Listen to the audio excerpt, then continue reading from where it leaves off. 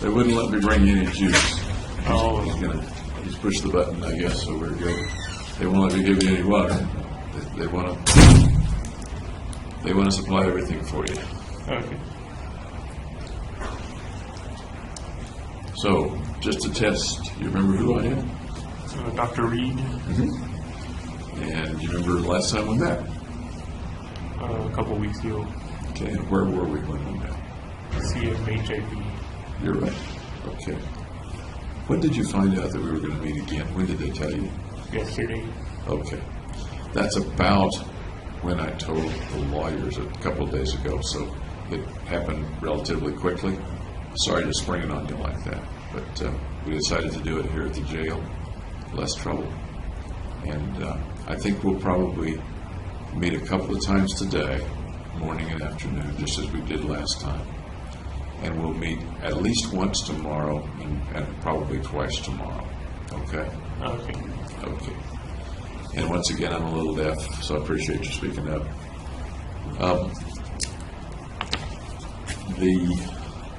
I'm not supposed to give you anything here either, so I won't. But I will read you the same thing that we had before, and you're welcome to look at it. It says that you're seeing me for an evaluation, and our purpose is a legal one, not a clinical one. We're videotaping, just like we did before. Once again, I'm not interested in your legal strategy, but I'd like to learn as much as I can about you and what's happened and things like that. You know, as before, I'm working for the judge, and I'm not working for either side. Right. But my report will go to both sides and to the judge. So your lawyers may well want to use it. Prosecution can use it if they want. But mostly the purpose is to just be as good as I can for the judge. Okay? All right. And you and I are the only ones in the room. In the next room, we have our videographer and a couple of the custody folks, custody officers. They cannot hear us. My understanding is they cannot hear us. Are you okay with that level of privacy? Yep. Okay, thanks. The first thing I notice about you is that your pupils in your eyes are smaller than they were before. Did you know that? I didn't notice. Okay. You don't notice yourself because you don't check on yourself. But they're a bit smaller than they were before. Let me take your pulse, if I may.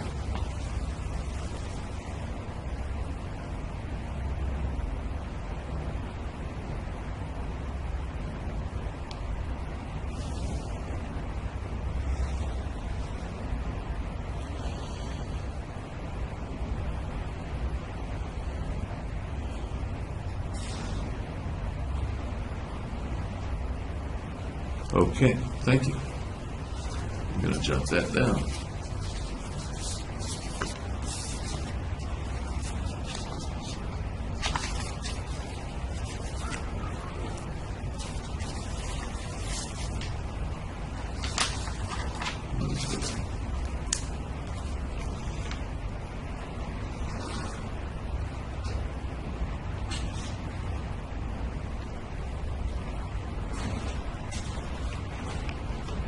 Do you know what the date is today, James?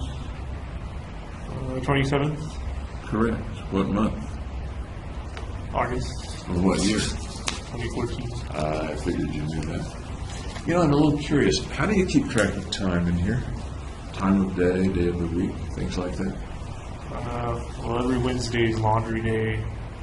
Every Friday is commissary day. So when they bring, just like when you close it, you know it's Wednesday. Okay. If they weren't bringing your clothes, would you have a pretty good idea of what day it was? Or do they just show up and you figure it's Wednesday?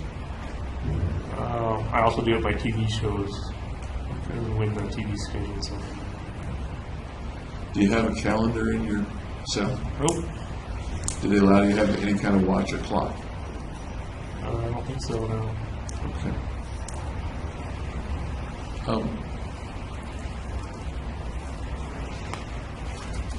How else do you keep track of time? I've found myself thinking about that in terms of your isolation here. Meal times are pretty consistent. I notice when I watch video of you from weeks and months ago, you tend to go to bed pretty late and get up rather early. Oh, they wake you up early for breakfast. They wake you up. Okay. The window, there's a window in your door, am I right? Yeah. Okay, and that's the only window you have in your cell except for one that's way up high. Right. What can you see from that window? The door window? Mm-hmm. I can see the guards tower and the guards tower. And when they have their lights on inside, I can kind of see inside there in some detail. Okay. When you say the guard's tower, that's indoors, not outdoors. Is that right? Right. Okay.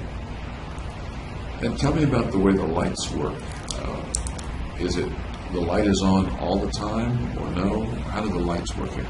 There's a light switch in the cell that turns on and off the main light, but then there's also a light that's always on that I don't have control of. That light is bright enough for me to see video of you when you're asleep. How bright does that light seem to you? I guess I'm used to it because I'm really going to see it. Could you read with it, for example? I could, but it would strain my eyes. If you wanted to turn your light on at 2 in the morning, would that upset anybody, or? Because I'm in a cell by myself. So.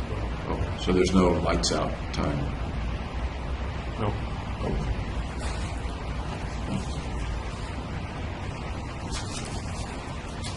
Have you heard from your family since we talked about? It's been, you're right, about 3 weeks. My lawyers haven't brought letters yet, so there might be like a couple. They haven't mentioned to you that you got a letter? I don't know whether you did or not, but they haven't mentioned to you I that think you did. they mentioned they'd bring them on Friday. Okay. So you think maybe there is one? Yeah. Okay. Did you have any thoughts about all the stuff we talked about in Pueblo? I thought it was pretty thorough. Okay. Any particular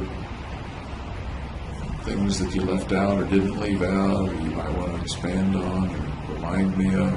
I don't know. Okay.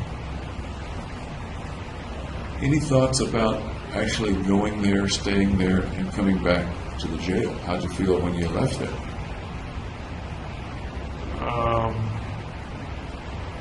Just that I knew the food wouldn't be as good when I came back. Food not as good, okay. Anything else? Nope. Another difference is that the people at CMIP, or CMHIP, I'm not sure what the acronym is. CMHIP, okay. The people there spend a lot more time with you. Right, it's definitely more interactive. You miss that a little bit, or not? No.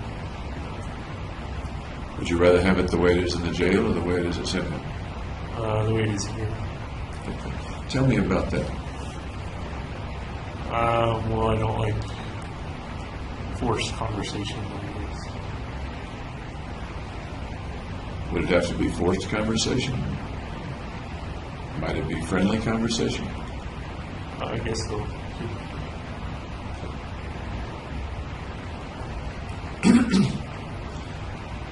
After you got back here, I believe Dr. Gurr came to visit you. Yes. How did that go? It was like 6 hours long. It was okay. That's a long time. Yeah. All in one stretch? Yep. Any particular stuff that you talked with her about that you'd like to share with me? Again, I don't want to hear anything about your legal strategy, but anything else? No, not really. Get along okay with her? Yep.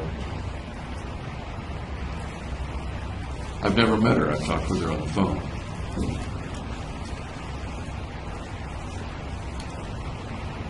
I did hear something about you. I think it was the Simhip visit before last. The staff said in the record that you could do something very interesting. They said you could recite the alphabet backwards. Oh, they asked me to do that again. Did they ask you again to do it? Yeah. Can you do it? Yeah. Do it for me. ZYXWTSRQPLMLKJIHGFEDCBA. How did you pick that up? I got bored on a long car ride, so I just would sequentially do the alphabet backwards. Can you speak up just a little bit? I have trouble. Or maybe lean toward the microphone if that helps. On a long car ride before you were arrested? Yeah. And it just stuck with you? Yeah. How about the juggling? I learned that before being arrested too. Tell me about learning to juggle. I can't juggle. I can only juggle 3. Some people can do 10. So do you practice juggling in the cell? No, not really. I saw you trying to do it early on. There, on one of the videos, I'm not sure what you're tossing, but It's hard to do it with different weighted and shaped objects. yeah.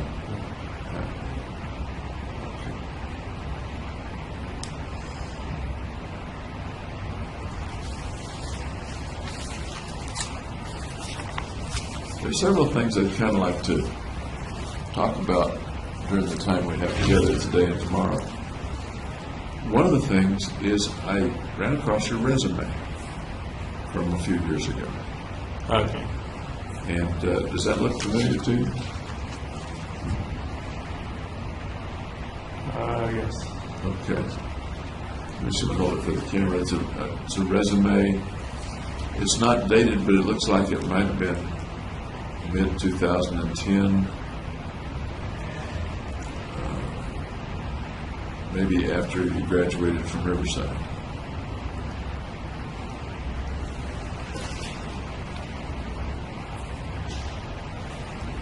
The objective you had was to obtain a position as a clinical research intern with Novum Pharmaceuticals. Do you remember that? I've done a lot of specific objectives. So you might do a resume for each objective, is that what you mean? Well, it'd be the same resume, but just have a different objective. I understand. Tell me about your job search at that time. The jobs that you were looking for or looking at. I don't remember very much about job application. Am I right that this was just after or just before your graduation from Riverside?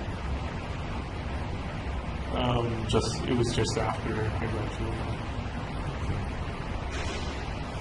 Is it tough to find a job, or were you optimistic about it? Yeah, it's What kinds of things were you looking for? just a lab research position. What sort of position? There are different kinds of positions. At that point, you're at a BS level. Yeah, like a lab technician position. Did you plan then to go into graduate school? I planned to do those jobs in between going to graduate school. That was the period in which you had applied to several graduate schools. Am I right? Yeah, I originally applied to a bunch, but didn't get accepted. Did you get some calls back, have some interviews with some of those labs or some of those? Only one with Irvine, UC Irvine. Tell me about that. Well, it was a new experience for me going through the interview. And there were like 6 people, I think, that were applying along with me in the interviews. And what happened? I just never heard back from them. But you did have an interview? Yeah. Tell me about the interview, would you? Well, we basically went to the university and kind of toured the neuroscience labs. You know, different professors, and they said what their research was about. And then they asked me what my research that I had done was. Do you think you interviewed well? Not well enough, apparently. But, I mean, you had some competition. Right. Do you think you interviewed as well as many of the other applicants? I don't know. I didn't see the other applicants. What do you think?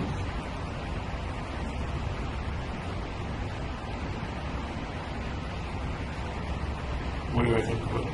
What do you think about the way you interviewed? Did you have an impression of how you did? I think I came across as shy. Was it comfortable in the interview? Were you comfortable doing it, or were you? A bit anxious. And it was your first job interview at that point in your life? Like a long time.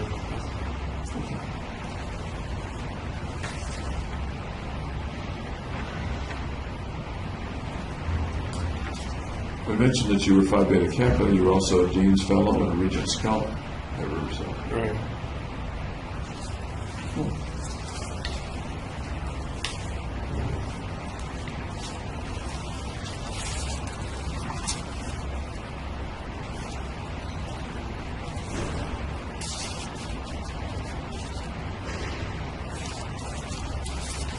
I have some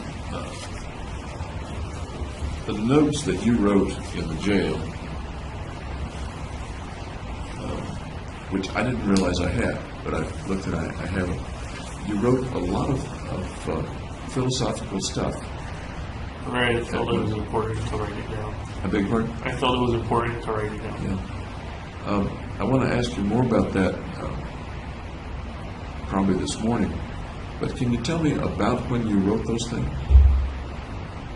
Before I got to Denver Health, so like in that period between the university and Denver. Okay. After you got back from Denver Health, did you write any more? I think I wrote a poem and I wrote like a game I was at. Okay, I remember reading about those. And how soon after you got back from Denver Health was that? That was in December. December of 2012, probably? Yeah. Okay. Since then, have you done some more writing? No. Stop writing.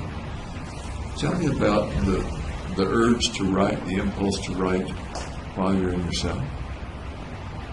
I just thought they were important ideas to get down.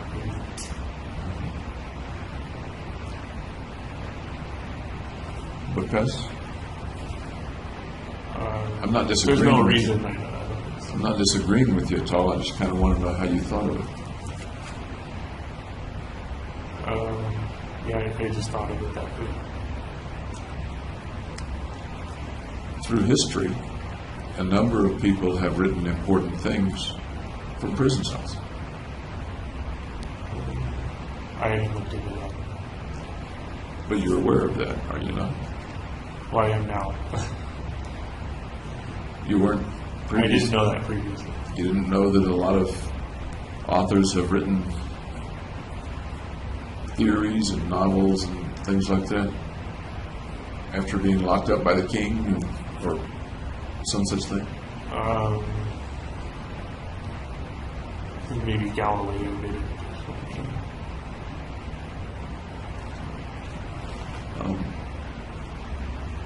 Anyway, I found it interesting, and I'd like to go through some of that with you a little bit later.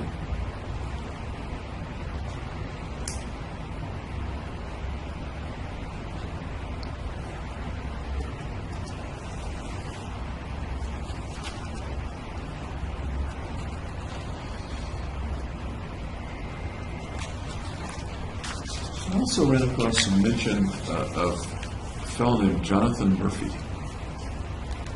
Yeah, he was a graduate student in second rotation. Okay. Tell me about you and Jonathan Murphy.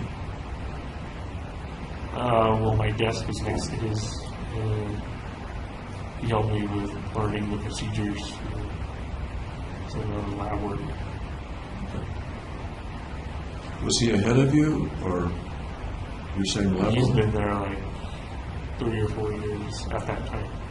Okay. Did he like mentor you, or take you under his wing, or just a friend, or just a coincidental meeting? Co-worker. Somebody described him as, in some ways, being a mentor, maybe not an official mentor. Does that make sense? Yeah, I guess he mentored me during the orientation. Tell me more about that relationship, would you? He just showed me where the chemicals were, where the kits were, where the machines were. Did y'all ever do anything outside the lab, outside the school?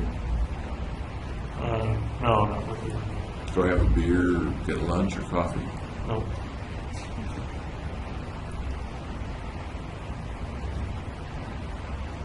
Another person I don't think I asked you about was Professor Delacqua. Yeah, he was the professor of that second rotation. Tell me about Professor Delacqua. He recites a lot of esoteric knowledge. You're smiling as you say he recites a lot of esoteric knowledge. Yeah. Like maybe it's not quite that way. Well, some of it's not relevant to what I used to do. Tell me more. I don't know, he just goes on and on, so he talks for a while. Good teacher, mediocre teacher, bad teacher? He wasn't really teaching me anything. So most of that I did from John. Okay. What was he supposed to be teaching? I don't think he was supposed to be teaching. He didn't have a teaching job. Delacqua? Yeah. From the texts and things, he wasn't the most liked professor at the place. Does that ring a bell? He said that. I'm trying to think, but the interchanges, little sarcasms about Martin Delacqua. I could see that as valid. In what way?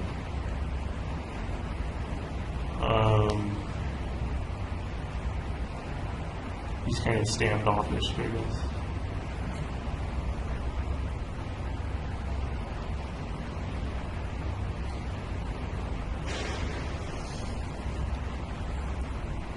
Toward the end of the year, you needed to take your prelims.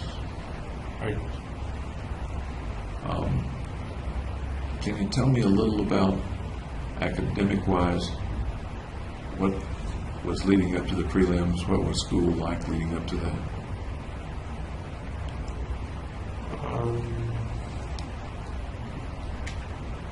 Well, all the core courses were finished by then.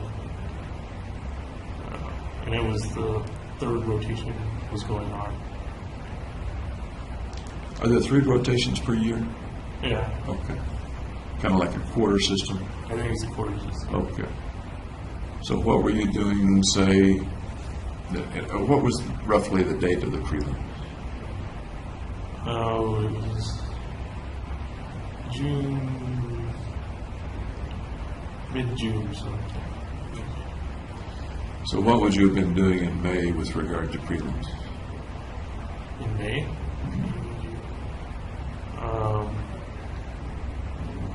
I guess studying or something.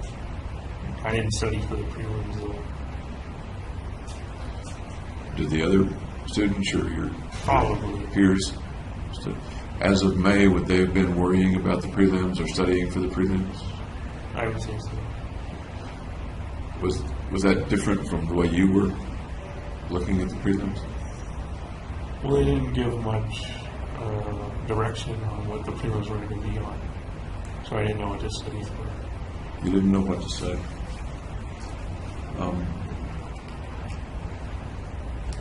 But the other people were studying something. Am I right? I can't actually confirm that. I just assume. Well, you assume that. Okay. Tell me more about not studying or not studying as much. Well, I guess that was unusual for me because I usually study for tests. 6 months before that, would you have been studying a lot for whatever was coming up? No, I probably would have been working at some neuroscience courses and core courses at that time. Did that require a lot of studying? Not that much. In a given day or week, can you give me an idea of how much time you spent working on classwork, homework, for want of a better term, studying one way or another, reading? Well, there would usually be a test on Friday and then turning in take-home tests on Monday. And how much preparation time and reading time and study time would those things take outside of class for you? Maybe 5 hours. Per day, per week? Per week. So are you saying that in a given week in grad school, which is pretty tough, you were working roughly an hour a day or less on average on your studies? Is that about right, or am I missing something?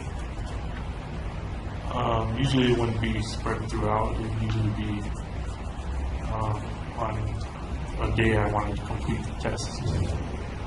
Okay. Help me out a little bit. I'm trying to get an idea of how much time you spent outside of class. Let's say in a given week, you applied 5 hours based on the weekly exam and the weekly paper. Is that about it for a week for you? Yeah, that's about it. Okay. What do you think other students, your peers, were doing in terms of that? Were they spending, as far as you know, roughly the same amount of I time? assume they would spend the same amount. About the same amount of time? Okay. That leaves a lot of free time for a grad student. I didn't know grad students had that much free Well, then time. there's all the rotation. You have to do, you're in lab, then for your day, basically. 45 days a week. Roughly how much of the day, how many hours a day would you be? 9 to 5. Okay. As prelims came closer, let's just say May, about how much time were you spending reading or studying?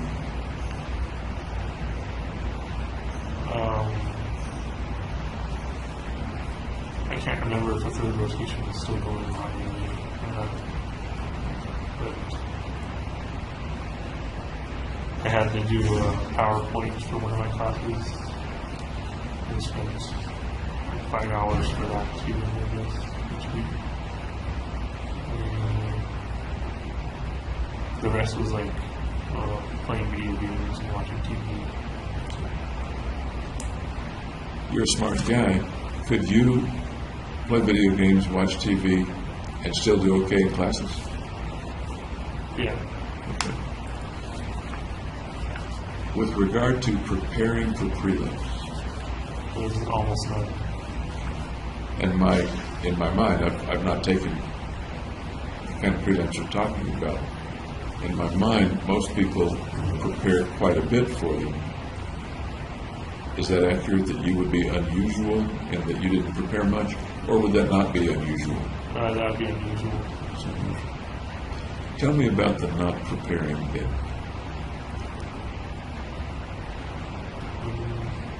Well, I felt that since there wasn't any direction given to what should be studied for, I should study at all. Was there anybody you could have asked about it? I did ask. I asked my advisor and you just didn't study everything, which wasn't too helpful. A little too broad a task. I know. Any other reasons that you didn't study for the prelims? We're talking now roughly May. Well, I was focused on my mission. Okay.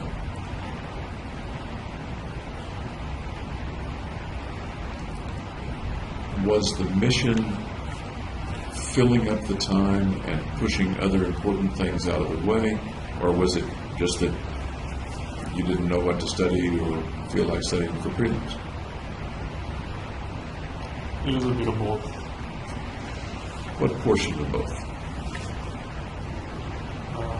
Probably 25, 75. 75 is not knowing what to study. So, give or take 25% is the mission is pushing other things aside, Right. and give or take 75% is I don't know what to study anyway, so I might as well not study. Right. Is that right? And again, as I said before, I don't want to put words in your mouth. Sometimes I talk too much. Not exactly. Did that change one way or the other as we move into June and the prelims get closer?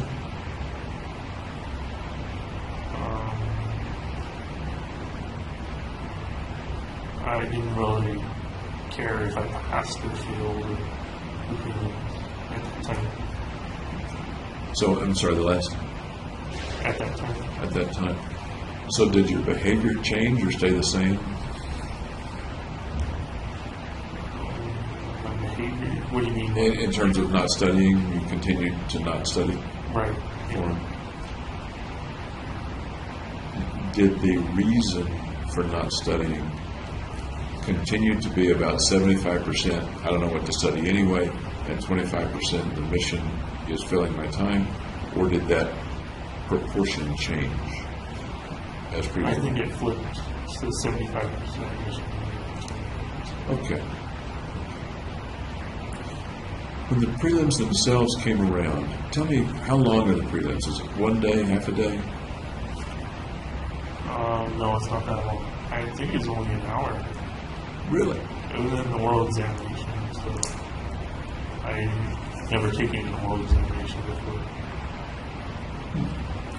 So there's no written portion, it was all oral. Right, you could use the whiteboard and draw stuff.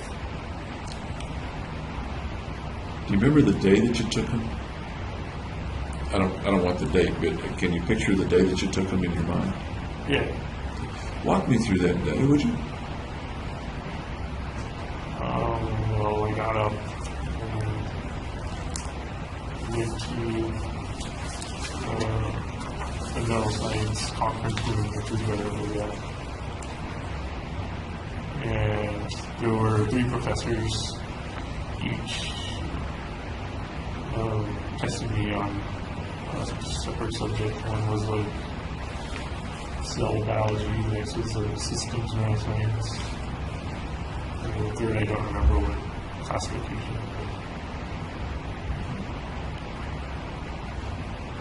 Who was in the room for your exam? Those 3 other professors. So you're sitting there in front of a panel of professors, sort of. Is that accurate, or no? I'm standing in front of the whiteboard. Tell me about how they ask you questions, what kind of questions? Well, they asked me what happens to the compound X when you stimulate a neuron and it's inhibited or something. How did they question you? Was it civil? Was it abrasive? Rapid fire? How would you describe the way they questioned you? Casual. Casual. How did you feel as they were questioning you?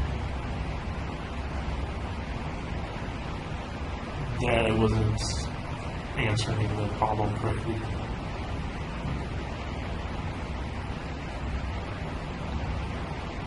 And how did you feel about not answering the problem correctly?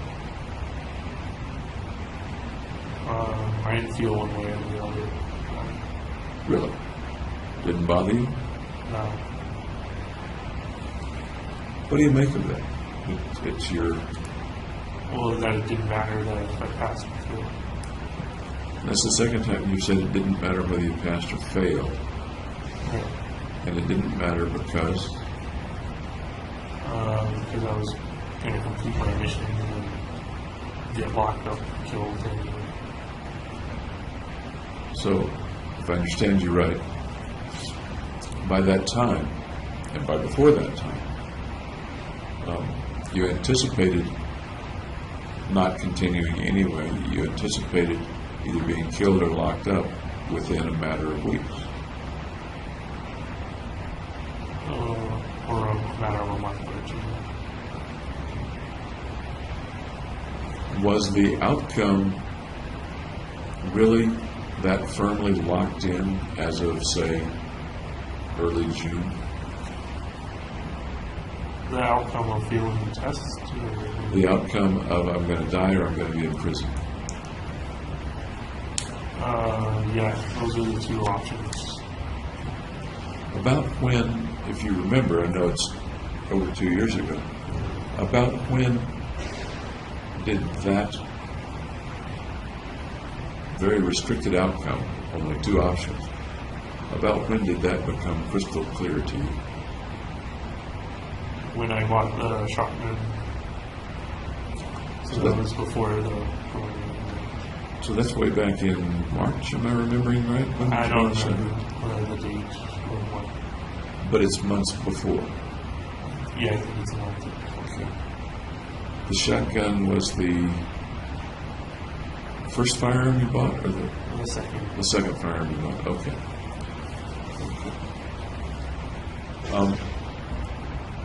That being the case, do you remember why you even stayed in school?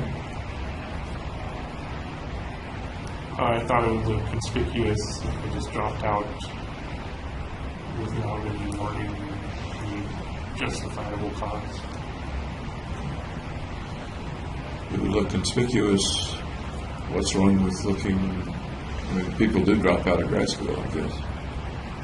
Right, so I dropped out with a reason, not with a preliminary reason. Suppose you had just dropped out to continue the mission. What? Then it would probably raise red flags to my professors who were defending me. You had already seen Fenton at that time, hadn't you? Yeah. Okay.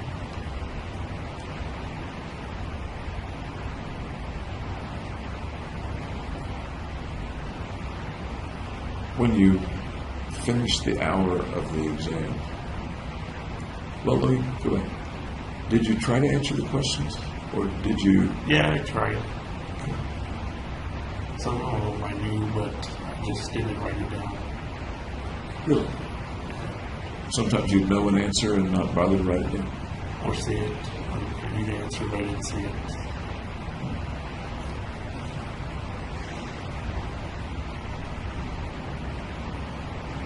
By the end of that hour, were you certain that you'd failed, or did you not know one way or the other? I had a pretty good idea that I would fail. And once again, did that matter to you at all?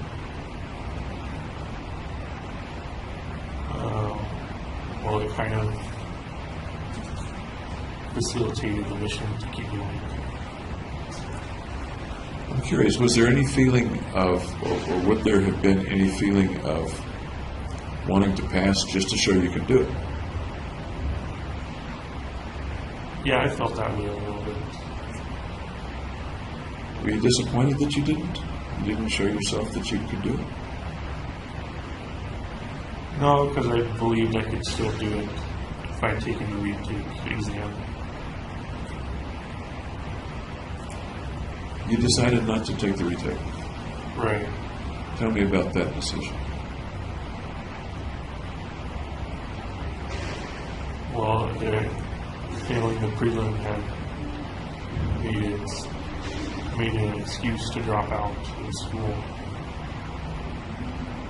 So it wouldn't make much sense to then go and retake the exam. Except maybe to show yourself that you could pass.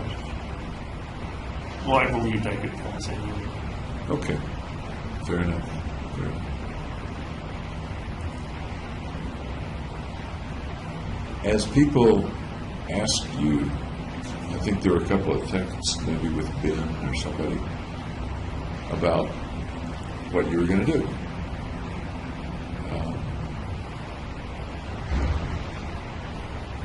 You didn't mention the mission to them.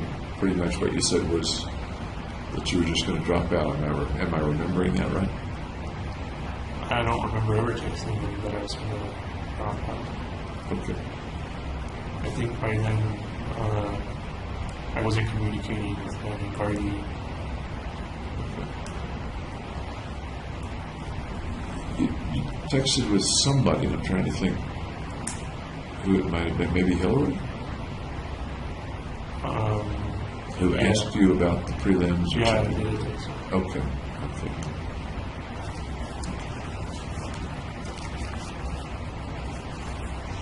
Do you regret not passing the prelim?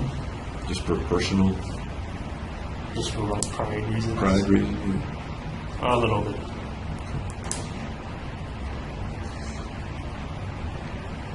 The process of sitting in there in that hour, it's a very unusual experience. And you've talked before about difficulty with situations analogous to that, and about the idea of freezing up. Right. Can you talk a little bit about what was going on inside you as they were throwing questions at you? Well, I kind of just went on autopilot. You what? Went on autopilot. Did you have the freezing up experience? A little bit. But, I just got something down On the whiteboard. on the whiteboard. In the past, when you're frozen up, you mentioned that sometimes images come to mind. Remember those that you told me about a couple of weeks ago? Yeah. What were those images in the past? Can you refresh me? Images of people getting sawed up or killed. Remember the way in which they get killed? When you're frozen up and the image comes?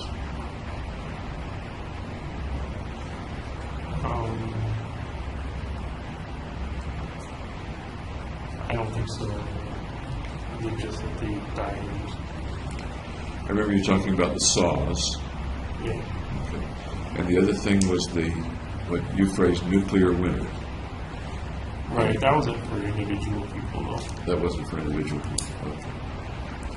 Did you have any of those images during the question at the prelims? No, because I was focused on answering the question.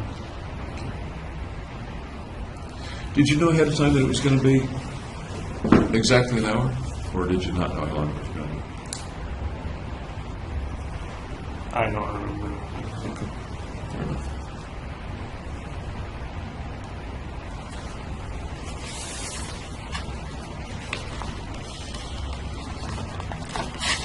I'd like to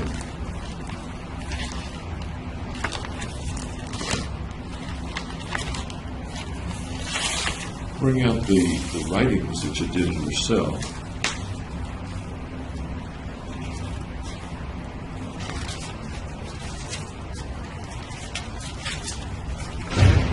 And once again, I may have already asked you this, do you have any interest in continuing to write?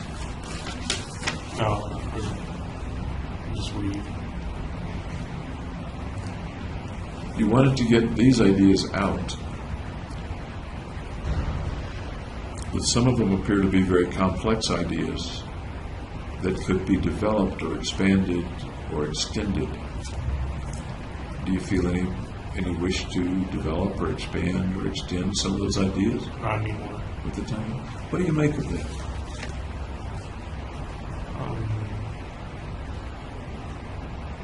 That I attributed an unusual amount of importance to them before I was medicated. And you're implying that the medication has And taken away or slowed dulled down. or eliminated that impulse. Yeah. Okay.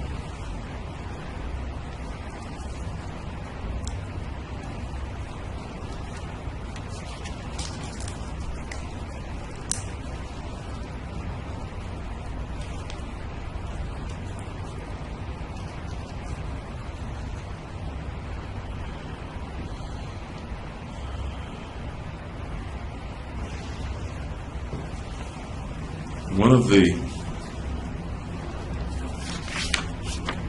sets of pages refers to galactic colonization. Right. Okay.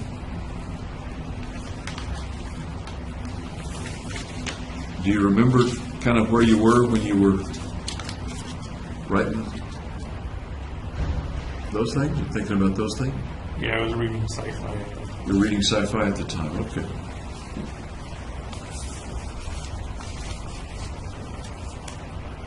Tell me about your thoughts on galactic colonization. Well, without galactic colonization, the human race would die out eventually. Just because we run out of resources, or the sun would expand and consume the Earth. Sooner or later, Earth is not going to be a good home, Right. or maybe not even an existing home. Right.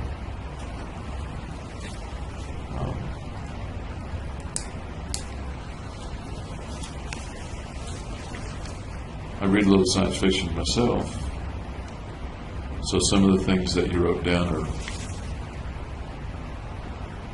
pretty consistent with the various ideas that have come up.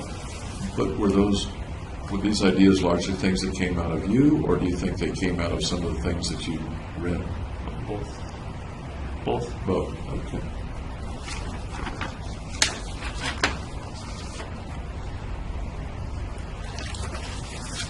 The next one is a bit more philosophical. And again, we're talking about some point before you went to Denver Health. Right.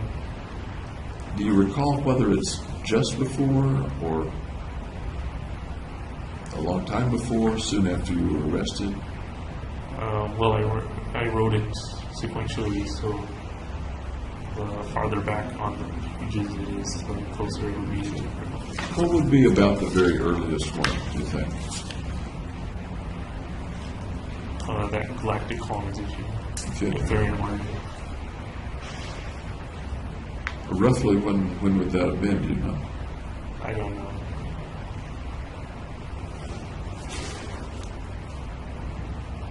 Guess. Maybe a month after. After your arrest? Yeah. I'll put a question. Two questions.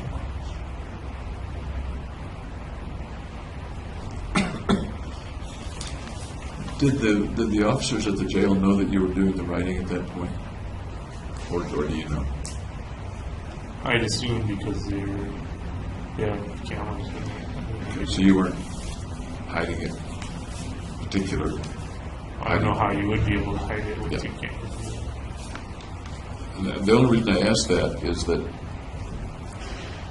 at some point, I think close to the time that you went to Denver Health, they mentioned finding the notes.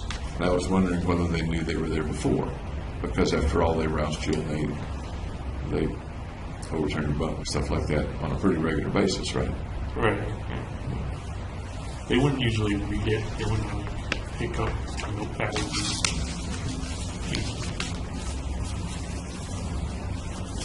And I'm aware of, or I've been made aware, that it's okay for you to write stuff in your cell. Nobody minds if you do that. right. The next thing, at least in the order that I have, the subtitle is Finite versus Infinity. live and die. Okay. You recall that general A little. train of thought?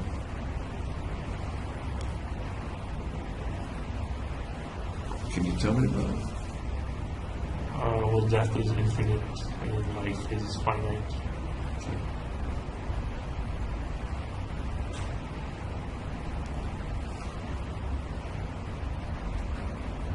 What else? What else came to mind then or comes to mind now? Can I see a page? Sure, you're welcome to.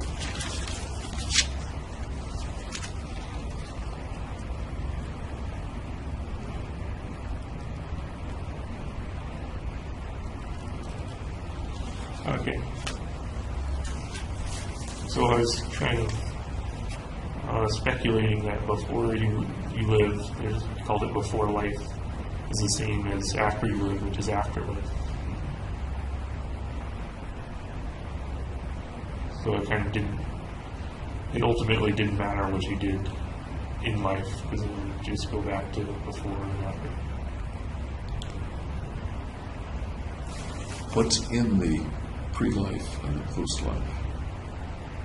What's that like? Dreamless sleep. And I've heard you use that phrase before. I remember someone asking some philosopher,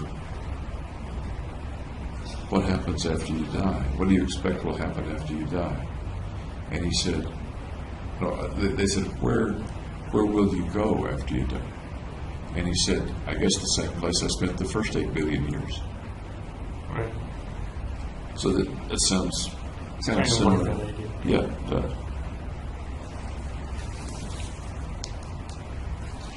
Toward the bottom of this page, kind of consistent with what you just said, you write, how can one attribute meaning to life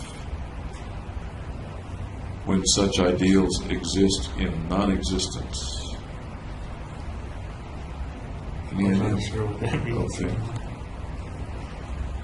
Life is an eternal struggle to obtain these ideals. Life's a struggle because it's imperfect.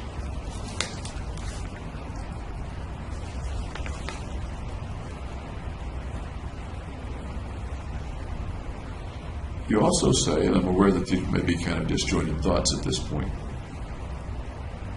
that the dreamless,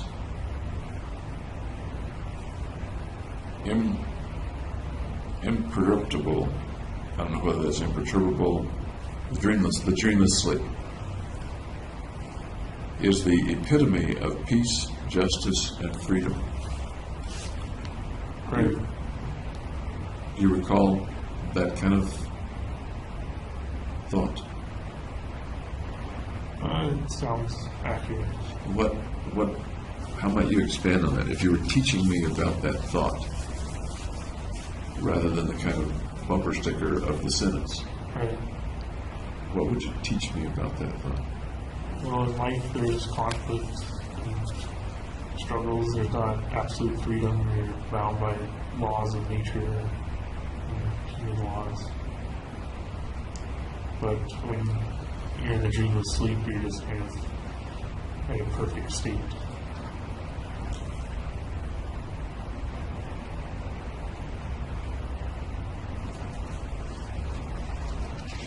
The word here may be imperceptible, so can one not perceive that perfect state when he's in it? Right, there might not be a perception because you're not conscious or anything. I can understand how that might be the epitome of peace, as you write here, but you also say it's the epitome of justice and freedom. Well, nothing's holding you back for freedom. So you're kind of like floating. Kind of like what? Floating. Floating? Floating, okay.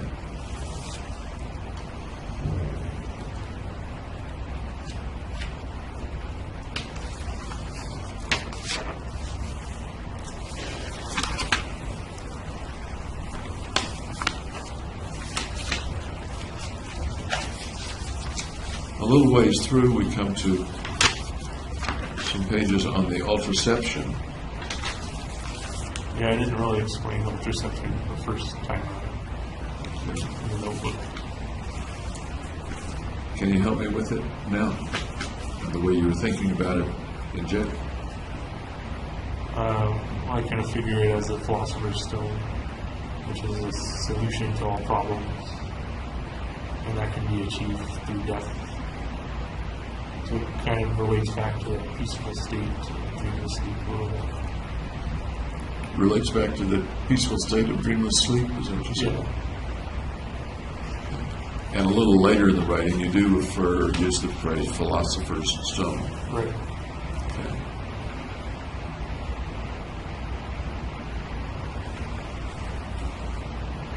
The ultraception, and then you have your logo for the ultraception. All perspectives at once, and not and every. So like any perspective you can take, any not perspective you can take, it's going to encompass everything. All thoughts at once, all and or times. All space at once and or times at once. Right, so it's sort of this all-encompassing idea.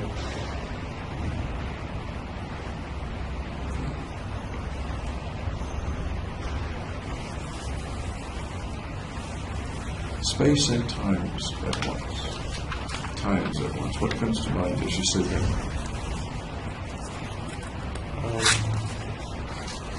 That it's like God a little bit.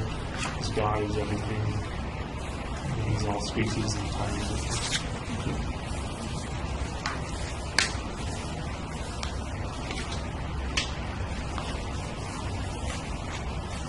I believe you said last time we talked that the ultraception concept comes largely from within you and your thoughts, original to you. Right, I haven't read it anyway. Okay. Can you think of any particular readings that come close or that are analogous to the ultraception? Maybe the Bible.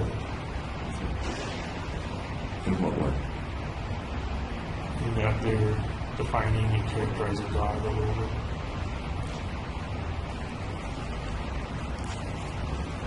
I think, and I brought this up last time, what comes to my mind is quantum physics, cosmology. Does that ring a bell at all? Yeah. In what way? Well, quantum physics deals with like the smallest possible particles and their relation to the rest of the universe.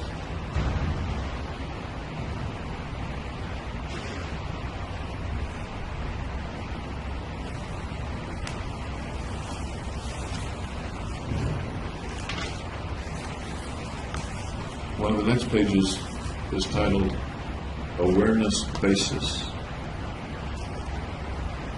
Is it okay? Yep.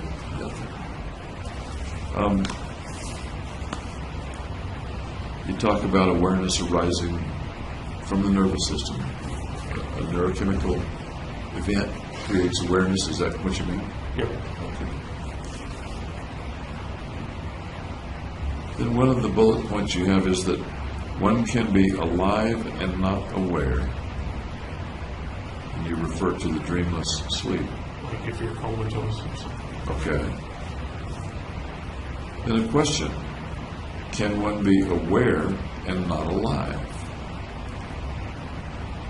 Have you answered that question for No, yourself? I haven't answered. I guess that would be in the pre-life or the post-life setting. Yeah, he's actively dead. Are you curious about that? Yeah. Is it one of the questions that death might answer for you? I would say so. That it would be solved when you're dead. For you, is it a reason to die? No, the reason to die is like old age, natural causes. But is finding out the answers to questions about death for you? I kind of figure they'll come when they come anyway. Okay. Sounds like you don't want to rush those. Or am I wrong? There's no reason to hasten toward it. What about for people that you kill?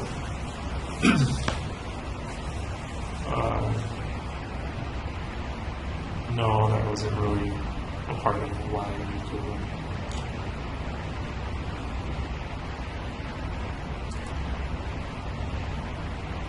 I think one of the things that you wrote or said at some point was that you had the idea that people wouldn't mind being killed or shouldn't mind being killed. Does that ring a bell? That sounds accurate. Tell me about that thought. Well, they're going to be going to a peaceful state, and they'll avoid all the conflict and struggles of life.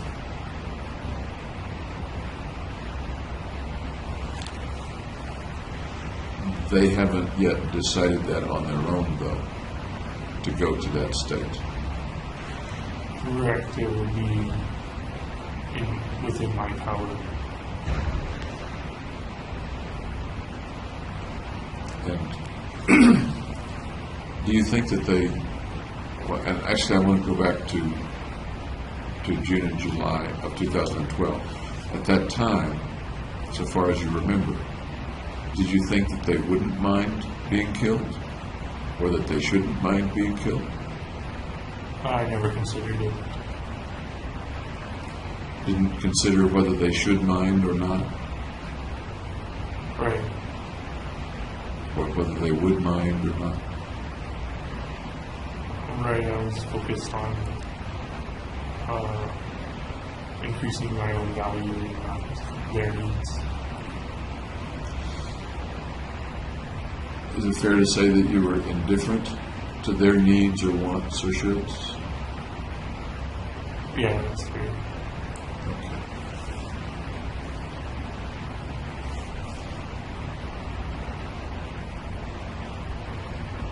Because I take it no one in the theater that day went quietly to his or her death. What do you mean? That is, they maybe would or should want death in one way of your thinking about it. I understand you weren't considering that. But when the actual event took place, they did not go quietly. No. Well, I didn't hear them say anything. Do you think that, do you speculate that they simply didn't mind being shot? I never considered it from their point of view. What do you think now? From their point of view, that they probably wouldn't want to be shot. If I had asked you that somehow on July 19th, 2012, what would your answer have been? Well, I never asked the question. So I wouldn't answer. If I had asked you that question, Okay. the question They would. is, would they mind being shot? What do you think you would have said on July 19th, 2012? They probably will mind being shot. If I had asked you the question, slightly different one, should they mind being shot, given your philosophy of life and death, what would your answer have been there? No, because it doesn't matter what you do in life. Because It doesn't matter what you do in life, because you're just going to die anyway. that doesn't quite jive to me with what your mission was. Right. It mattered, your mission mattered a great deal to you. Right. So it was a time I was alive, it did matter to me. So But in the end, it wouldn't matter. at the time, what you were doing or going to do to them mattered to you, right? Right. What they might have thought about it didn't matter, or is that accurate?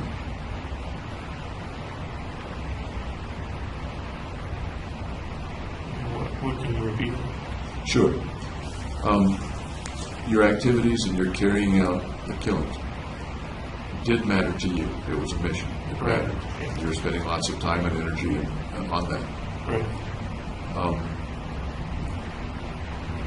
What they wanted, or whether they wanted to die or be injured, did that not matter to you? It didn't come up with. It's not that it didn't matter. It's that. If I asked you that question then and said, Jimmy, does it matter to you that they don't want to die or they don't want to be injured? Well, I can only answer that and what it means now in retrospective. Can you speculate about what you think you might have injured them? It probably would matter a great deal to them. How about to you? Would what they want matter to you on July 19th?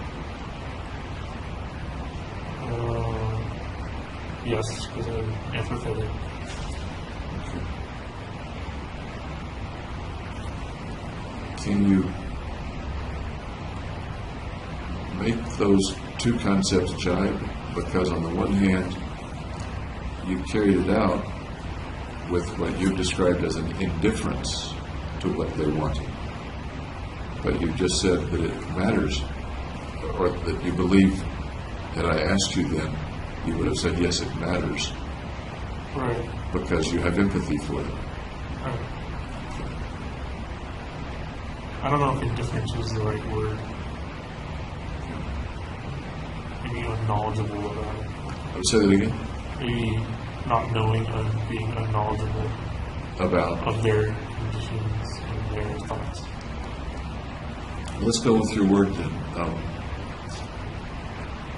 Unknowledgeable about. Tell me again what you would be unknowledgeable about at the time. Not asking the question of, does it matter to them if they really want? If I had asked you, I understand that you didn't ask yourself the question. Right.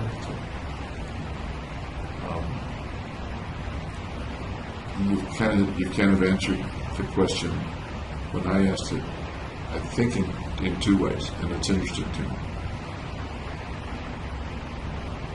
If I had asked you the question, you believe now that you would have said, yes, I understand they don't want to die. Right. And you also said something akin to, that's not important to my mission. I need to carry out my mission. Is that fair to say, or no? Right, it's kind of irrelevant to my mission. Okay. Irrelevant's a better word than indifferent. I don't know the word for not asking the question. Okay. Okay. What do you think about not asking the question? Does that get us off the hook for, gee, I didn't know I wasn't supposed to eat the cake, even though I was, no, that's not a very good analogy.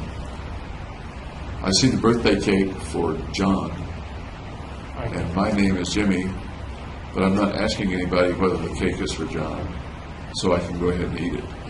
Is that,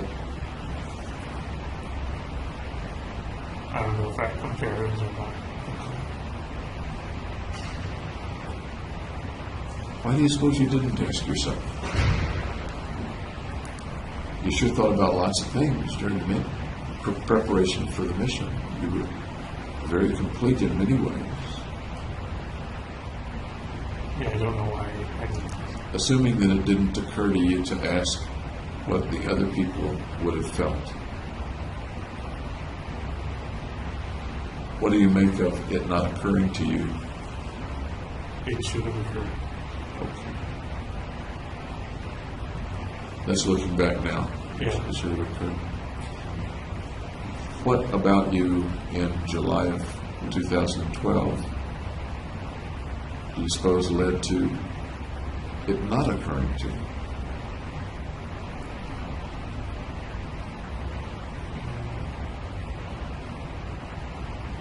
You thought about the consequences for yourself.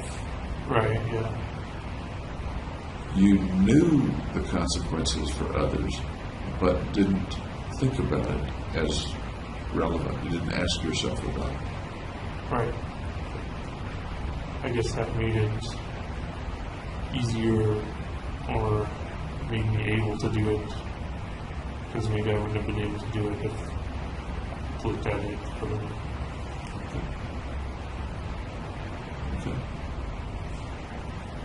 I think that's a thoughtful answer. Thank you.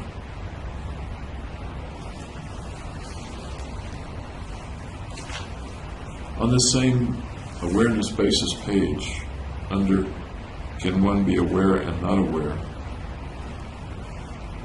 you mention, quote, the notion of the soul immortal or spirit comes to mind.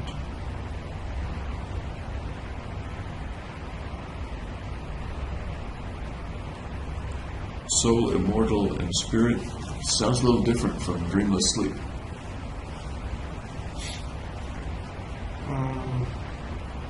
What's the question? I'm sorry? What's the question? When you were writing this, apparently a couple of months after the shootings, you were thinking about, apparently, the notion of the soul immortal or spirit. Right. I didn't know what that would be. What that is. And it doesn't say that you have that notion. It just says the notion. So maybe somebody else, maybe that's someone else's notion. But I guess I'm kind of wondering if that notion of a soul immortal or spirit fits somewhere in your view of the cosmos or view of things. It could be something that exists forever. That exists Forever.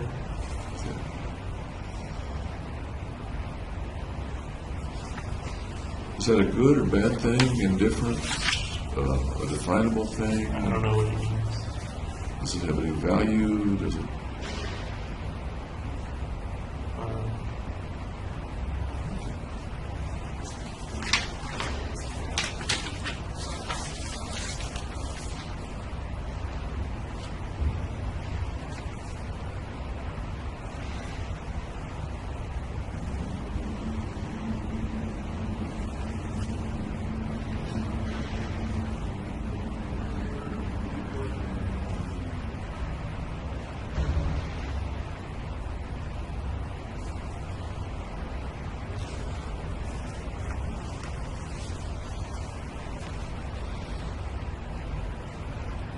You're referring on the next page, and I'm a little confused about it. Let me go to the transcript of it.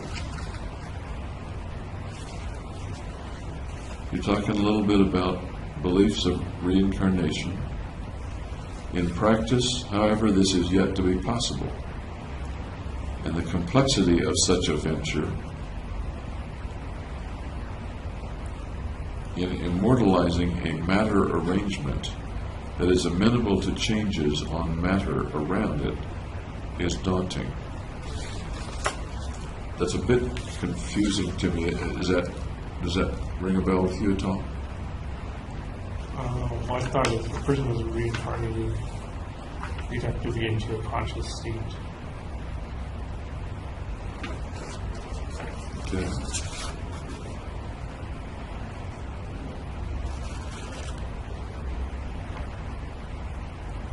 And in the next sentence, indeed, you refer to the duplication of one's awareness.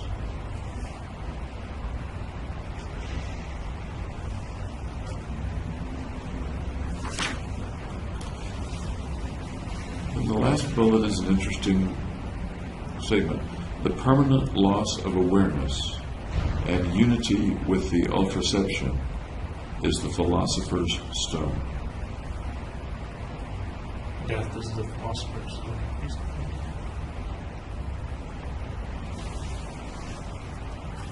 It sounds like that's kind of the ultimate place to go. Oh, yeah.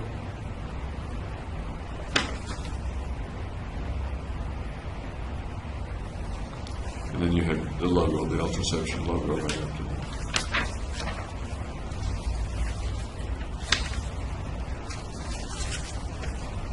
Read much about Buddhism? No, not really. Does any of this remind you of Kind of sounds like Zen. of Zen-like philosophies? A little bit.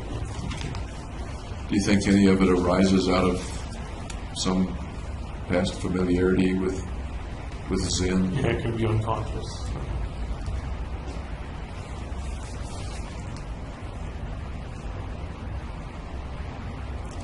The next page refers to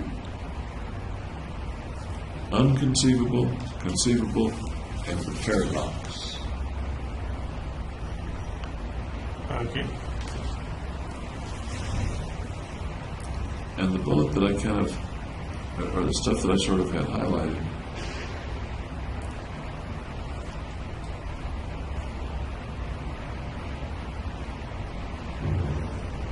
was that in general, I think you say, men are not philosophers, but illosophers. Remember coining that term? Yeah. Tell me about illosophers. I don't remember what it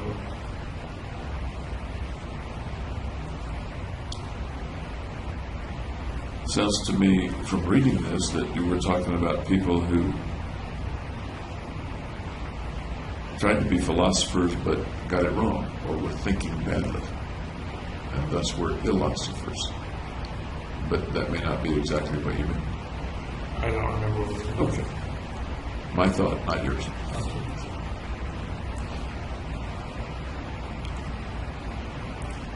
Then you refer again to the philosopher's stone as the solution to all problems and all questions. Wise apes have thrown the stone unwittingly. For eons, when problems arose that appeared so difficult as to be unsolvable. I take it wise apes refers to humans? Or no? Yeah. Okay. What do you mean, or what do you think you meant at the time? Wise apes have thrown the stone, the philosopher's stone, unwittingly for eons. You kind of suggest violence is the last resort when all other problems can't solve it. So it's kind of considering the philosopher's stone as violence. Oh. Okay. You mean seeing the stone as a literal stone instead of a figurative stone? Or both. Something to throw, or they become violent. So it can give you a literal image or a figurative image. Interesting. Can you say any more about that? Just that the ultimate violence is death. We resort to killing when we can't solve a problem immediately. Sounds like that applies to politics and wars. Right, yeah. Does it apply to you? Yeah. Tell me how it applies to you. We couldn't solve the problem of getting out of my depression. So I thought I would kind of make myself more valuable by killing people.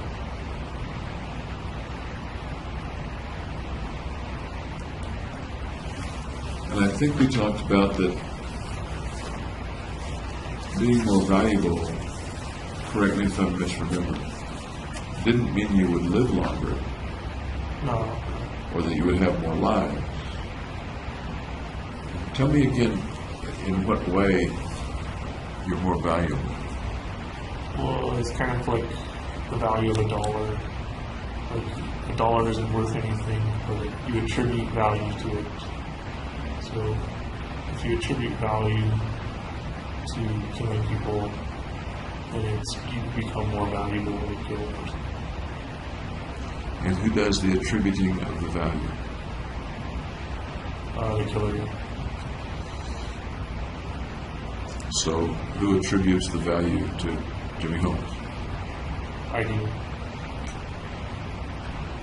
Is there anyone else or any other entity that recognizes the value that you now Not that have? I've heard of. Do you think there might be? It's possible. Can you think about that a minute? We talked about you attributing the value yourself. Right. And it sounds like it's worth thinking about whether someone or something else also sees you as more valuable. I don't know who would do that. Think about it for a minute.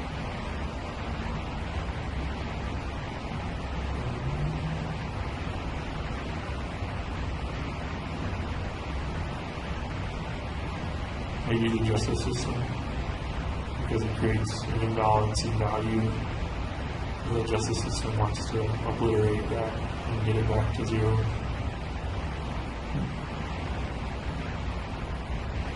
Obliterate it by Killing me. I think you did say last time we talked that once you die, everything goes to zero. It either goes to zero, or if they're believers in the value system, then it could go towards zero. And you did say that someone who executes you gets your value, which, by the way, at that point is 1, not 13. Do I remember I'm that? not sure it could be. It could be either. I'm not sure how to attribute it. You're the arbiter of all this, though. No one else is making the rules. You're making the rules, right? Right. So you can make the rule however you want. I can make it 1 or 13. How do you want to make it? 1. Is there anything that would countervene your decision to make it 1? Yes, if someone else believes that I was worth 13, then they would be the arbiter for that. Okay.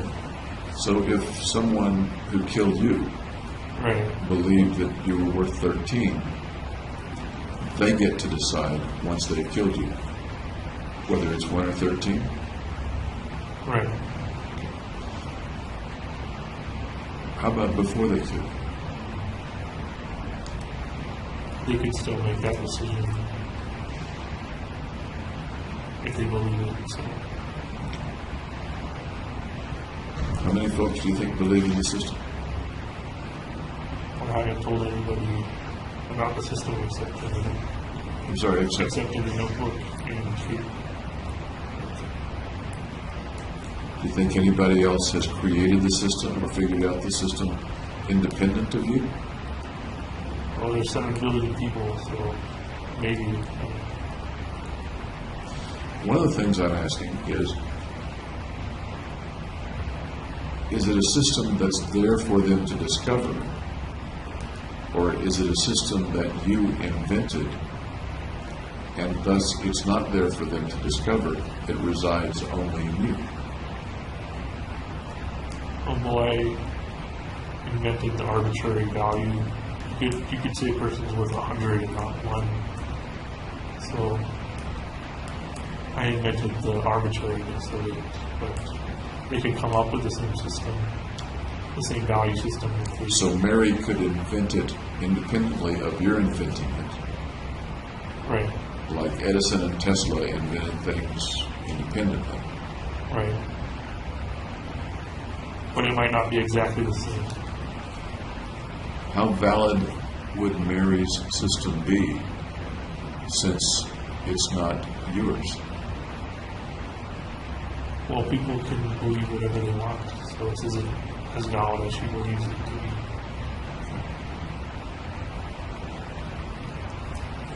Does her believing it make it real? Yeah, because beliefs are real.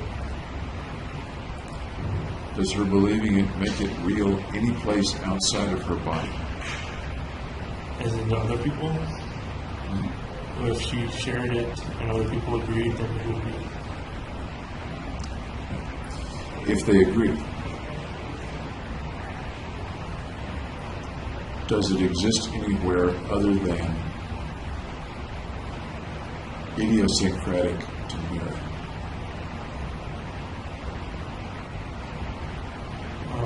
I'm not sure what you're trying to do. Let me bring it back to you, if I may. You have the belief. Right. The belief has been consistent and continued. Right. Yes. I don't share the belief. Right, so it's like you have an almost different religion.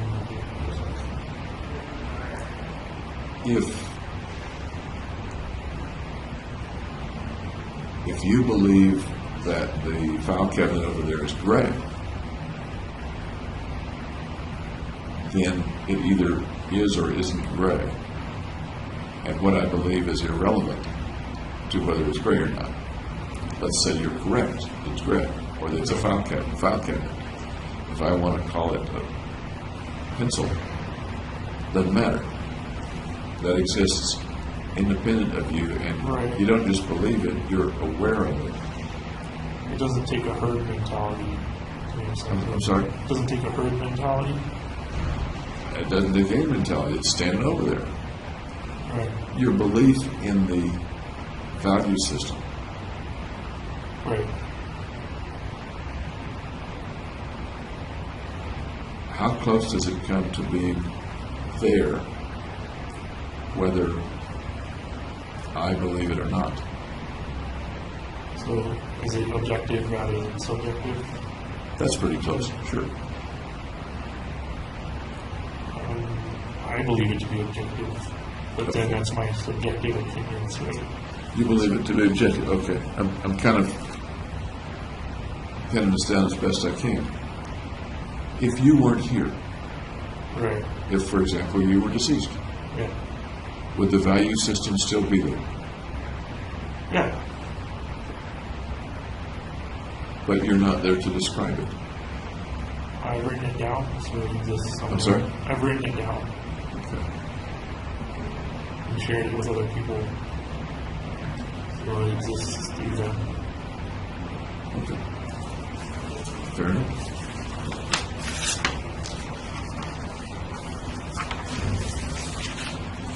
On another page, you talk about freedom. And one of the bullet points is moral law. To take away freedom, to give more freedom. Does that ring a bell right now? I think I applied it to myself, so they took away my freedom to give other people more freedom. Okay.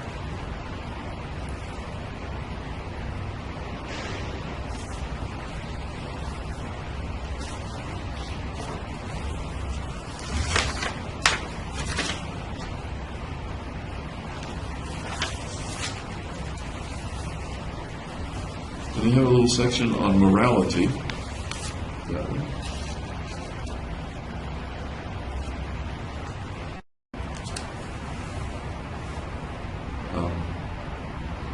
Morality. And under morality, you have two groups, those who are wronged, those who are wrongers. Right. Okay. And then you have underneath that, it sounds like two sets of situations. One in which you compensate the wronged and reform the wrongers. Right. Another in which you compensate the wronged and punish the wrongers. Right. Can you tell me just about that portion of it? I'll ask about the rest of it in a minute, but the wronged and the wrongers, compensating the wronged, and either reforming or punishing the wrongers. Talk to me about that bit of philosophy. Well, in morality, you have to find balance. And if a person's wrong, they have to be compensated for whatever they are wrong. And you want to make the person who wronged them better.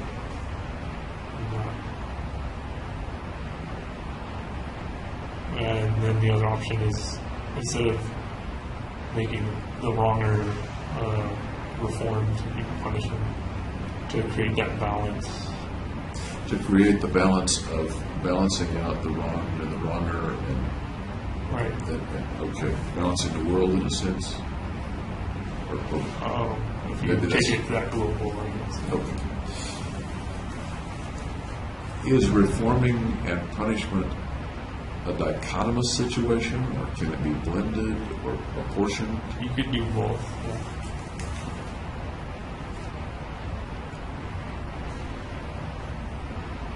Morality is a huge subject for lots and lots of philosophies. Anything else to this part of morality, what you mean here with regard to morality? I don't think so. What would be a wrong in morality for you? Breaking a law. Let's go back to May, June, July of 2012. What would you have thought would be a wrong, doesn't have to be personal to you, a wrong and a wronger back then?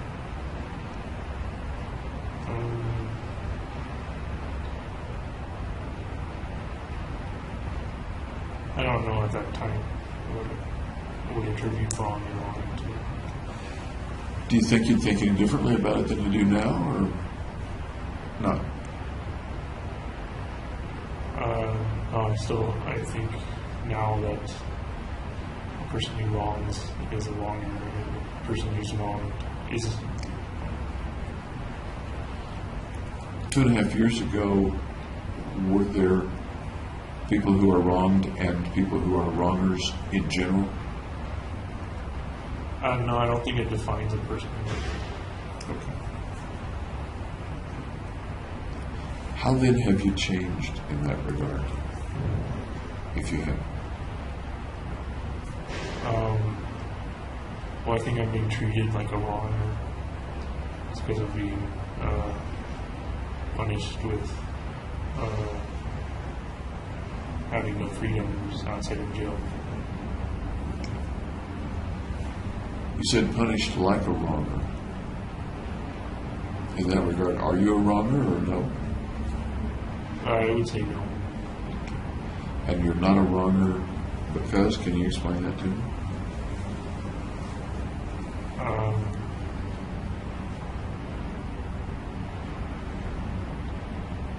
I don't know how to explain it. Lots and lots of people would say you committed wrong. Right. Well, I shouldn't say right. I understand. I believe you're saying that you didn't commit a wrong. Now I believe I did.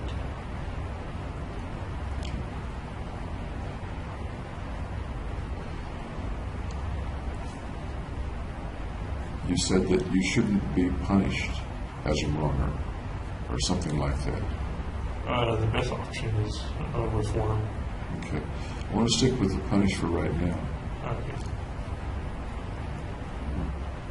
You're being punished like a wronger. I think those were your words. And the implication is that you're not a wronger, but you're being punished. And when I said, are you a wronger? You said, no. All right.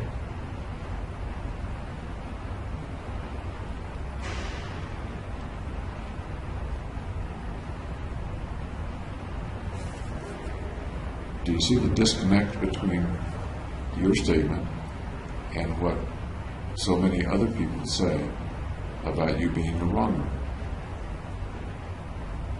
That's what they believe.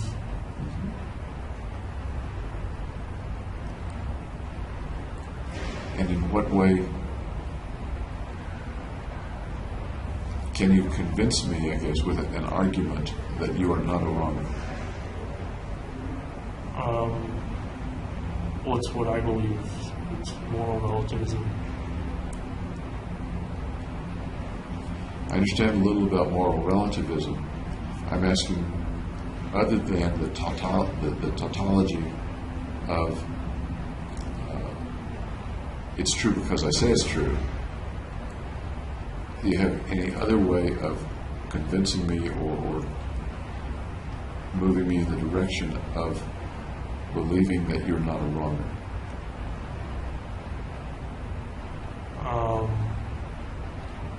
Well, it was only one event. The rest of my life, I was okay. Okay. One event out of many. One day out of many thousands of days Right. that you've lived. Okay. Anything else contribute to your argument to me that you're not a wronger? No.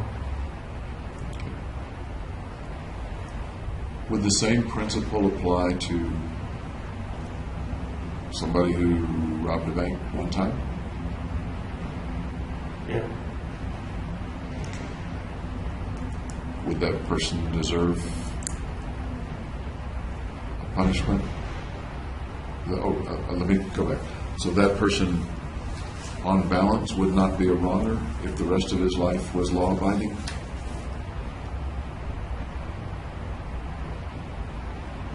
Yeah.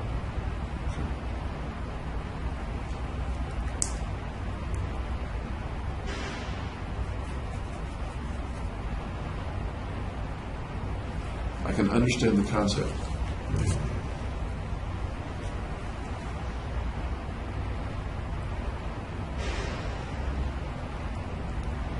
It sounds like in pursuing that concept, one sort of has to say the punishment system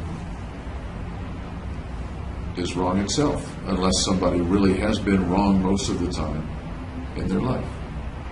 A wronger consistently, lots and lots. Am I close there or no? Well, it's better to have a correcting system than a punishment system. But we currently don't really have a way to correct brain diseases. And that's a philosophical statement. Let me now bring it to you. You're not a wronger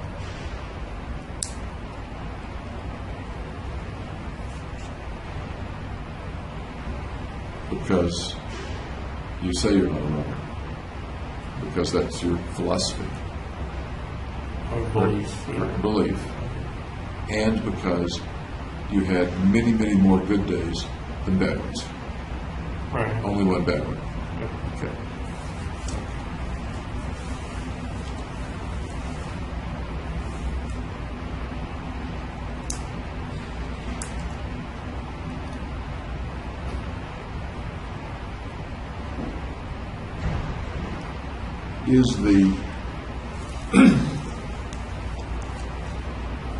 Does the wrong have anything to do with how much of a wrong it was? For example, A lot of people versus like one. exactly, that was exactly my thought. 12 deaths, 50 some odd injuries. Some The number. magnitude matters. The magnitude matters. Given that magnitude and the number of other lives affected, not just the folks in the theater, would you still hold to the idea that you're not a wronger?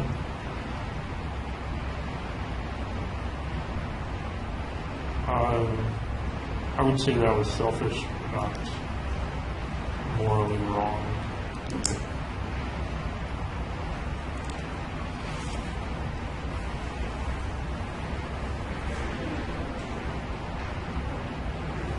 trying to tackle something because this is intriguing to me. If someone had, in an effort to kill you, cut off your leg, Okay. so that you're not dead in a peaceful dreamless sleep, you're alive with no leg and it hurts, has that person wronged you? Yes. Because I'm not whole anymore. Is that person a wronger? No, not necessarily. Under what circumstances might he not be a wronger? Having cut off your leg in an effort to kill you. He had to do it.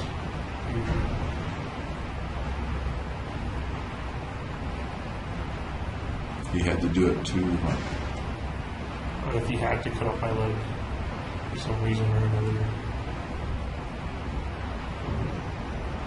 Or also other consequences to not doing it. What if he was simply trying to kill you and didn't succeed? And he was trying to kill you in order to get a point for himself? What do you mean by a point? The same kind of points that you made. Value? Yes.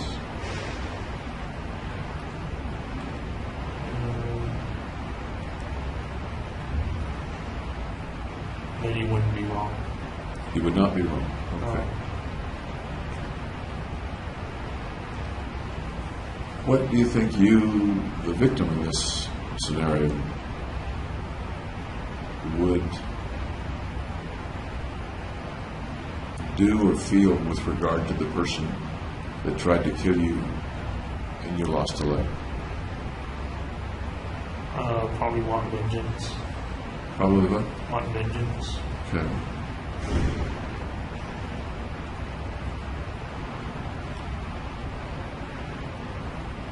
Do you think you'd think that he was a wronger?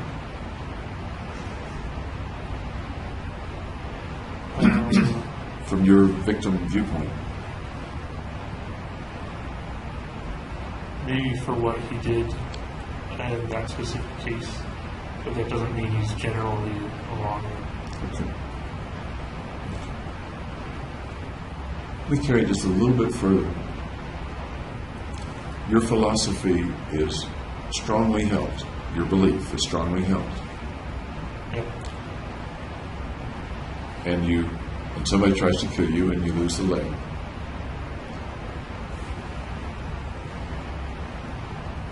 Speculating, I guess. Do you think your belief would cause you to look him in the eye and say, I lost the leg, I'm sorry I lost the leg, but you're not a wronger? Why would he apologize? What? Why would he apologize? No, I'm talking about you looking him in the eye and saying, no matter what, he's being silent. But you hold your belief strongly, as you've described. Do you think you could, realistically speaking, say, you tried to kill me, I lost my leg, but I don't believe you're a wronger? Yeah, I think you can say that. Reminds me a little bit of the Christian beliefs, in which one of the tests of it is, do you believe it enough to go and be crucified in the Inquisition or something like that? It's reminiscent of other people's strong beliefs. At least my questions are. Okay. I don't know if that makes sense or not. It makes sense to me. People held strong beliefs in the Inquisition, but would change them after torture and stuff. You think you'd change yours after torture? Yeah. Think you'd change it after you lost the leg? No. And that's all hypothetical. I understand that. Okay. Although about 5 sentences down, you have another question here. Do you believe in forgiveness? I don't know whether the you is you or who the you is. Tell me about forgiveness.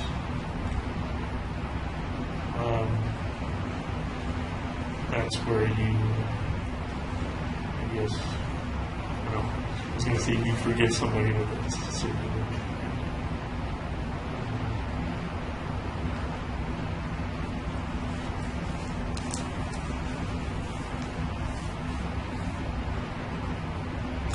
What does forgiveness do? it reestablishes the balance of justice. You've used the word balance a couple of times, yeah. Or equality.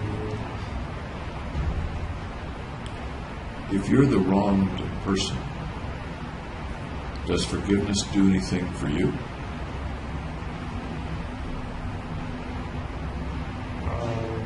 It makes the situation equal again.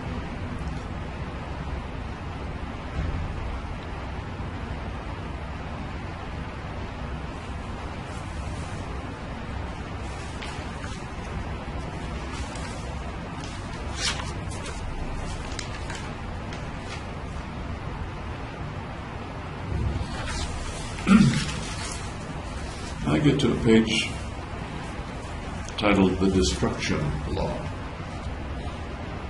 Yeah.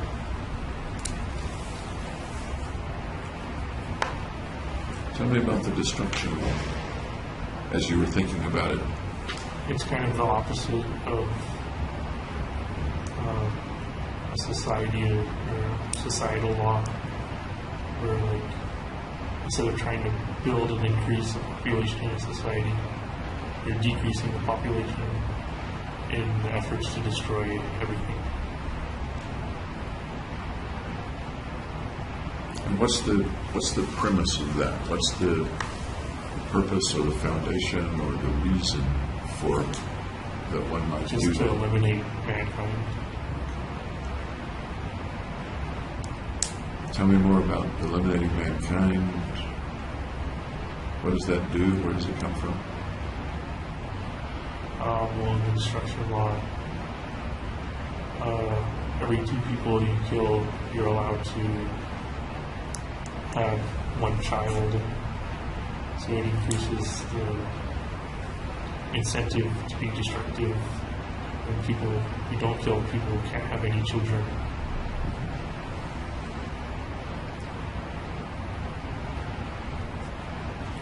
Do you recall kind of the frame of mind or what you were thinking about when you wrote this page?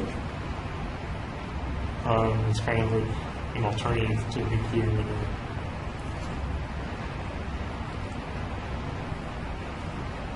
And I take it there's something positive about the destruction law, or am I misunderstanding? That's a good thing under some circumstance? The positive is it eliminates mankind and all problems associated with living. I guess I could look at it one way and think about population control. Right. So, But I think you're saying eliminate mankind altogether. Is that right? right, and you do it through this population control, increasing destruction. And you have a little reward for people who do murders. That is, they can have children of their own if they want to, Right. according to what you've written.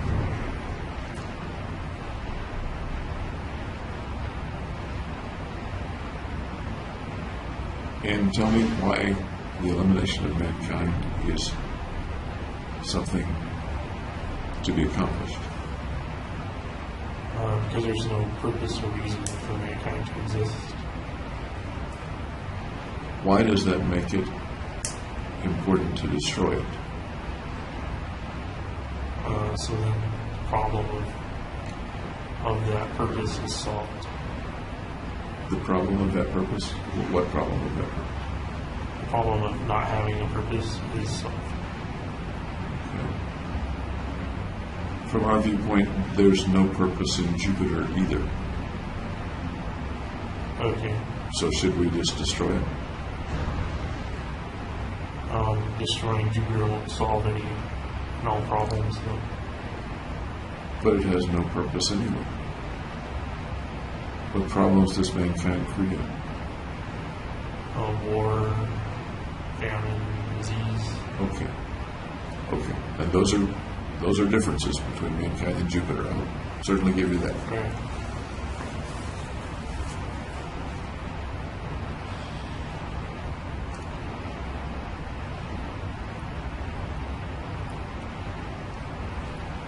It sounds like you're saying, correct me if I'm wrong, is that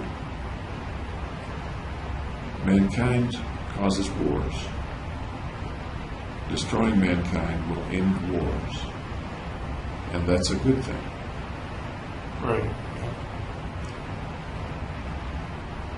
Are you saying that anyone who's affected by a war is automatically to be destroyed or needs to be destroyed? There are no innocents, if you will, or no benign or neutral or innocent folks involved in the wars?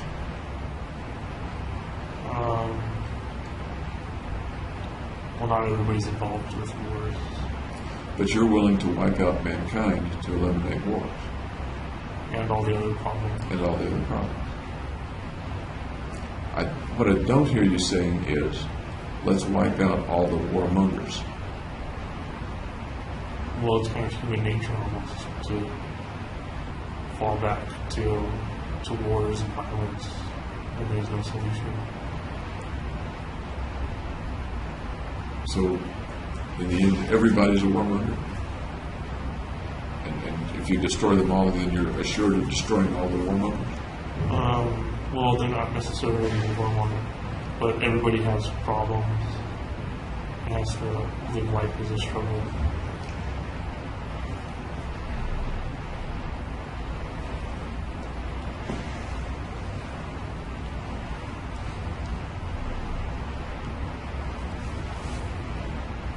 Once again, going back to some of the things we've talked about before, it doesn't sound like you're talking about this as something that you do in anger. No, there's no anger to it. Because we've talked, I think, about ways in which you hate mankind. Right, kind of. Or hated mankind. Aversive versus aggressive. The broccoli versus...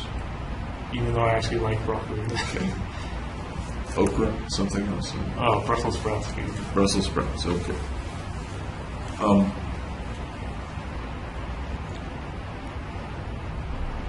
And it's interesting to me, please correct me if I'm wrong, there seems to be a distinct separation and non-relationship between your words, hatred of mankind, which you sometimes describe as aversion to mankind, Yeah. on the one hand, and quite separate, the destroying of mankind. No, destroying doesn't come out of the hatred. I understand. Does the destroying at all, in any way, come out of the aversion or hatred of mankind? Even the aversion, let me use your word aversion, even though we both understand that you've used the word hatred before, but you've said hatred means aversion of, like hatred of Brussels sprouts. Right. If I'm tracking right. Right. Okay. Is there any connection between that concept, which has been with you for a long time, decades, and the wish or need or logic of destroying mankind? There might be some incentive there. I'm sorry? There might be some incentive there. Tell me about that. Well, because I'm averse to mankind, I don't want to have to deal with people. So one way is to get rid of them. And we've talked a bit about there are ways to not be around them. Right. One way is to be solitary in jail. Even though you still have to deal with it a little bit. Right, actually bring meals and stuff. There are ways to be much more isolated outside of jail. True, yeah. So the concept of, not to trivialize it, of destroying all the Brussels sprouts in the world. And you would never have to look at another Brussels sprout. You wouldn't have to look at a can of Brussels sprouts on the supermarket. Right. Is that getting akin to it? Is that analogous at all? It's an option. Or am I just making a really, is the analogy pretty much falling apart here? Oh, it makes sense.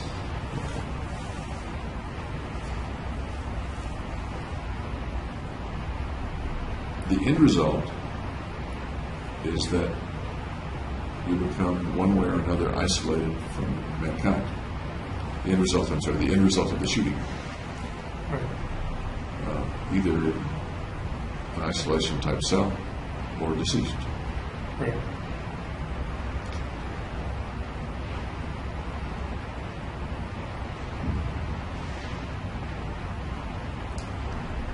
That purpose in the shooting is quite different from another purpose that you've mentioned, and that is to keep yourself from killing yourself. Right, there's two separate things. Any other pieces of the killing, of the motivation for the killing? I can't think of one. To keep yourself from killing yourself. Right. And to end up somewhere Minimal human interaction. with minimal human interaction.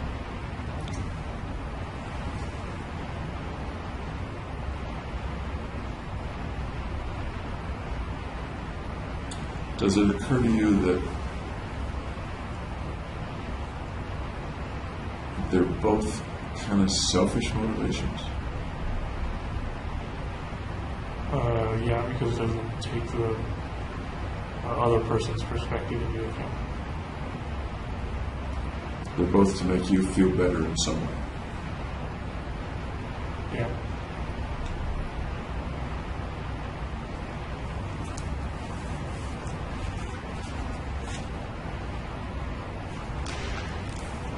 On the same destruction law page,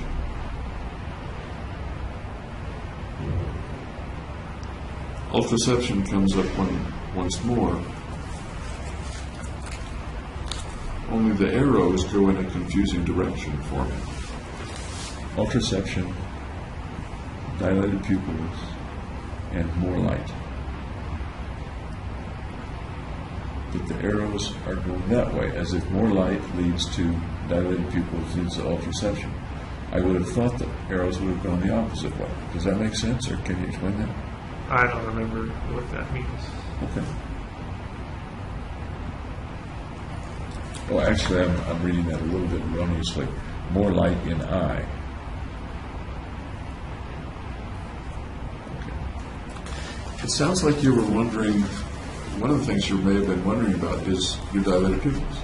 Yeah, because I had them going into jail before I got on medications. I don't know what they came from. I look at your booking photograph. At least I think it's your booking photograph. It's one that they use in the newspaper and stuff like that. With the jumpsuit on and the yellow or orange hair. Your pupils are not particularly dilated in that. Maybe a little bit, but not that much. Roughly where they are today. All right. Just kind of interesting. And by the way, your pulse when I took it was not as fast as it was when you were over at the hospital. Well, maybe because I'm more used to going to jail. I was going to ask if you feel in some way a little more at ease Could be. in jail, or maybe a little more used to me. Could be that too. Yeah, I'm a friendly guy, right? Okay.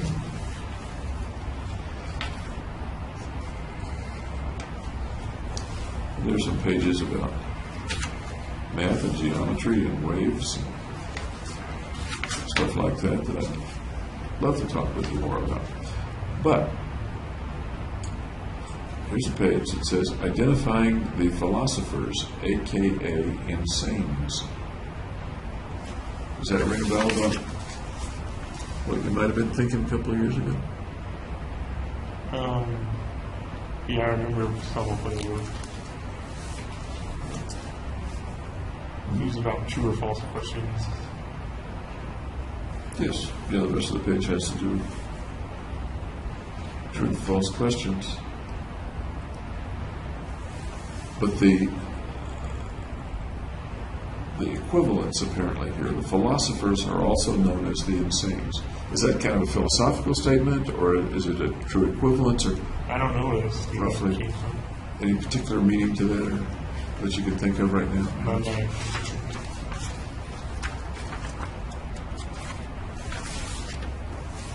And there's chain theory, which looks interesting.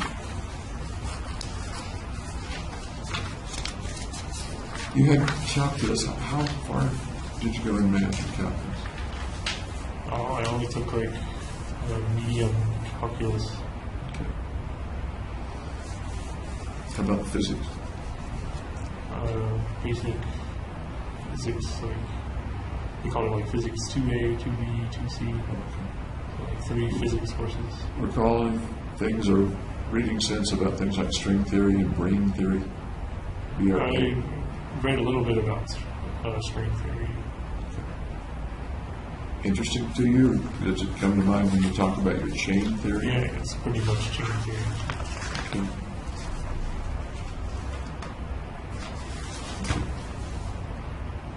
And here's the poem you were talking about that you wrote apparently after. Yeah, I think it was after. Any thought about roughly when you wrote the poem? December. I'm sorry? December. About December. And I'll put a question mark.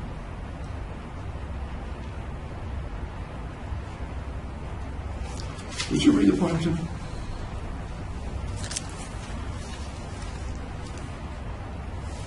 But cruel dies of fate, whom sunken lies in wait. The past exceeds escape, to live and love and hate.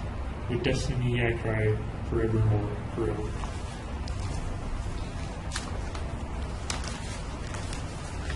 That's quite a fine poem. Can you tell me about the image in the poem, the imagery, the thoughts?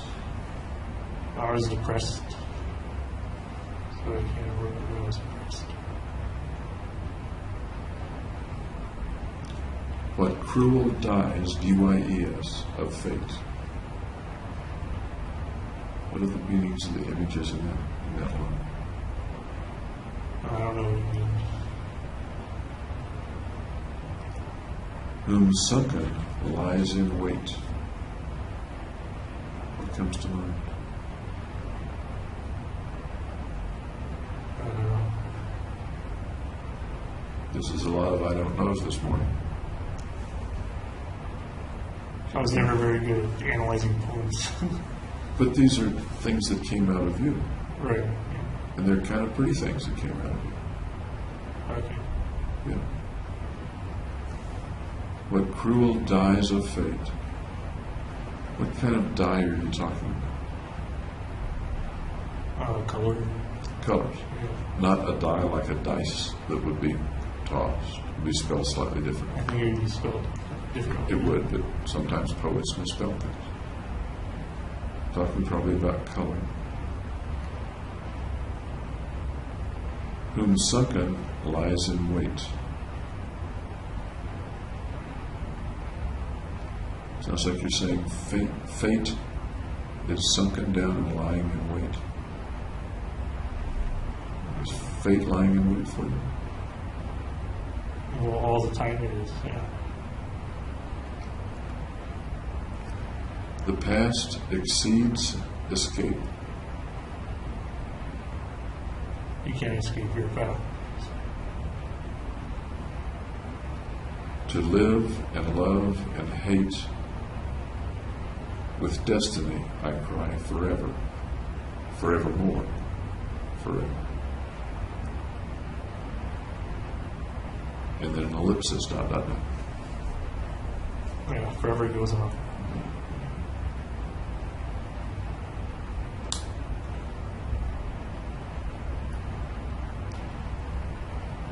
To live and love and hate with destiny, I cry forevermore, forever. That's saying something kind of deep and poignant about you.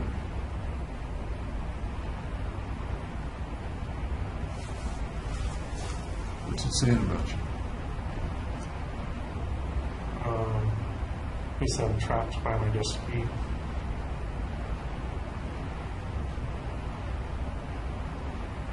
What's the picture in your mind?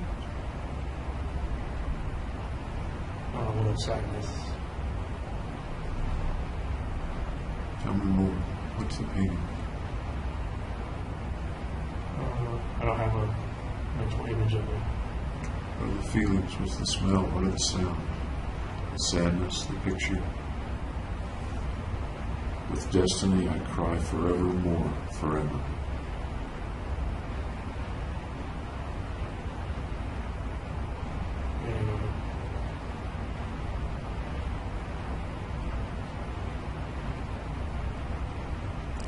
When you're by yourself, do you know when you're by yourself? Does it come to you? What do you mean? Do you feel it more deeply, more poignantly, perhaps? I don't think so. Do you feel the poem? Yeah, it's just one of sadness. It's an expression of sadness.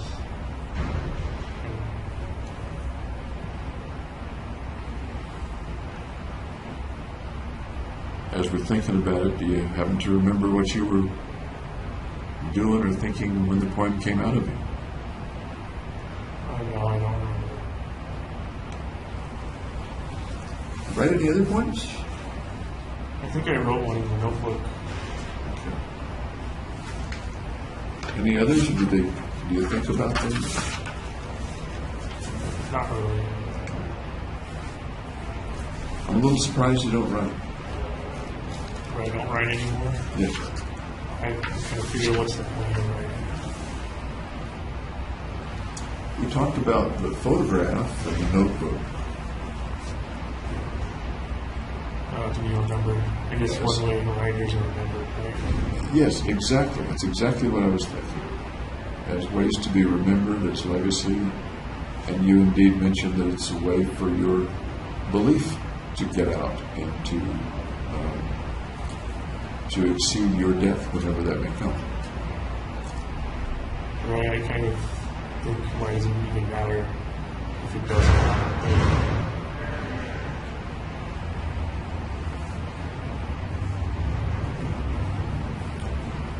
You getting depressed lately? Not lately, no. How are you sleeping? Sleep a long time, like midnight to 4 in the afternoon. Why do you suppose you sleep so much? For several possible reasons. It's the easiest way to pass the time.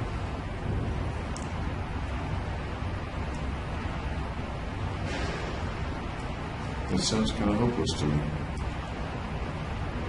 It's the easiest way to pass the time yesterday, and today, and tomorrow, and the next day. Yeah, for years. What are you feeling as you say that, or as I say that? That's just the way it is.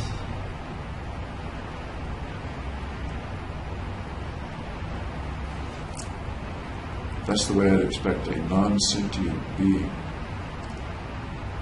to experience it.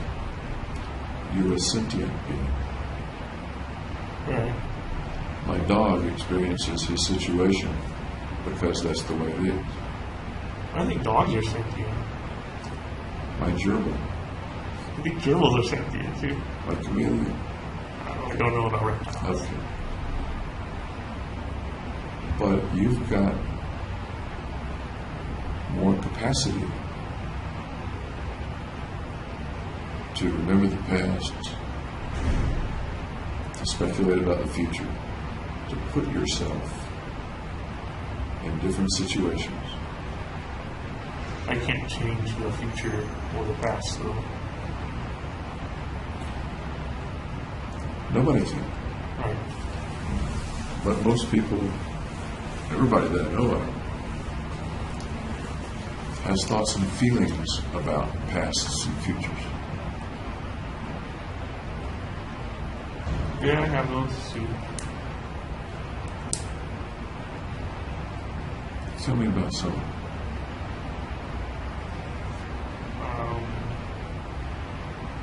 Well, I think they usually have fond memories of the past. They reflect family.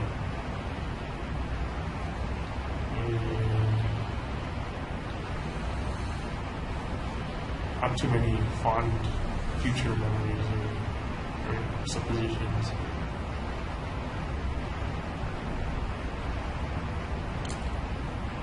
You talked about sadness. You haven't talked much about fear. Right. What do you fear about the future? I don't have much of a fear about the future.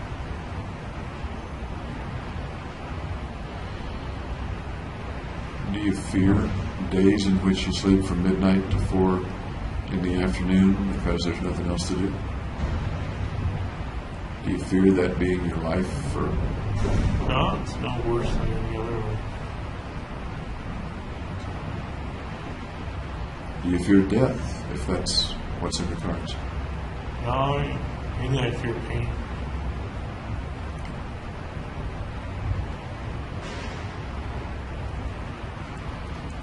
You afraid of anything? Pain. Good. Tell me about a pain or a potential pain that scares you.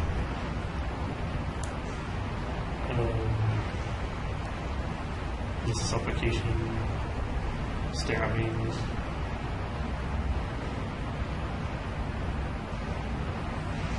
That kind of thing. Which one of those is the more frightening? Stabbings.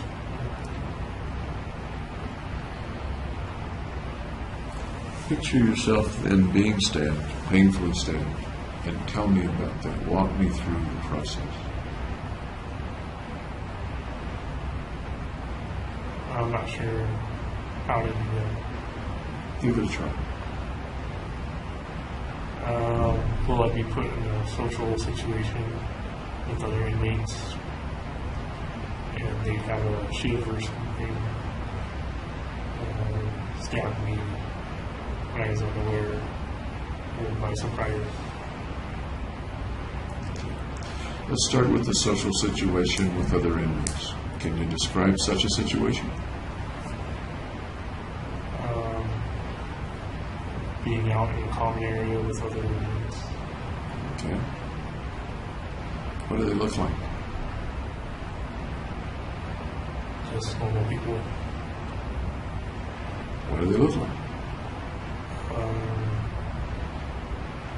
They're wearing a green DOC uniform.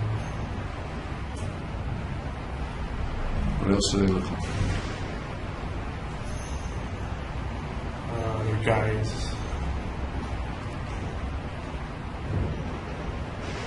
Pick two and describe them carefully to me. One's tall, muscular. I'm sorry? Muscular. Tall, muscular.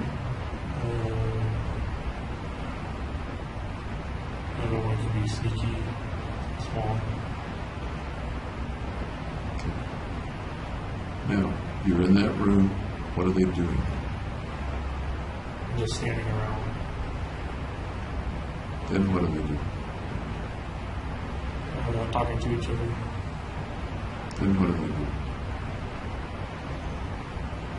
One talks to me, the other goes around behind my back and stabs me in the back. Tell me exactly what that's like. He's behind you, and then what happens? Go through the whole thing. He pulls out the ship and just stabs me in the back over and over again.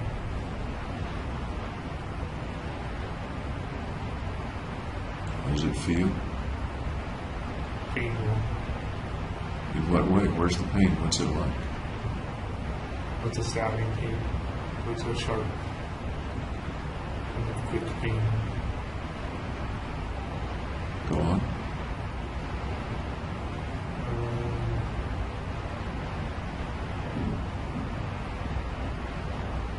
And then I fall to the floor and then don't get up. And what? And don't get up.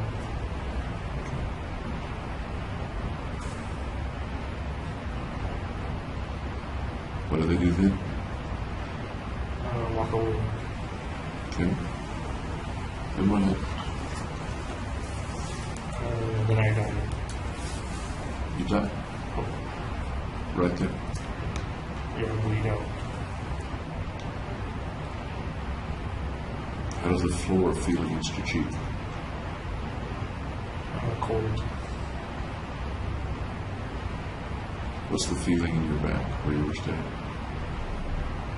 Turns to numbness. Where did they get you? Huh? Where did they get you?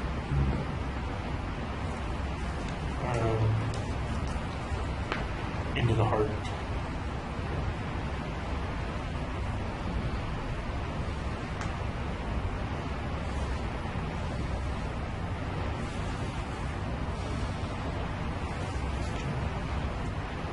We'll take a pulse.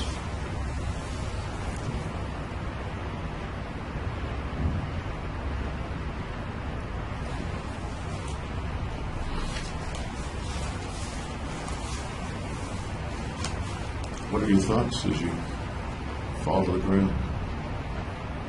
Feel the cold floor against your cheek and the numb back. No more thoughts. They disappear. Do you realize you're dying? Or that you might die? Yep.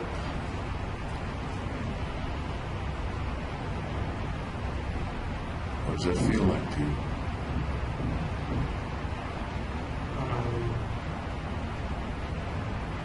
It turns to serenity. Serenity. It's scary? Was it scary when the big guy came to talk to you and you noticed the sneaky guy going around behind you? Yeah. When did it change from scary to serenity? When I'm on the floor and I'm numb all over.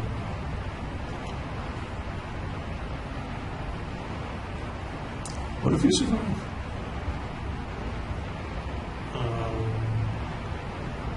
And I'll probably get moved to a safer section.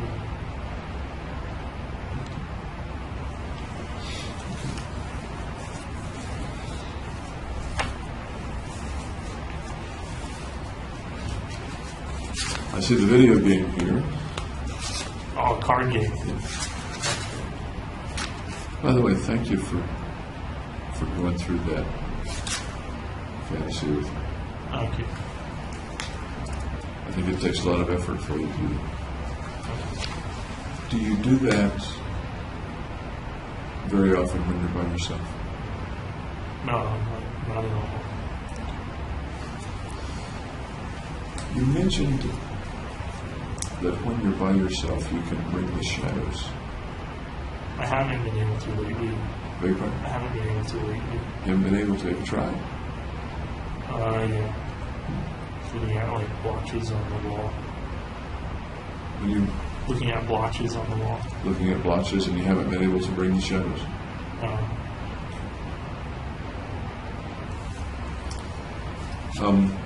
Okay, yeah, the Baron of the Land. Kennedy? Just something to pass the time. You know, that strikes me as maybe a little more fun way to pass the time than to sleep. What about you? Well, I find sleeping is the easiest, the most effortless. That's true, effortless. That's true. Why don't we stop for lunch? Okay. And I'll come back in an hour and a half or so. Alright. All right. See you. Get the gentleman back in here. They treating you okay, by the way? Yeah. I think we're going to break for lunch, gentlemen. Very good. Just have a seat. I think you're going to. You may do the.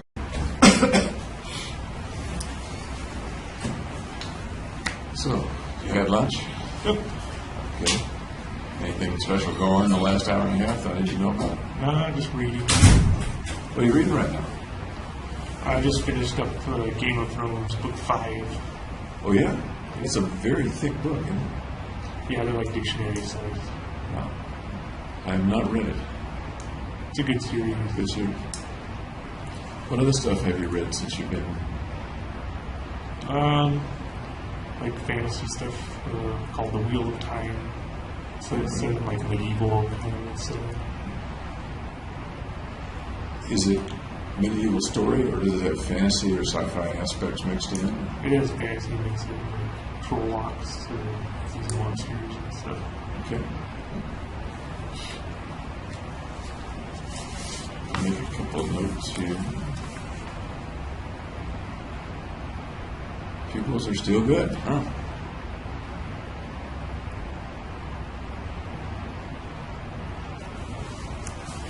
Yeah, take your pulse again. Thank you.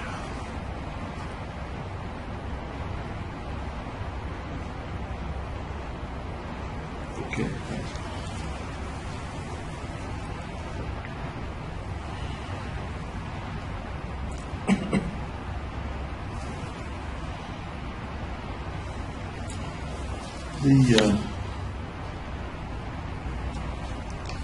We talked about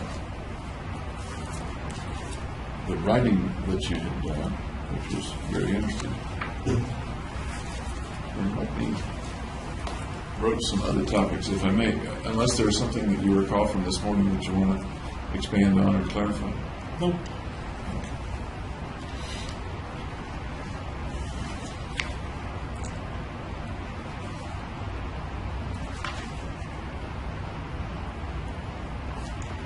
When you were buying some of the equipment before the shooting, at Bass Pro Shop and stuff like that, Yeah. I noticed one of the videos,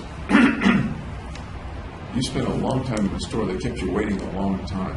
You're waiting at the counter for like 30, 40 minutes or more. That was the first time, because I didn't know how long their, I guess, background checks and stuff. Okay. So somebody was off doing a background check at the time? Well, there's like an order to it, like 4 people were probably before me or something. Okay. Was it shorter after that? Or several of the times you'd be in the store for an hour just to go through the paperwork? Subsequent visits, I would go like eat lunch and then come back to the store. Okay. In the store, I know that you're uncomfortable around strangers. In the store, did you have any difficulty with people? Did they bother you? No, because I had something to talk about. Like, it was there for a purpose. Okay. Other customers didn't bother you billing about and things like that? No.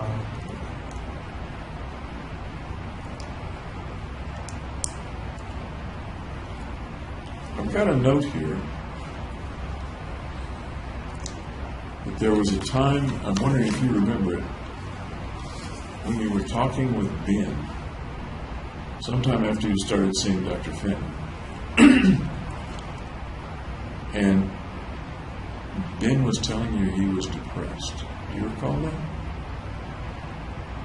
No, I don't. It's a long time ago, it was 2.5 years ago. I think I would remember that, but I don't remember saying that. Do you recall Ben having times when he was depressed too? He was depressed at times? Or do you not recall that? No, I recall a time I took him to the emergency room, but I don't know what it was for. Wow, you took him to the emergency room. Yeah, Gargi called me up, and she can't drive, so she asked if I could drive Ben and her to the emergency room. Wow. And you don't recall why? You don't recall what it was for? I didn't ask or inquire. Why do you, it was for Ben or for Gargi? For Ben. It was for Ben. What do you suppose was wrong? Just some health problem. Did it have anything to do with his depression as far as you recall? Or? This is the first time I've heard he was depressed here. When you were, let's say that again, I'm not sure. You telling me that he's depressed is the first time I think that I've ever heard that he was depressed. In your interactions in the texts, there's a reference to Ben telling you he was feeling depressed. And you may not recall it. Okay, I might have overlooked it or something. Yeah. Do you remember telling him that he should use his depressed feelings, quote, to be destructive to the world around him? No, I don't remember that either. Okay. I just wanted some clarification of that if you remembered.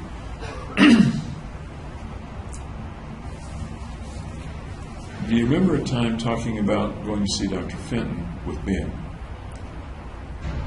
That you talked with him about hearing voices, or said that hearing voices might be fun? I don't recall that. Okay. That's in one of the texts as well. I just don't recall? No. Okay, that's fine.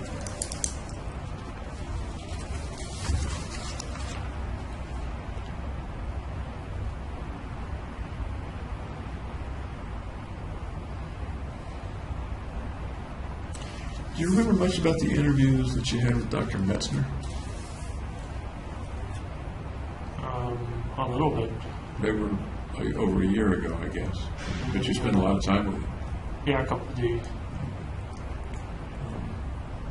I'd like to get into those in some more detail, but I didn't bring the materials with me. I'll bring them tomorrow. But one of the things I remember you telling Dr. Metzner was that that you had been feeling badly before the killings. Yeah. And that you thought there was a 50-50 chance that killing people would make you feel better. Does that make sense, or do you recall saying that? It sounds like something I would say. Okay.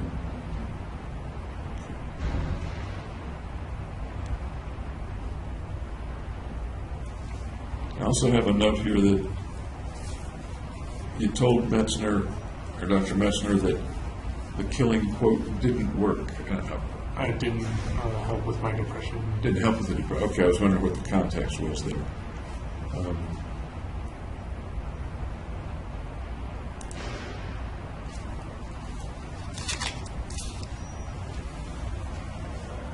When you and I talked at Simia, I was thinking that you had told me that it did work, that it kept you from killing yourself, and you got the value points for doing it. Is there a disconnect that I'm missing there? Or? I did get the value. It didn't stop my suicidal or homicidal thinking. Okay. Didn't stop either the suicidal or the homicidal thinking? Right. Okay. And I recall you mentioning that. Have you haven't had much interaction with people here, I know. Have you had any specific thoughts of hurting people here in jail? No. How about general or vague thoughts of hurting people? Yeah, I do. Can you tell me a little about that?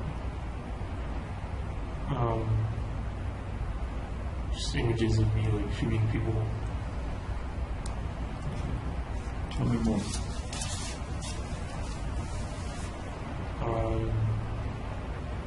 I don't know what else there is to tell. When might the thoughts occur? What's the context? Sometimes they occur at night before I go to sleep.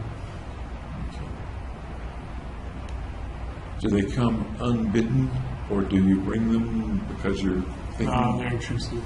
They're intrusive. Okay, that's a good word.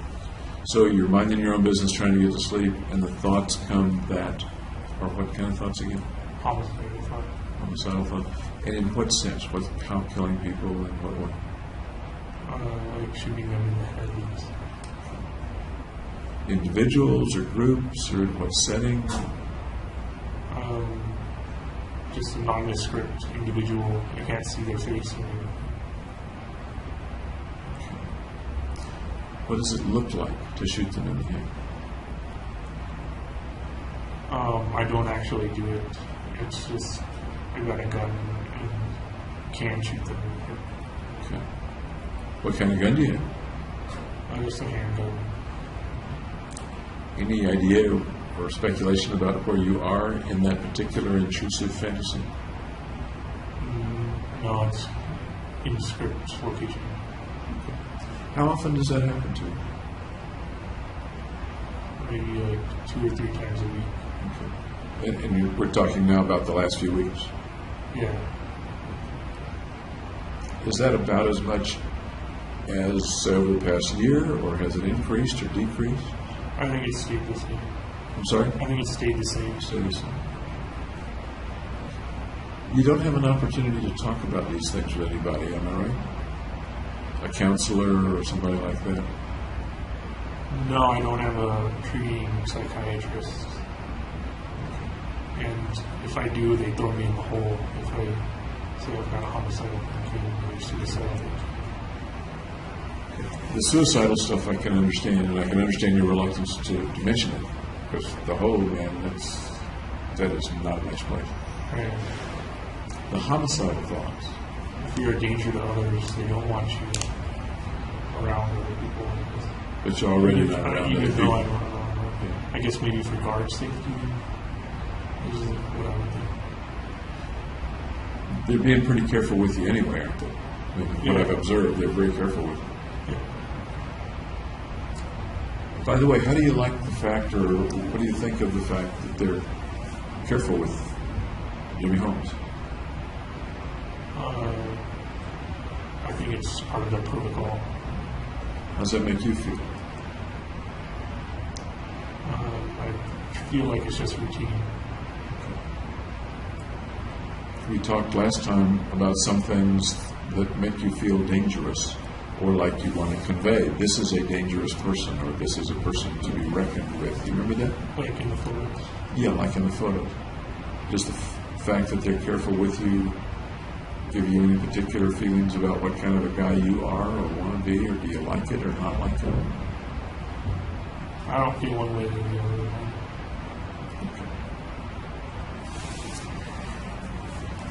Okay. In jail right now, somebody's prescribing your medication. Right. How often do you see that person? Well, it was Dr. Mosier, but he left. I don't know what happened to him, but somebody else now, and I never see. I've seen him once, so I very rarely see him. Once in how long a period? In probably 6 months. And he prescribes the medication for you. Is there any other mental health professional that sees you or offers to see you? You may decline. Anybody else that sees you or offers to see you? Well, Raquel Guru does. Okay. She's an examining person. She works for Yes. your lawyer. Anybody that is your clinician? No, it's pretty standoffish. Would you like to see a counselor or someone? I don't know what good it would do.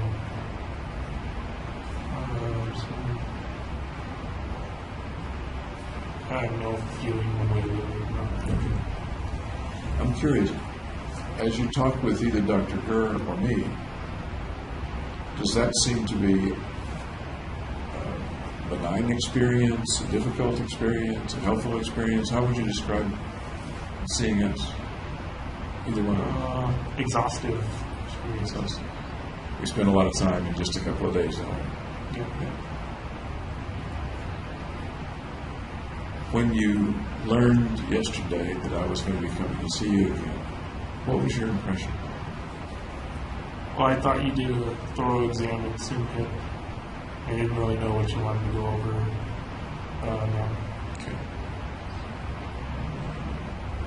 Did you look forward to it, or dread it, or not really care one way or the other, or interrupts your routine? Well, it does interrupt my routine, but anything that gets you out of the cell is pretty good. What else about spending time with me, did you think about when you first learned that Reed was coming back?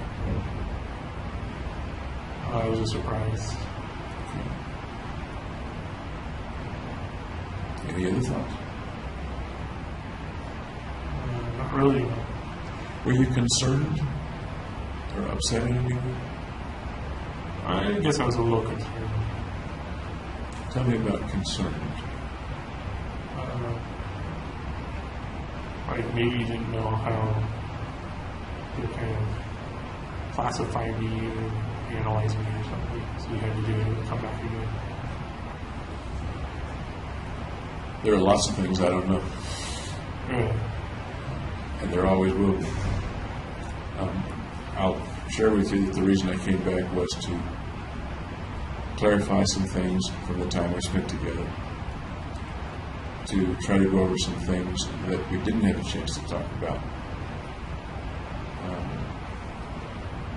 You and I could talk a lot over weeks, I'm sure, and I'd still have things to learn, and you still have things to tell me.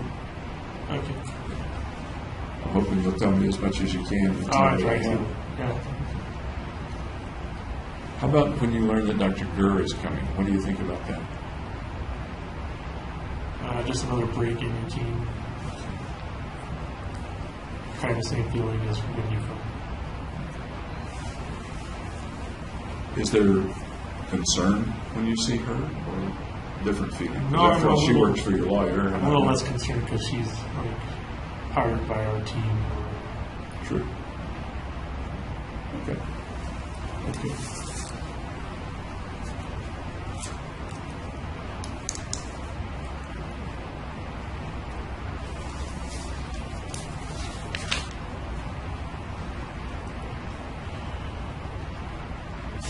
When I was talking about you talking with Ben about hearing voices, seeing things, I don't know whether I said, do you recall telling him that you thought hearing voices might be fun? Did I already ask you that? Yeah, you do. Okay. I don't know. Okay.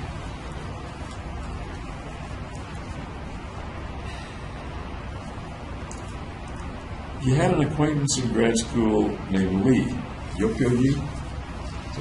Yopio Lee, is that how you pronounce it? Yom? Is it Yum? Y-E-O-M, is that right?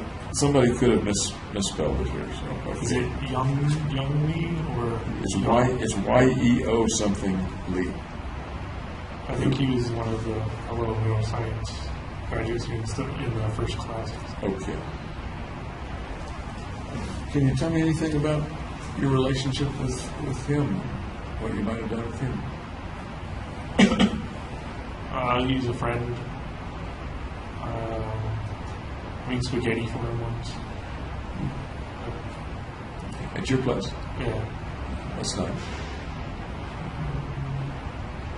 About when was that?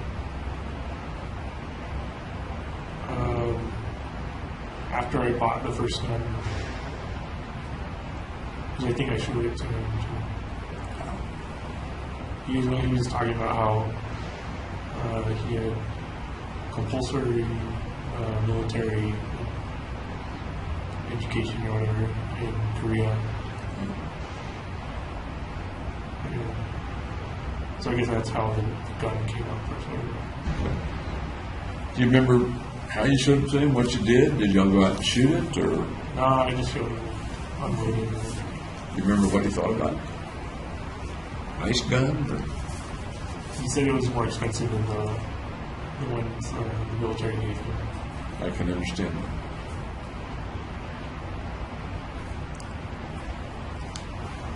I've got a note here that Lee was also depressed, or said he was depressed. Do you recall that?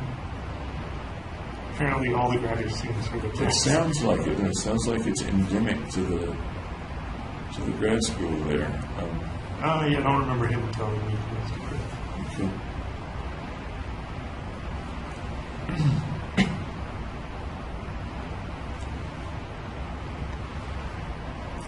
Let me just ask you about the last thing I've got on this page. You've often talked about wanting to keep the shooting of someone, the killing of someone impersonal. Right. I don't think I could do it if it was personal. If it's personal.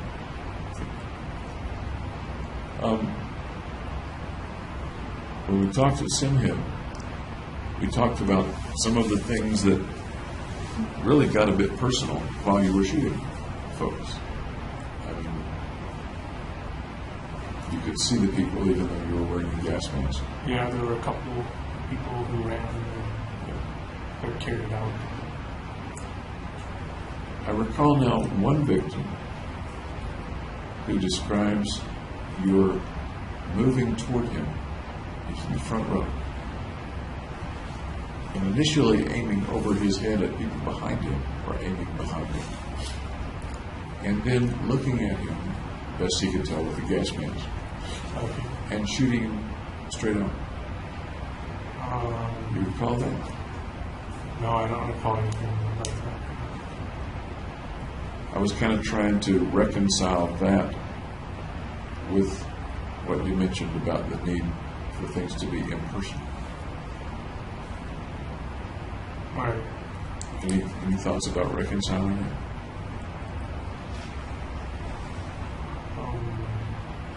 I felt it was a majority impersonal. Sorry? I thought the majority of it was impersonal. Okay.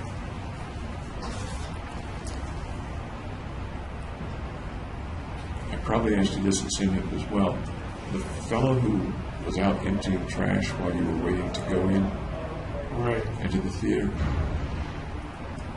I couldn't see him. I had the sunshade up. Then how did you know he was I there? heard him.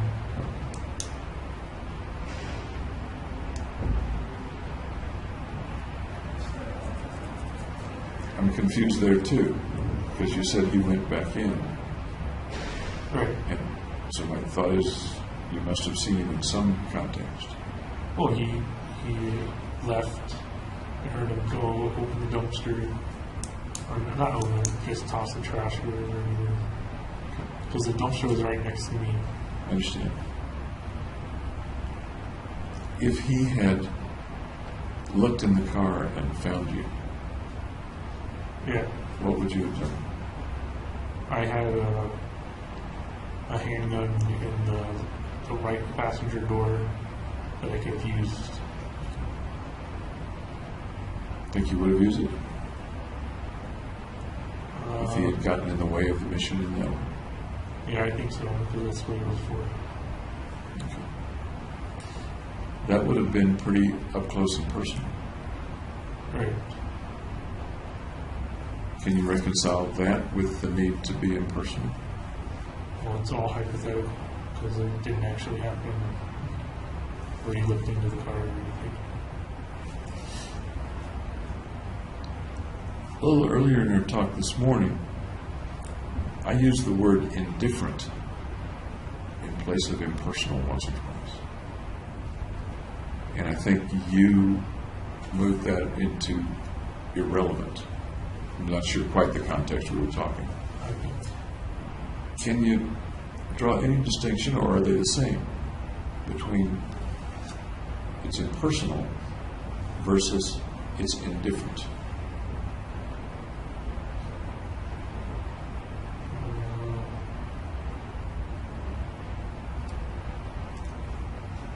They're pretty similar. Okay.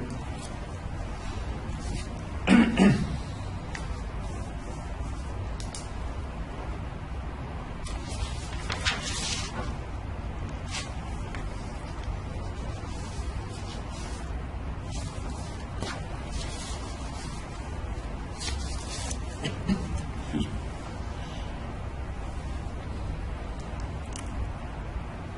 I have kind of a list of things that I want to be sure that we talk about today or tomorrow.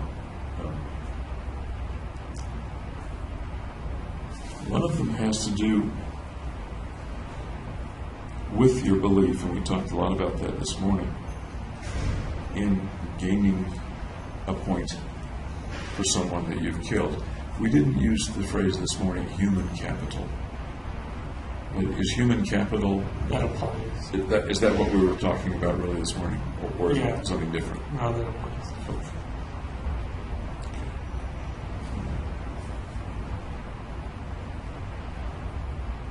We talked also, and we have talked a fair amount, about the thoughts or intrusive thoughts or impulses to kill other people that have occurred sometimes a long, long time ago, even when you were a child, right? Right. How far back does the human capital idea go? The idea that I will get some value for killing a person. Since graduate school. Just graduate. Research, yeah.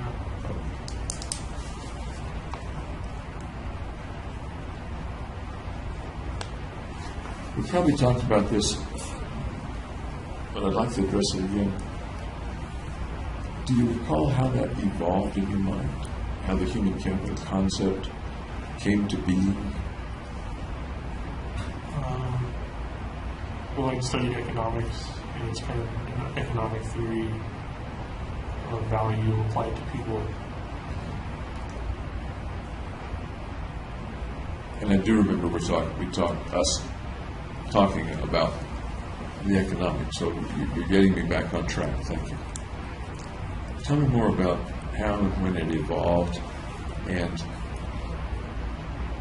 how it shaped into what it was as of May, June, July of 2012. I don't remember when, but I did a text message to Gargi about human capital. Mm-hmm. I think it was before I bought any weapon. And I recall that text. I don't recall it word for word, but at that point, was the concept pretty new to you, or had it developed for quite a while? It was novel. It was a novel idea at that time. Yeah. Was it, as far as you can remember at that point of the text with Gargi, was it fully developed, or was it embryonic? It was in its beginning stages. Beginning stage. What happened with the stages after that? Tell me more about how it evolved and developed.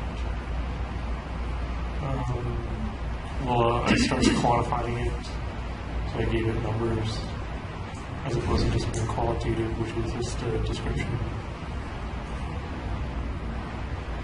And so that was the kind of final version, was this quantifying example of human capital. Do you remember a point, excuse me, do you remember roughly a point at which the quantification kind of clicked and fell into place? When I was writing it down, I don't remember when it kind of Writing it down like in a notebook? In the notebook. Okay. And the earliest that you were writing in the notebook was about? I don't remember. I'm sorry? I don't remember. I was thinking that the notebook started in June or July, but that may be too late. Did it start before then? It could have, but I didn't put dates on it. So. Okay. But the quantification, correct me if I'm wrong, was at least weeks before the shootings, or could it have been closer to the shootings than that?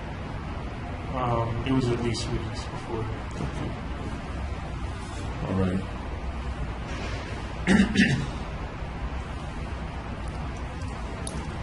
And I think we talked earlier about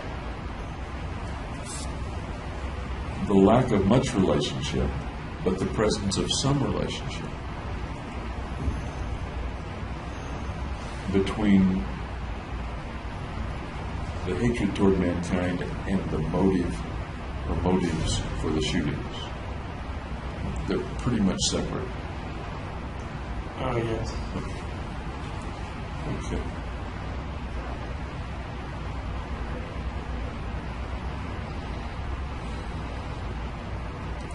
I have a note to look further into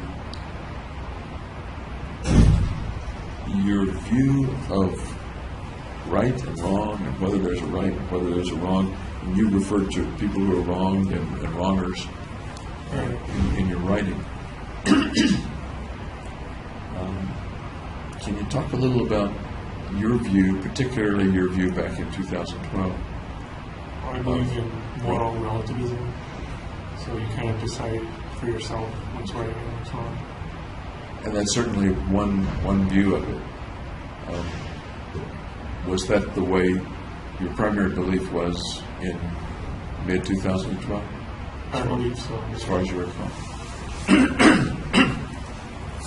There's certainly more than one way to look at morals and ethics and right and wrong.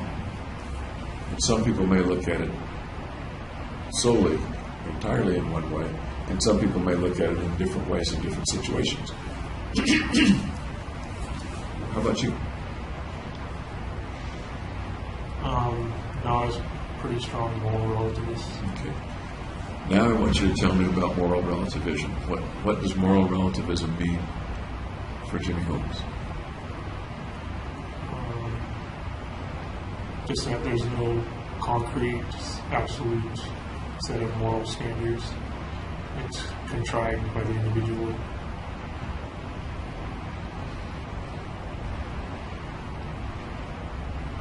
Okay.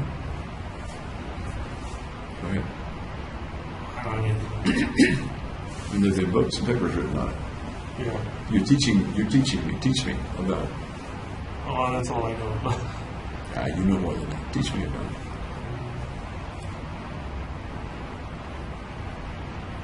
I don't know what else to say. If I come back and say, that's BS, can't be true. And that would fit The world would go to hell if that were true. Yeah. Teach me It why. would fit with moral relativism. Beg pardon? It would fit with moral relativism because you're having your own opinion and your own belief. Is the moral relativism an idea that it's fine to have? Or is it something that is or ought to be simply a part of society?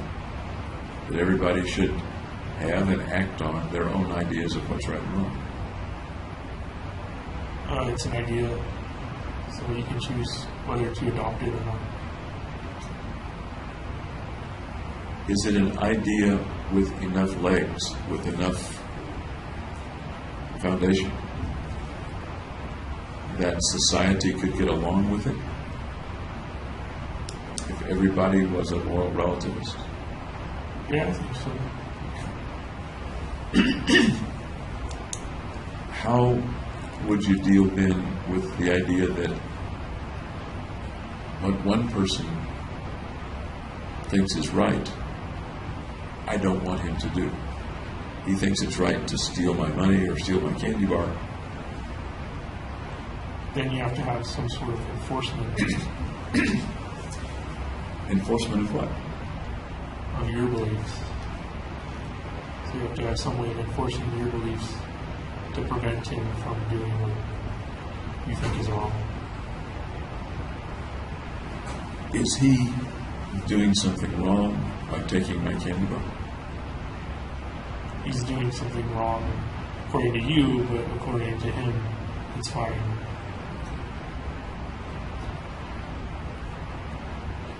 Does it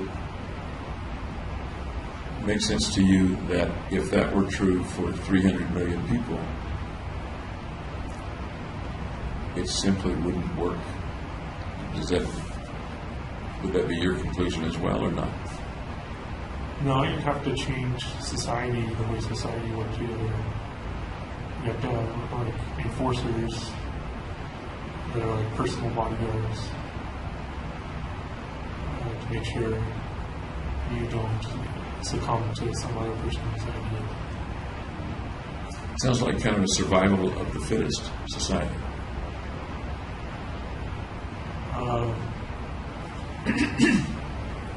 I guess so. I mean, again, I don't want to put words in your mouth, but it sounds like the weak or anybody that goes to sleep with his candy bar visible is going to lose, and the You have to strong hide your candy bar. are going to get all the candy bars, or all the money, or all the lives, or all the pretty women, or whatever the item is. So it would be a completely different society from ours, where it's equality based.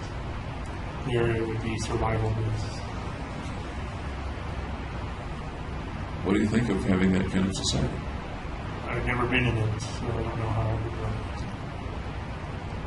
Does it sound like a place you'd like to be? If you're the top dog, yeah. How many people can be the top dog? I'm not trying to get into just a kind of a philosophical discussion with you. But it keeps occurring to me that if you're the person who makes the rules for your behavior, and it's okay within the society or within the larger population for you to do that, then that's a very odd society. You may believe it's okay. I guess, let me ask you this, does society then have a right to contain you if it doesn't want you to do what you think is okay? Well, you're kind of your own society, so... Only if you live by yourself. If you can do whatever you think is okay, Right. and that happens to injure or deprive or kill other people, should society have the right to contain you or not? I'm kind of looking at it as you have groups of societies. You have your own group of society. That may be a conflict with another group of society. And whoever's strongest or cleverest is going to win. Does that sound like a way that overall society could be successful? It sounds like the way societies are on a global scale, like an American society versus an Asian society. Okay. It sounds like a society that's doomed to have a few wars, to me. Yeah, probably a lot of wars. And you had an answer for that you've spoken of many times. I'm trying to blank. What's that? What's the answer? You said to get rid of mankind altogether. Oh, okay. Is that kind of where that was going, or not? Because No, that looked like... I don't think moral was would destroy humanity. Where is the place in our discussion where there was a flaw that would get us off the track from moral relativism to destroying mankind as the thing to do? That was what I said was the destruction law, where if you reward destroying people with procreating children and stuff.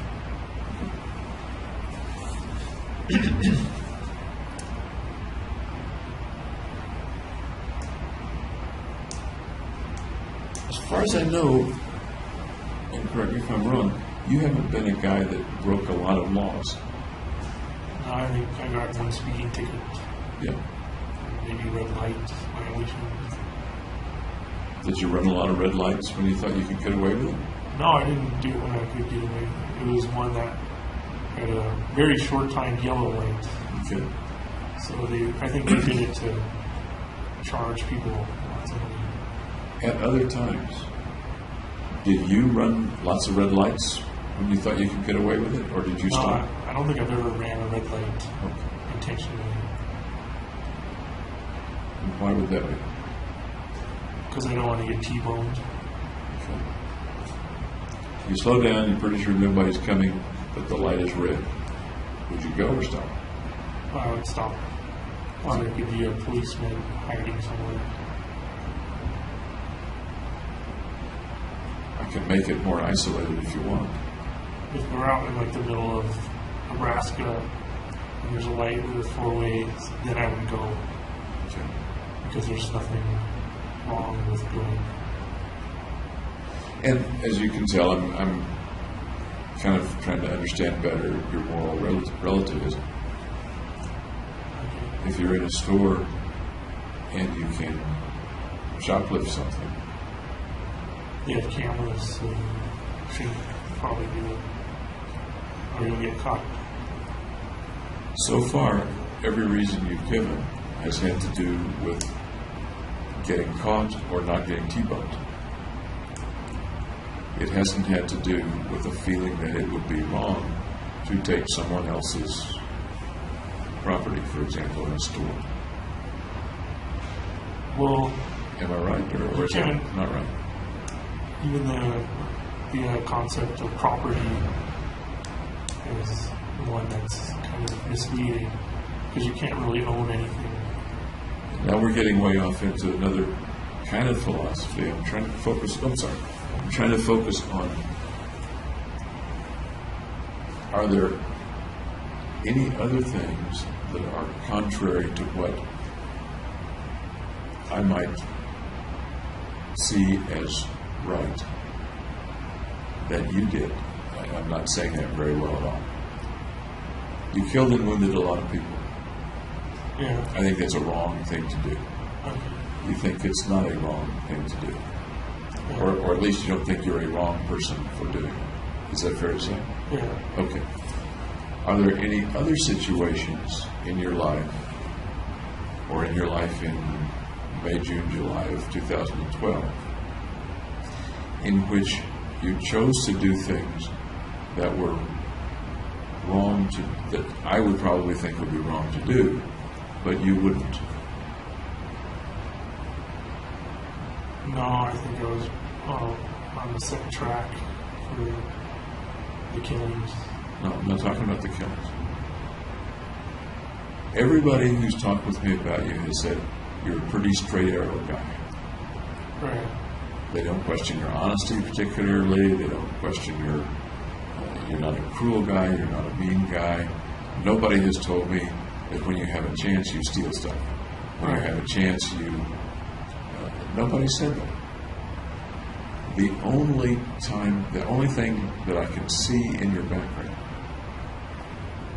in which you and I would probably disagree about wrongfulness is this event, the killing. That seems odd to me. A true moral relativist, it seems to my simple mind, would have other examples in his life in which he didn't act the way other folks do, the way other, quote, law-abiding folks or straight arrow folks do. Well, that's because there's punishments. And You're a smart guy. You can avoid punishment. I don't know about that.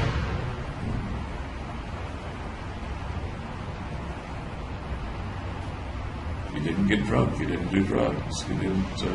I'm thinking of illegal things, but I'm not.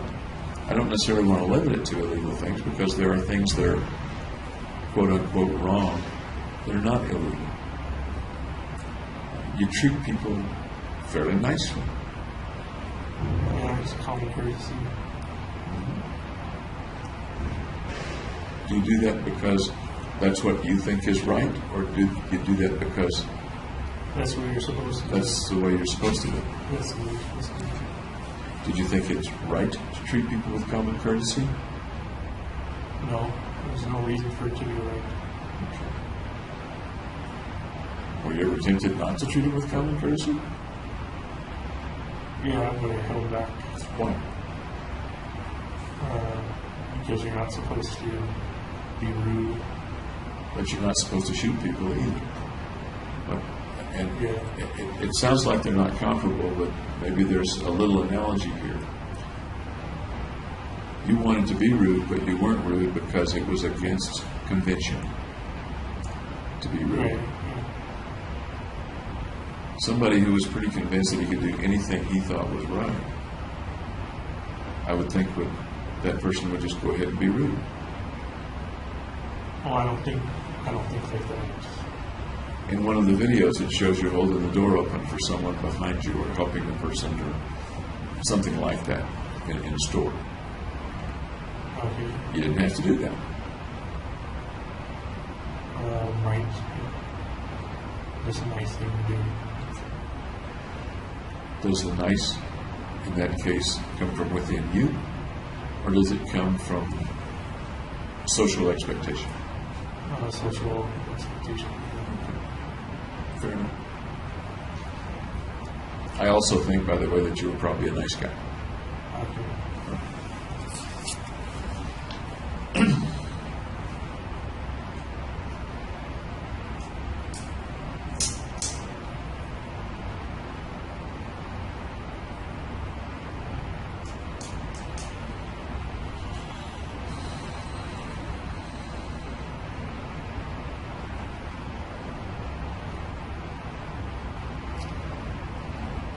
We've talked from time to time about your thoughts that you were mentally ill or crazy, to use a word you used, I think, before the shootings. Right, so I tried to research some stuff. And some things you ruled out, other things you considered longer or ruled in. As I recall, a big long list of the possibilities in the notebook, right? Right, yeah.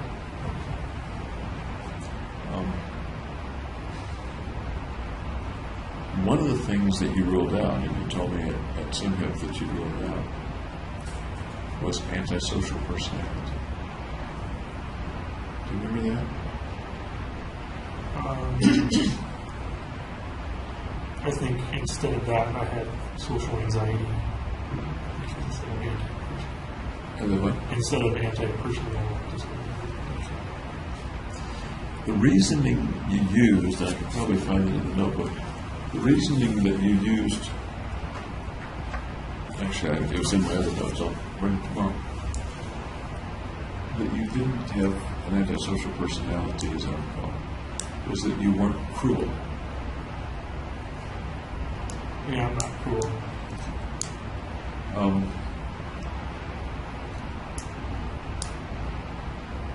What if I told you that antisocial folks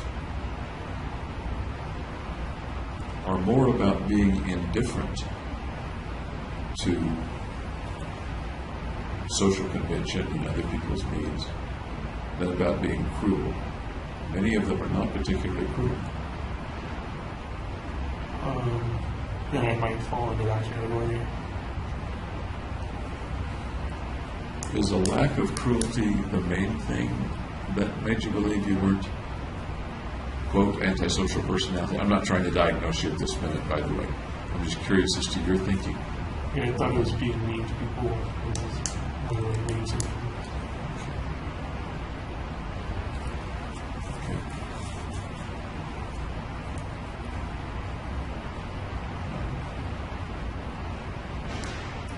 Did anything else suggest to you that you weren't an antisocial person? No, not that I can remember.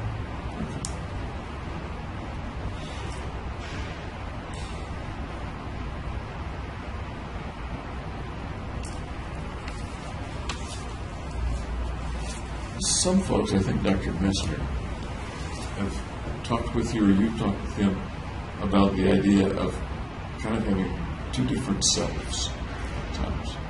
And you and I talked about maybe there being a part of you that wanted to do the mission and a part of you that wanted to be stopped from doing the mission. Exactly. We talked about two parts in the same person. And one part, the part that wanted to complete the mission, overcoming the other. Do you remember that? Yeah, that's what happened.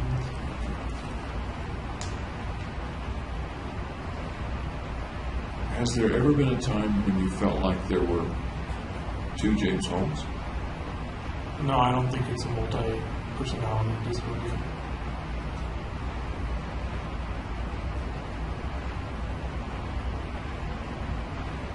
What might be a suggestion that there would be literally two James Holmes?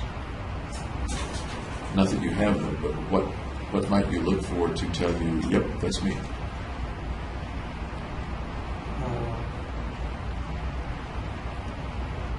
If there was like a cruel or mean side or something. which is different from my normal self. Have you ever had times when there was some period of time, generally hours, but it could be minutes, where you didn't know where that time went? Well, in like the middle of the shooting, I don't remember that like at all. The middle of the shooting. Yeah. And you described to me the beginning of the shooting. You described to me the initial shooting part. You described to me the gun jamming. You described to me the walking into the lighted area of the aisle to try to unjam it. Right. You described to me the people leaving out the exit area where they wouldn't have to get close to you. You described to me the people who left ahead of you out the exit that you eventually went out. The whole event lasted 10 minutes, 5 minutes? I would guess 5 minutes. Any times in which you said to yourself, wow, I don't know where I was for the rest of the day. Here it is, evening, and I have no idea where I was this afternoon. Or something similar. Pretty good memory. So, and I'm kind of referring to exactly what you said, missing chunks of memory, where you could have been across town and not known it. Yeah, I'd say in the middle of the shooting, when I was shooting randomly. I don't even know if it was randomly. But I'm not just talking about the shooting. I'm talking about really any time in your life. No, it hasn't really occurred. Okay.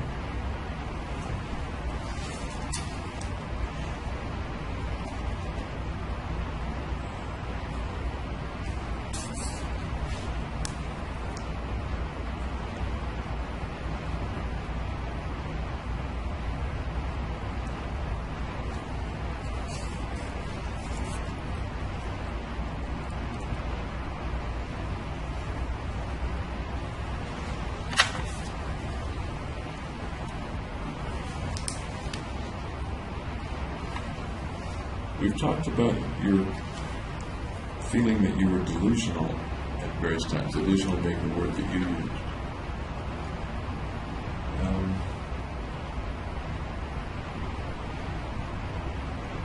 Can you refresh me about that? Get you started on that conversation. I don't recall the context. Okay. Can you think of a time right now when you were delusional? Prior to the shooting. Now I want to ask you, what's your definition of delusion? A thought or idea that are match reality. Okay. How does that differ from someone who's deeply religious? Well, according to their reality, their God is real. Okay. So would you call that person, if you disagreed with that religion, would you call that person delusional for believing in some miracle of Christ or some miracle of Allah? Could, they probably wouldn't like it too much. Do you think the person would be delusional, or is that something different from a delusion? Well, I'm not sure if all religion is delusional or not. It's certainly not scientific. Okay. You used the word belief earlier. Your belief in the life value system, the human capital system. Okay. You used to phrase it that was a belief, which is not scientifically testable either, right? Right.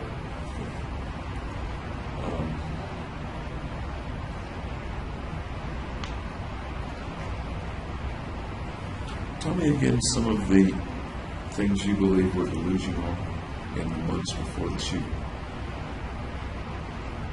Beliefs that you had that you now believe were delusional?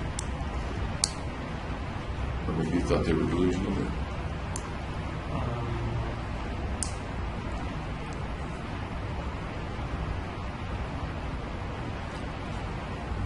I thought I was delusional for wanting to kill the whole world.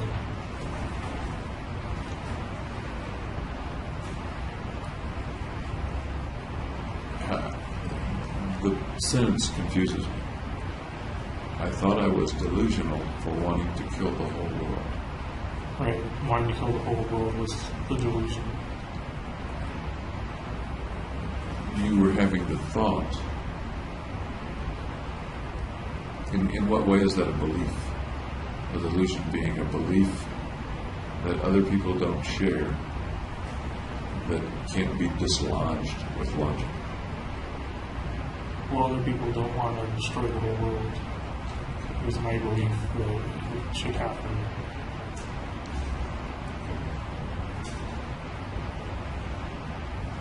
I might, just speaking for myself, put that in the category of crazy thoughts. Not delusional.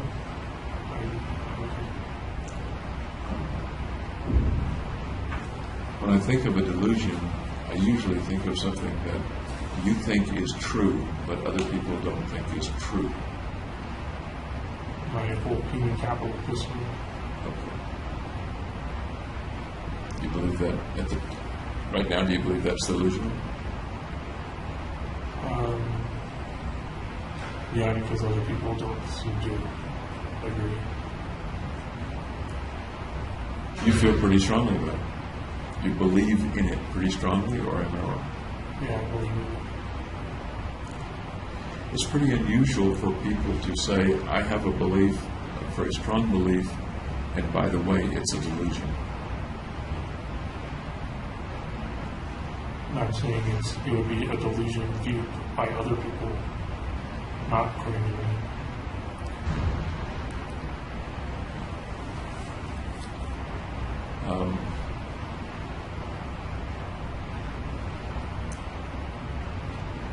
If I believe in multiple universes based on string theory, but lots of people don't understand the string theory and say that's stupid, would I likely be delusional or have some other difference from the other people rather than a delusion? You'd have a difference of opinion. Okay.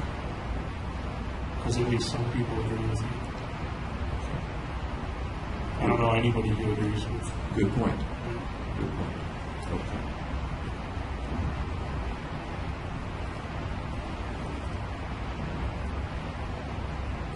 You had the thought that people were watching you. I remember you talking about that law enforcement was watching you. Yeah. Did you have the thought that anybody else was watching you, keeping an eye on you, observing you? Well, I thought into saying like keeping tabs, not really observing. In what way did you think they might be keeping tabs? Just if my homicidal thinking was getting worse. No, by what method were they keeping tabs? Or might they have been keeping tabs? Just by thinking about it. Would that, in the way you were thinking in 2012, would their thinking about it have brought them information about you? Is that a way to keep tabs on people? Or? I'm not sure how they would keep tabs. Did the mere fact that they were thinking about it allow them to observe you? Allow them to characterize me. Did it allow them to observe you?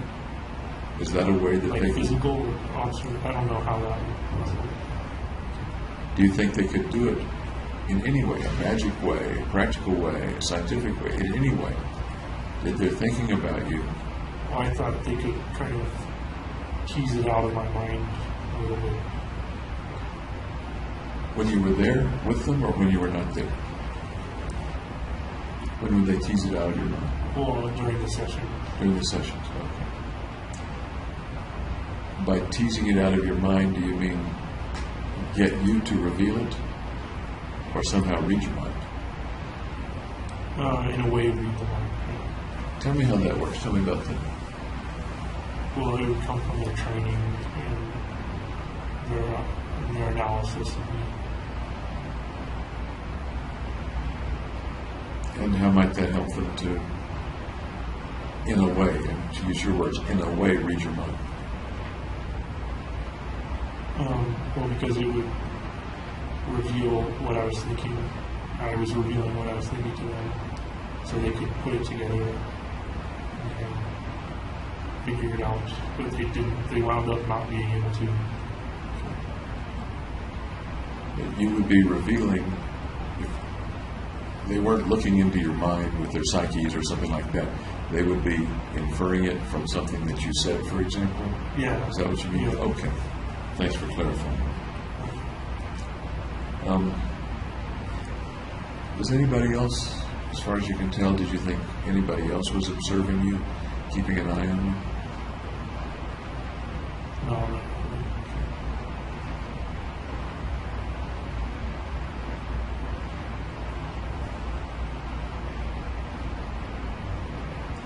As you were putting stuff together in the apartment, did you ever think that there might be bugs in the apartment or hidden video cameras or something like that? No.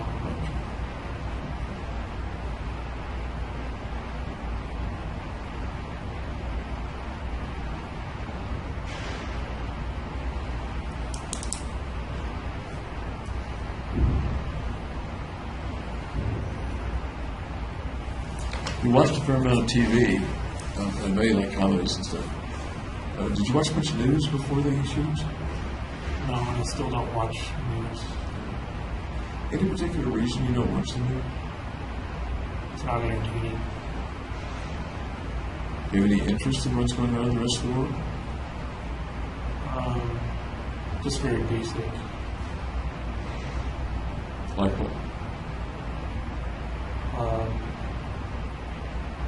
Like new presidents around the world.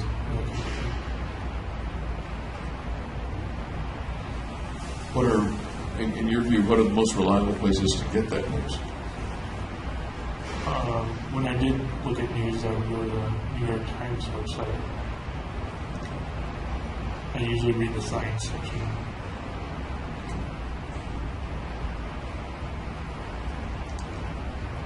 I may have asked this before. Did you ever get the idea that as you were watching TV, whatever was playing was particularly meaningful individually to you? Yeah, just before the Denver Health. Tell me about that. I think I recall what you're talking about, but would you refresh my memory? Well, there was a couple. There was one where Obama was nodding to me. And there was another with a movie, kind of adventure movie. I don't remember what it was about. That's exactly the kind of thing I was wondering about. Before the shooting, had you ever had that experience? No. Soon after the shooting, after you got arrested, the first month or so, did you have that experience?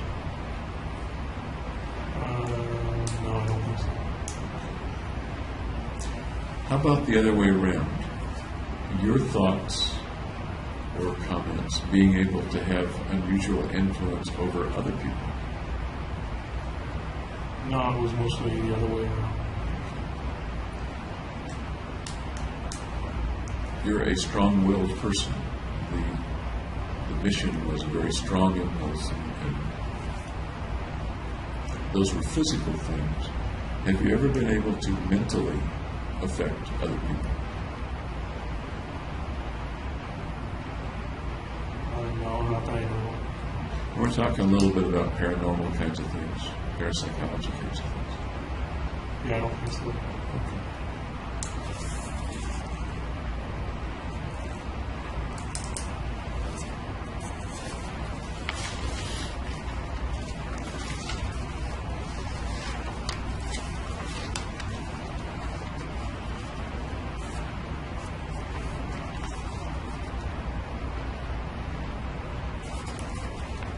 Did you ever get the idea that people could hear your thoughts without asking you what you were thinking?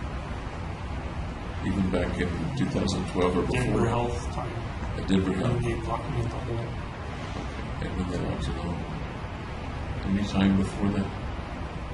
Any time in your life? No.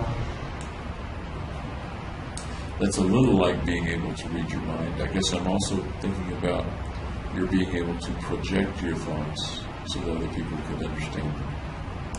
Telepathy, I suppose. No, I couldn't do that. Tell me more about the way that was experienced by you just before you went to the hole, while you were in the hole.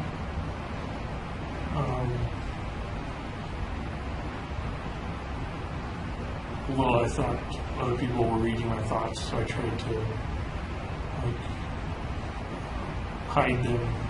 So I would say a bunch of colors, like red, blue, green, red, and point at my cell and stuff in random locations. As a way to get them to stop listening to my thoughts. was that a way to get them to stop listening? Was that a way to camouflage your thoughts or hide them? Yeah, it was to hide them. To hide them. I do recall on video you pointing at parts of the hole, for example.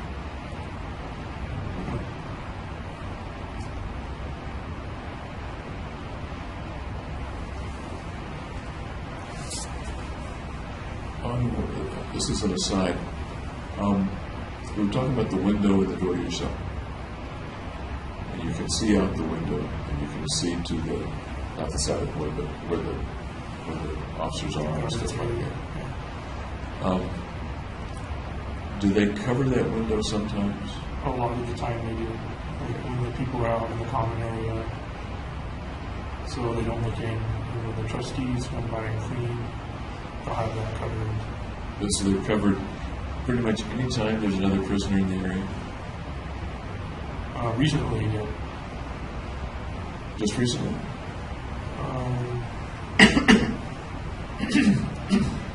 There was a time for a while that they would just not put it up. Do you recall anything happening when they didn't put up the paper? No, I don't know why they changed to putting it up so much. Did people bother you by looking in? Or? Just looky-loos.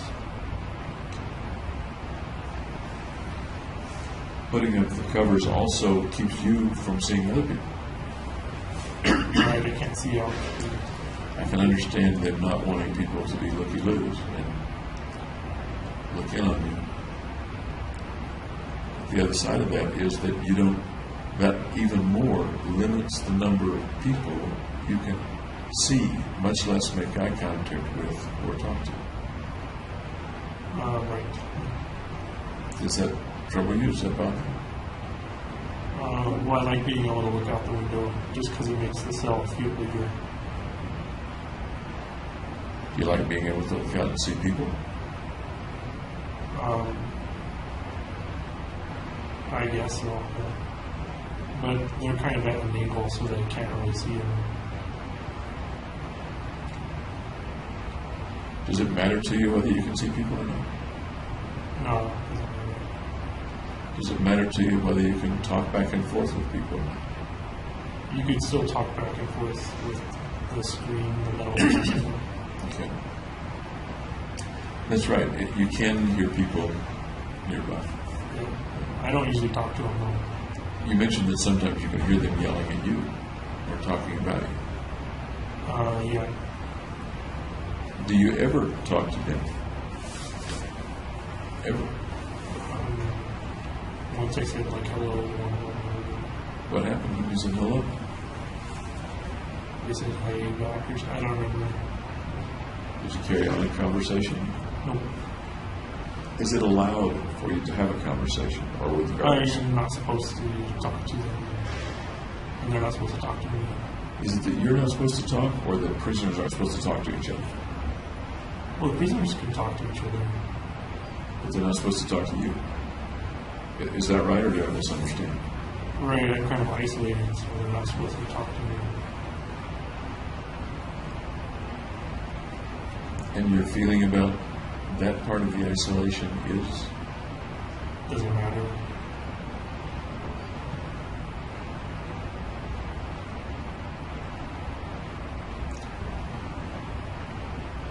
Do you think it would have mattered in May or June if all of your friends,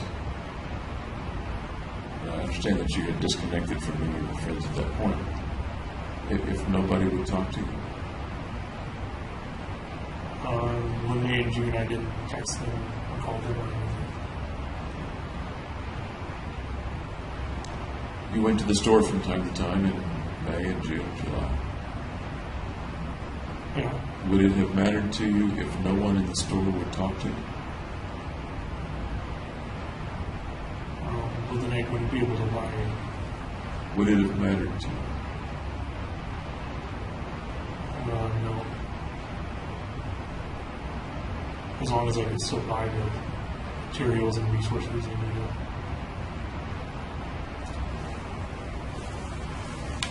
Let's go back a year before that. Let's say Riverside. Okay. You interacted with people a lot. Right, yeah. Do you think it would have mattered to you then if the people had suddenly stopped communicating with you except to say, here's your pencil? Yeah, I would have wanted to. I'm sorry? I would have wanted to talk with my friends. How do you think you would have felt? If they had done that? Outcasts, probably. Tell me about how outcasts feel. I feel kind of shunned. Go ahead. They feel no one's paying attention to them.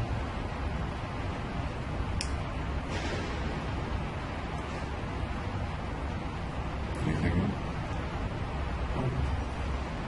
Seems to me there's a lot of other feelings, mostly negative ones, that go into being an outcast and shunned. Yeah, I suppose. What other ones come to your mind? No, none that I can think of. One that just came to my mind is that you have no value. You don't Social matter. society. You don't matter to them. If they're not communicating with you, that's a pretty good sign that you don't matter. What do you think? It could be that, or they could just have fallen out of touch. We're talking about, let's continue to talk about the ones at Riverside. Okay. People that you see every day. And they won't talk to you. They're not allowed very much to make eye contact with you, or they choose not to make eye contact with you. And they wouldn't feel very good. I agree. Does it occur to you that it would convey you don't matter, you have no value to me? It could.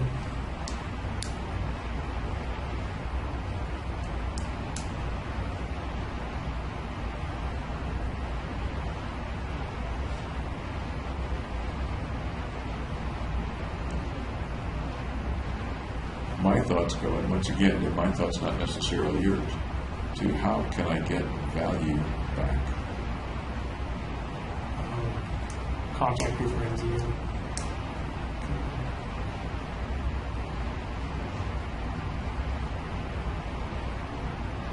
Any other thoughts about that? Find some other way to increase your value. Such as? Such as the human capital. Meaning? What?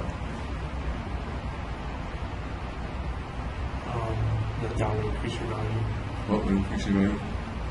By increasing your human capital. How would you do that? Receiving.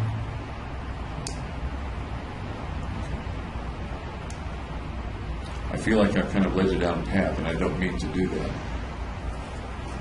What do you think about that? Does that resonate inside you at all? I think if you're feeling valueless, you want to find a way to be valuable.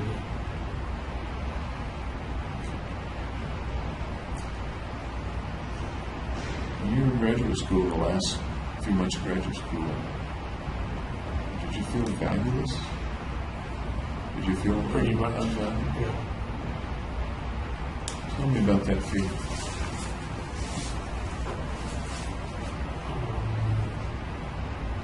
I had a loss of self-worth.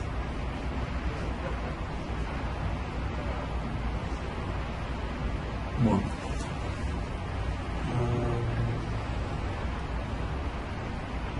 The career I chosen was most likely over.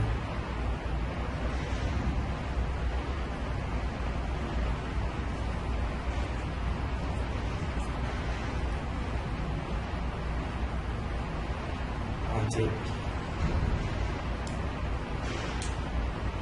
How about before you started buying the guns?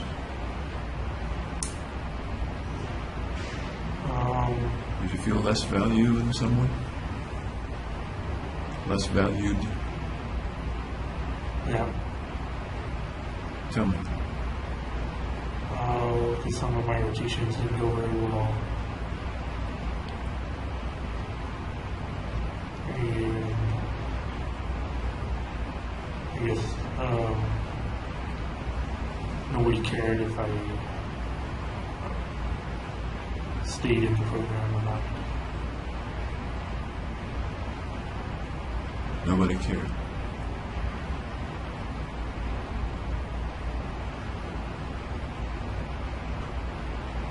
Go on.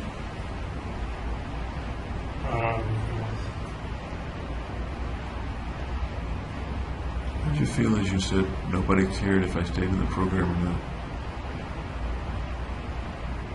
Bad. Any other adjectives? Bad? Underappreciated.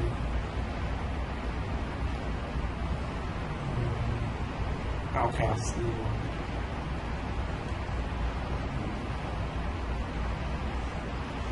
Any other emotion coming up in you as you say those things? Anxiety. Doesn't show in your eyes, in your pupils. But it would be very natural for emotions to come up as you feel those things. You turn now to your folks. Did you talk with them? Yes. Did you talk with my sister too? Talk with your sister, Chris. Did you clear up the abandoning thing? Not completely, but some. She did share with me that y'all didn't communicate all that much while you were at Riverside or any other time when you were out of the house. Right.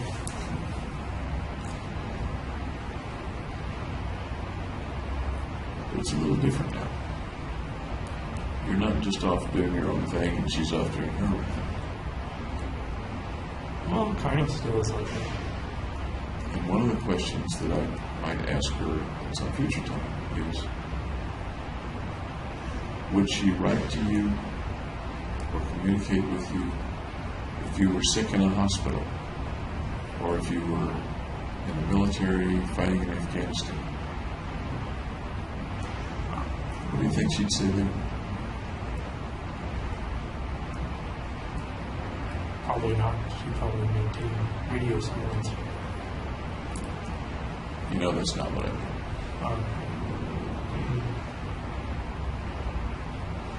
Would her caring about you extend to keeping in touch with her brother if she knew he was in trouble because he was sick in a hospital, or if she knew he was in trouble because he was in Afghanistan fighting? Yeah, I think she would. Versus if she knows that he's in trouble because he killed lots of people and he's in jail. I I imagine she'd probably wait till after the trial, so she doesn't say something incriminating or something like that. Your mom and dad can write to you without saying incriminating things. Right. So she might be worried. She can too. Oh, okay. She can too. We talked about the hypothetical situation of people not valuing you. And a sign of not being valued being that they're not communicating with you, ignoring you. And it did bring me straight back to thinking about your family. Your mom writes to you, your dad writes to you moderately often. And your sister doesn't know. Well, we didn't, as she said, we didn't communicate that much when I was in undergrad either. It's still a conundrum to me though. I'm still not sure. Because just because she didn't write to you when you were doing fine doesn't answer the question to me of her not writing to you when you're in trouble. All right, well, I guess you'd have to ask her. And that can happen. But right now, I'm curious about whether you ever think about that. I'm really much more interested in your thoughts than hers about what impact what you did has on other people's view of you and, in a sense, on your value. I think she still values me.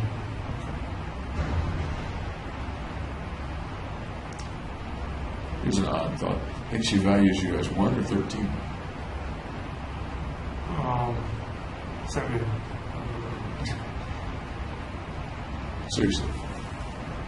And maybe that was a serious answer. I don't know. 1, I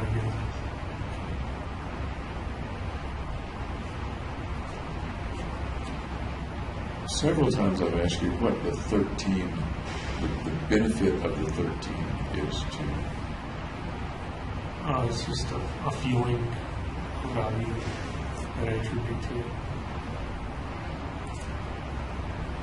We've talked about your feeling unvalued. Do you think it's a way to give yourself at least a way to feel valued? Yeah.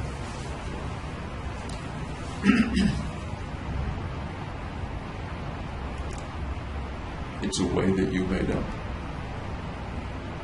Right. Does that make it any more valid a way or less valid a way to give yourself value?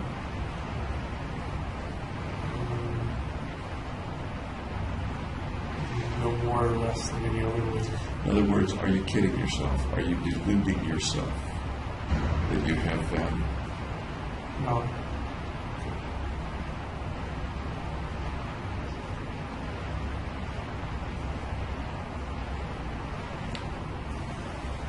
I can say to myself, man, Bill is really good looking. And it may make me feel good. I am aware of the way I really look. Let's just assume for the moment that I don't really look good. I'm aware of the way I really look, so I'm aware that it makes me feel good to, say, put on a fresh shirt, look in the mirror and say, I feel good. But I'm not deluding myself. And I wonder if there's any analogy, one way or the other, to you needing to feel good or better about yourself. I'm a 13 instead of a 1. Right, and it's kind of hard set. I'm sorry? It's kind of hard set. Hard said? Hard set. Hard set. Tell me what you mean. Just that's the result of the summation of the values.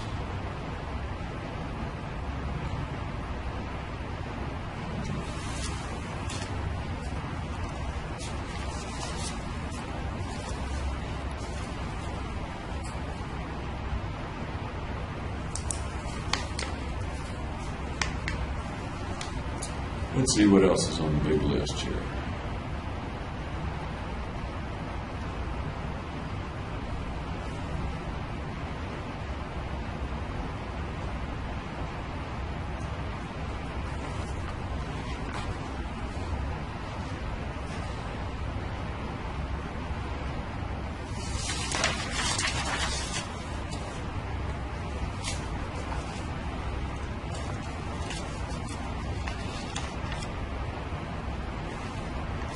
Let's look at the notebook. Okay.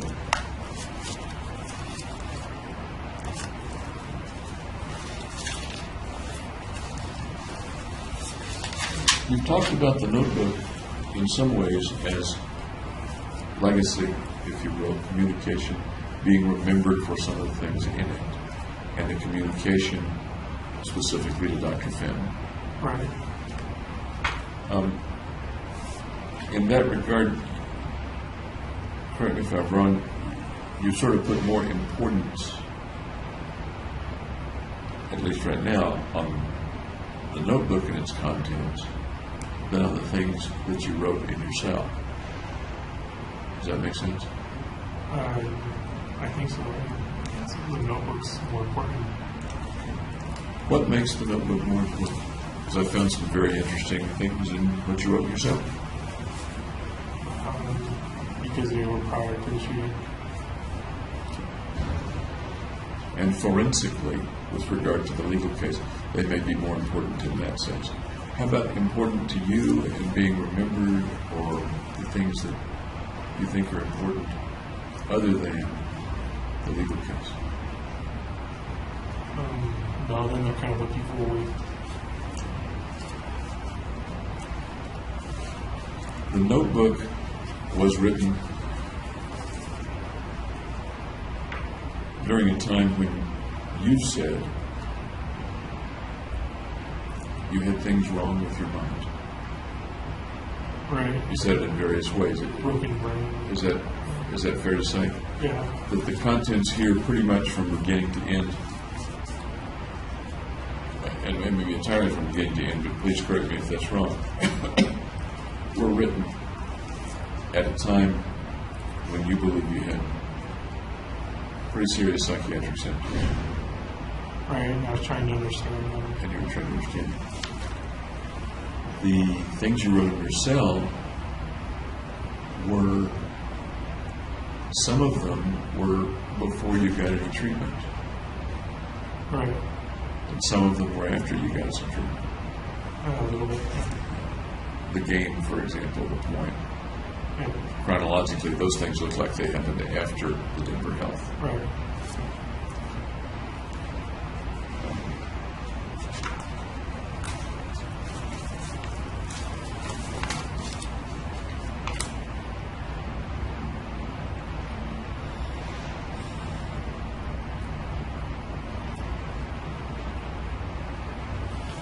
I'm looking for the part in your notebook where you talked about facing death or eviscerating your soul. You remember about where it is? No. Let's see if I can find it real quick. Goober's your mom, right? Right. Okay. Bobo? Bobo. That your dad? Yeah. Okay. Chris is your, okay.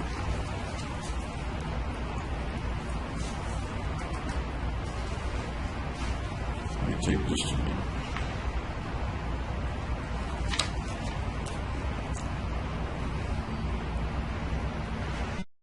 Interesting, I never noticed it before.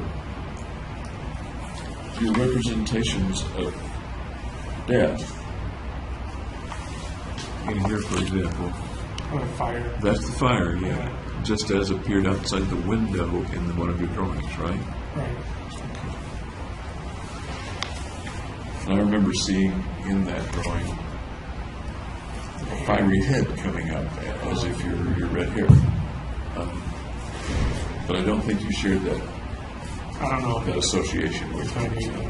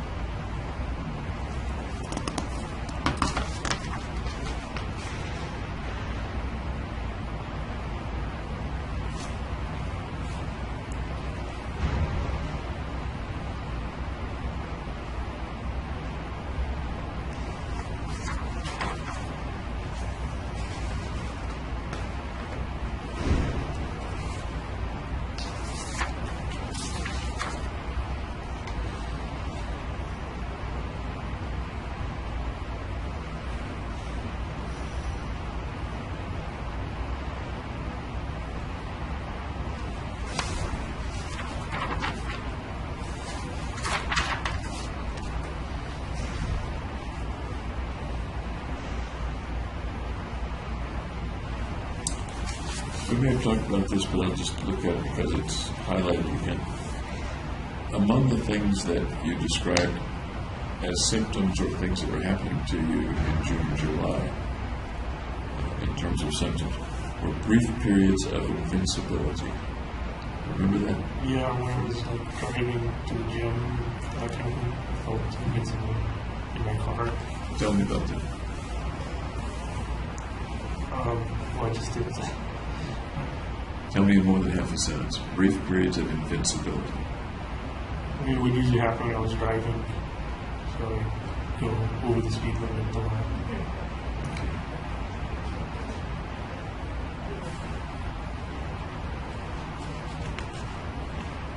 Invincibility in what context? That I couldn't be hurt. In terms of having an accident, or in terms of bulletproof, or in terms of superhero? Any of those things. Right after that, brief periods of invincibility, actions are in hyperspeed. Yeah, time would seem to speed up. In what way? Tell me about that. Well, it just seemed like I was going places faster, doing things faster. How much faster? Like twice as fast. Twice as fast. No faster than that? Not too hyper speed, I guess. And you're getting exactly what I was getting at. If I watch a video at twice speed, it looks a certain way, the movements are recognizable, you can figure out what's going on. Right, so it would still be at the one speed, but it would feel like the hyper speed. That's different from, he was there just a minute ago. And now you're right over there. The flash, so to speak. No, because it was continuous. I'm sorry? It was continuous, so it wasn't like flashing from place to place. Okay. Typical 3 or 4 days a week, lasting all day. So it didn't just occur a little bit during the day, it lasted all day. At least that's what's written. I don't remember. Okay. Yeah. That was what you wrote on that particular day in the notebook. Possible interludes of catatonia. And you described what you meant as catatonia, I think, as a kind of tiredness and Tired immobility. a tired immobility. Okay. How immobile do you mean? Like lying down and can't get up. Can't get up at all? I could still get up to like go to the bathroom and stuff. So you wouldn't wet the bed? Right. You get up and go to the bathroom, get up to eat? Yeah. Roll over in bed, or would you lay in the same position for hours? I guess there was movement Sorry? while lying down. I guess there was movement while lying down. Okay.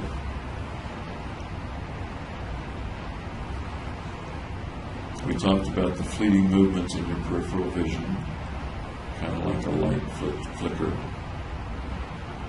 And correct me if I'm wrong, those are the things that evolved into the shadows, or are we talking about two different things? They're different. Yeah. So one was like flickerings in the periphery, and the other were like seeing silhouette shadows on the wall that could move around in weird ways. Okay. The peripheral things, seeing something flicker inside. What would happen if you turned? It wouldn't flicker if I looked at it. I'm sorry? It wouldn't flicker if I looked at it. There would be nothing there? Yeah, there would be nothing causing it. Okay.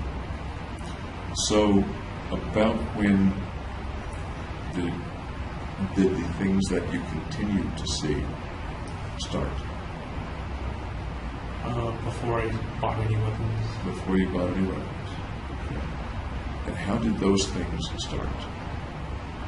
They just popped up. Do you remember an early experience of it?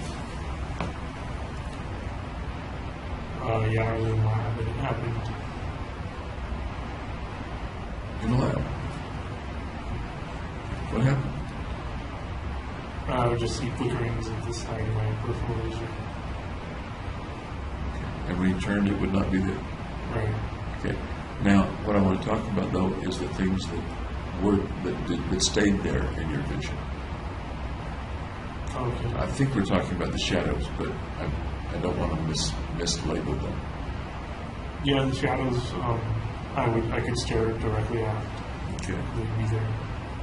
The flickering stuff was different From the shadow. from seeing the shadows. Any other visual phenomenon that you recall? No, those were the two. When was the first episode of something like this shadow? In my third rotation. Okay. The third rotation was March, April, May, or what?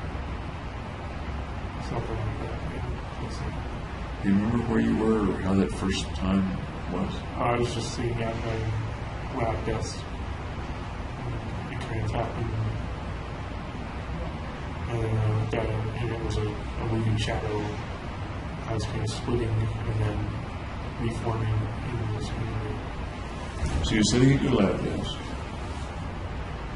There are no noxious fumes around to make this happen. No, there's not. Okay. And where did the shadow appear? On the kind of divider of my lab seats, I guess. So something roughly in front of you? Yeah, in front of me. Okay. You watched it. And what happened? It split into two, and kind of like they would like gobble each other up and chop around. And, Did it form recognizable shapes at that time? no, it was just kind of blobs. Eventually, they came to form recognizable shapes, am I right? Some of them looked like people. But that first time, it was a blob. Yeah. Looked like or interpreted as gobbling each other, splitting, gobbling each other up. Yep. Okay. How long did that experience last? Like 30 seconds. 30 seconds. If you turned your head, do you recall whether the blobs would move or not? If I turned my head to the side, I wouldn't be able to see them anymore. I'm sorry? I wouldn't be able to see them anymore if I looked away from them. Okay, so they didn't move with your vision, they stayed on the divider, Yeah. or else they disappeared one the other. Right. About 30 seconds. When was the next time they came? I went on the ceiling. Same day? No, like a different week, I think. On the ceiling, as I recall, when you were going to bed? Yeah. Okay. You come back to the first time. Unusual experience. Memorable when you remember it 2.5 years later. What feelings did you have when you saw it? What's going on? You say that in a sort of a narrative way rather than with any emotion at all. What was the emotion of what's going on in February or March of 2012? I was surprised. Surprise. Well, I didn't know what to attribute it to. did you think there was a logical explanation or no? I couldn't think of one. Did you look around for a logical explanation? Well, I looked behind me to see if there was something casting. That seems logical to me. And there wasn't, I take it. Right. Were you frightened at all? No. Were you worried or concerned? No, I wasn't.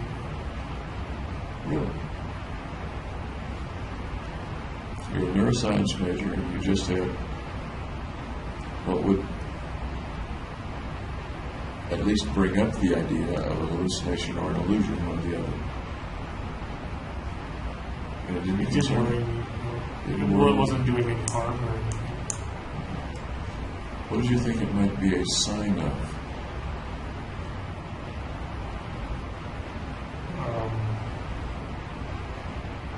I don't think I thought of it that way.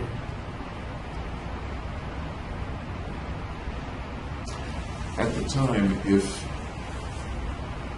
Gargi had come and said, you know, James, did she call you Jimmy or did she call you James? James. Okay. James, I had the weirdest experience. I'm sitting there at my lab desk and I see these blobs. They lasted for 30 seconds. They broke apart and they seemed to gobble each other up. I'd say you should see a psychiatrist or an optometrist or something. What would be the possible meanings of them if they happened to Gargi? Unless she was seeing something unreal. I'm sorry? She was seeing something unreal. And that might have been caused by what, if it were Gargi? It might be a hallucination. Okay. And what would a visual hallucination connote, generally? I'm not trying to make a shrink out of you, but you knew a lot about the brain. Schizophrenia, probably. Something worrisome going on in the brain. Right. Kind of like a terrible ache in your side might connote something terrible going on in your gut. Appendicitis or something. But while you might have been worried for Gargi, you weren't worried for yourself. What do you make of that? I don't know how I make that up. I don't know.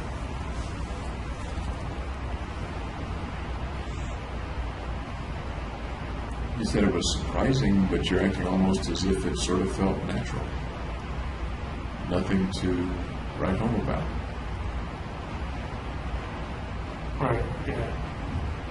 I don't think that's why you went to see Dr. Fenton, am I right? Or initially was right? No, I would treat anxiety. So that wasn't something that caused you to call a doctor or look up. Did you happen to try to look it up on the web or anything like that? I don't think so. I just kind of accepted it for what it was. I'm sorry? I just kind of accepted it. As the shadows became more defined and returned a second time, did you become worried or concerned at all? No. What do you make of that? That's twice. I didn't consider it harmful or bad in any way. Why is it not harmful for James, but it's potentially harmful for Gargi?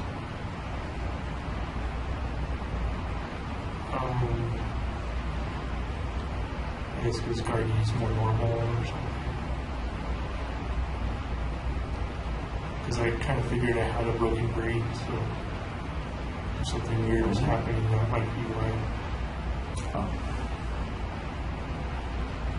So one possibility is, hey, I'm weird anyway, this is just another weirdity.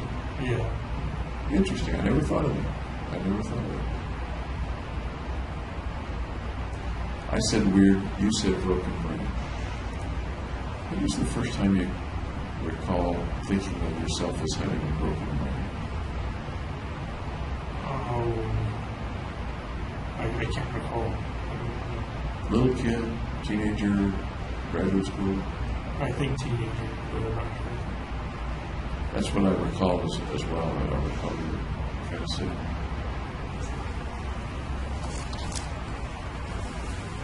One reason that resonated with me is that there are a handful of folks today who describe particularly certain people who are suicidal as having a broken brain that needs to be fixed, and they can be fixed. They can be fixed? They can, yes, see, be fixed. And I was wondering if that phrase, broken brain, came from something you read, but I think you told me I think I just made it up. I think it came directly from you.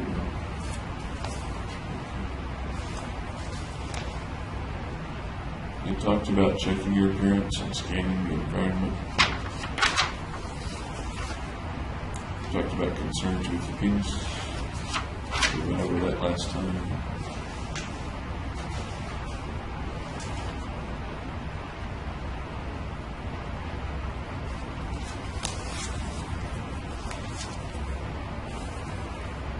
Odd sense of self. View myself as divided. There's a biological me which is driven by biological needs, e.g. hunger drives me to go eat, thirst, etc. The real me is fighting the biological me. Namely, the thinking me does things not because I'm programmed to, but because I choose to. The latest battle I lost was when I finally succumbed to falling in love. Right.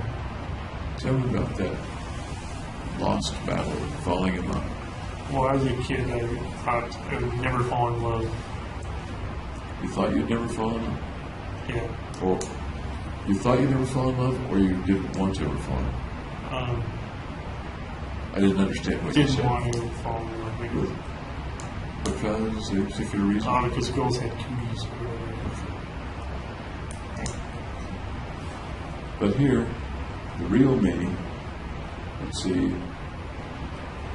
the latest battle I lost was when I finally succumbed to falling in love. Tell me what that refers to. What was that one? Well, there's a biological drive to procreate and biological drive of love, and I couldn't overcome those. Were you trying to overcome it? As far as you remember when you were writing the notebook, were you trying to overcome biological drive to procreate and fall in love?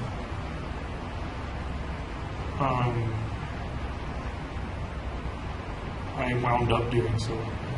You wound up doing so. But were you trying not to? Yeah, I was trying not to just fight my biology. Tell me about fighting that part of your biology.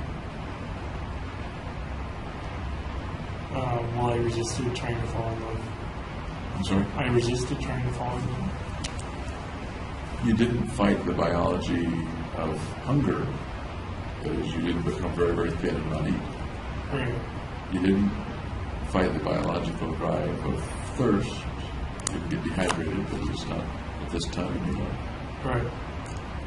But I kind of made a pact when I was a kid not to fall in love with the women. That's a kid pact, I understand. Right. So I broke that pact.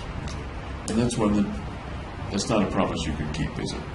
I guess not. It's not a promise that you can keep. Pretty soon you figure out that girls don't have cooties. Yep. But now we're talking about you as a grown-up. Right. A young adult.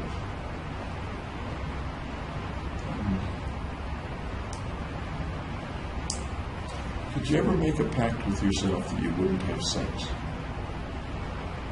No. Would you ever make a pact with yourself that you wouldn't masturbate anymore? No. A lot of guys, at some point, believe they're masturbating too much, or it gets in the way, or it keeps them from studying or something, and they make a promise to themselves, or a promise to God, usually in adolescence, but sometimes not. I'm never going to do this again. No, I think I did that with drinking, though, and I broke that one.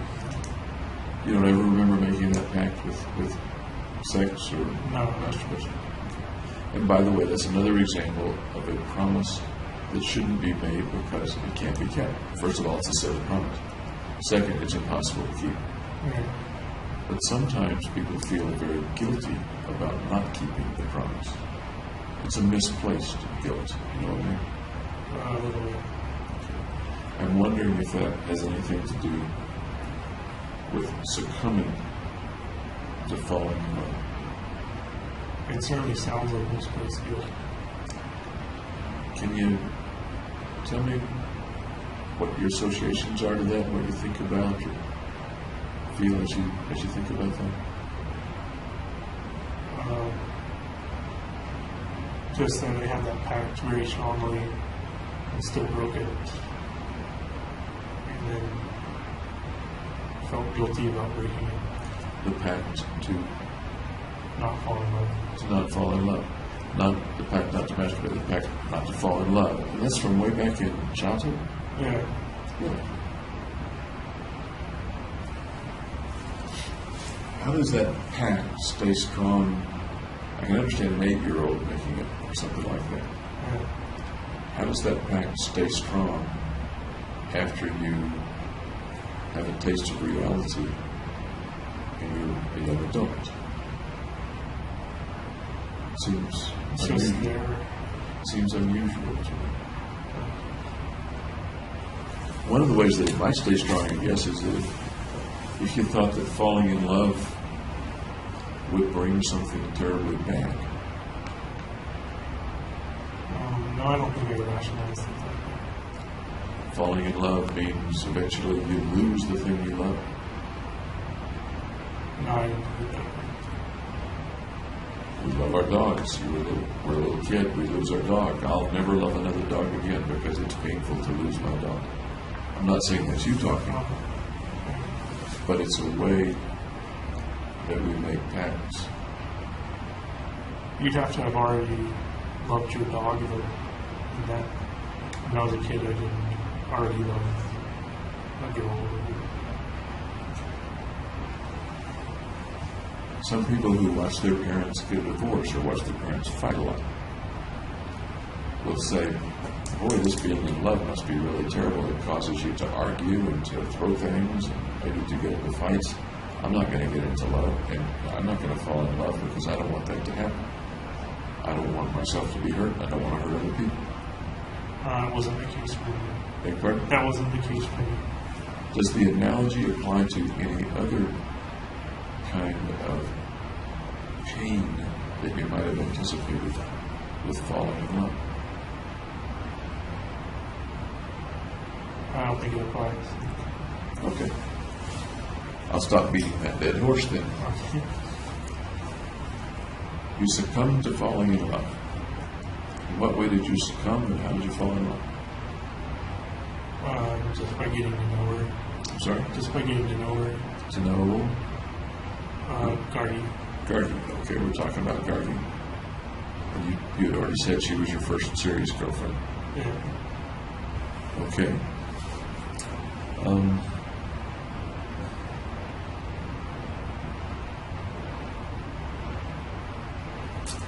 How did the falling in love work out for you? I'm glad I did it. In what ways?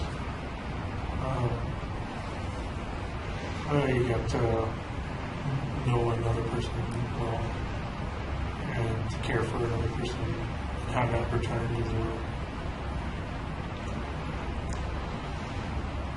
So lots of good things happened. Right. All right.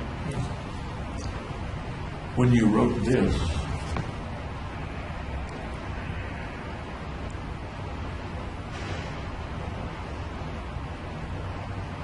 probably by the time you wrote this, good things had happened with Guardian. Yeah. But you still use the language that you lost the battle by falling in love. Maybe it was a tongue-in-cheek statement. Kind of. I've broken the pact to myself.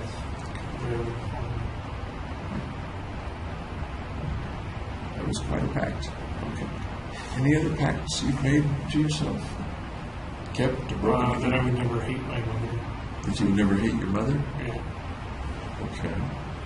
Tell me about that pact. How did that come about? That was also when I was a kid. I got angry at her.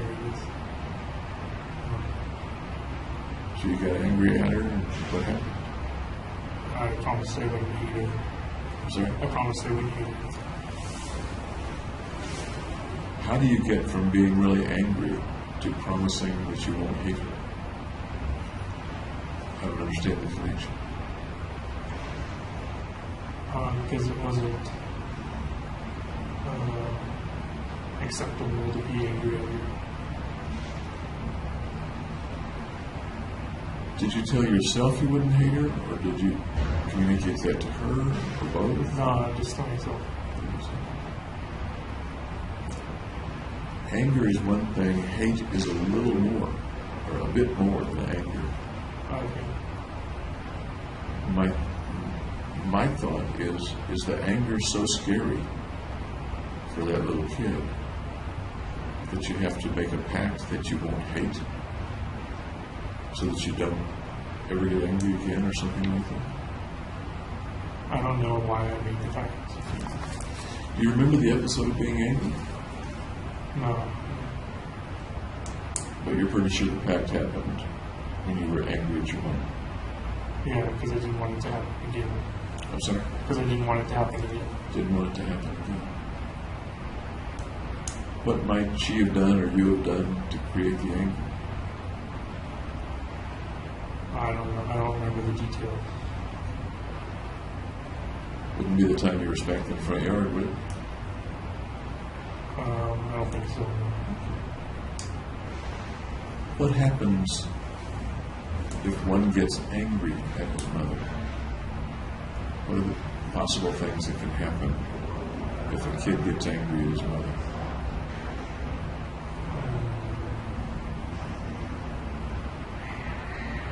She could treat you differently.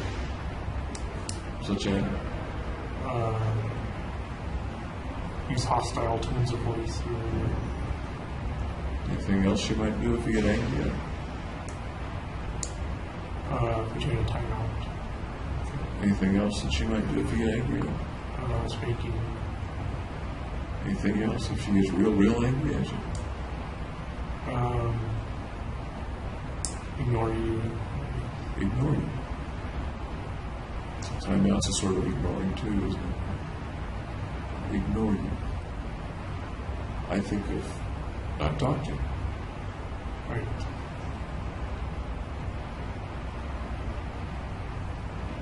What are you thinking? I'm not thinking anything. What did you say the last time we talked about not being talked to, being ignored? What about it? Where did that lead us last time? To valueless, I think. Exactly.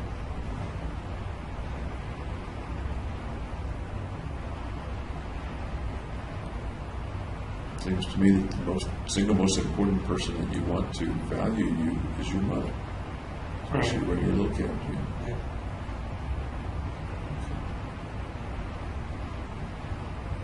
That makes being angry at her maybe a little dangerous. I guess so. Did your mom ever threaten to leave you? No. Did she ever threaten to not talk to you? Or, well, to put you in timeout, I suppose. Okay. As far as you remember, did you keep your pact to not hate your mom ever? Yep. As far as you remember, did that keep you from ever being angry with her again? Sometimes I would get angry, but I suppressed it. Suppressed it? Did you ever express the anger to her again?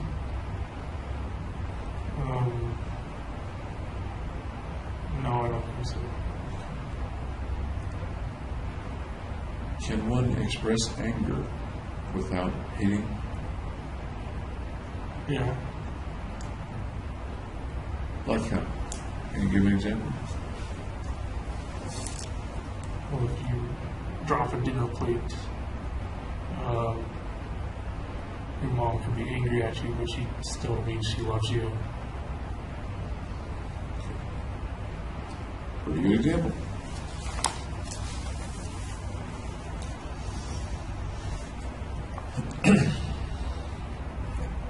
Back to the notebook.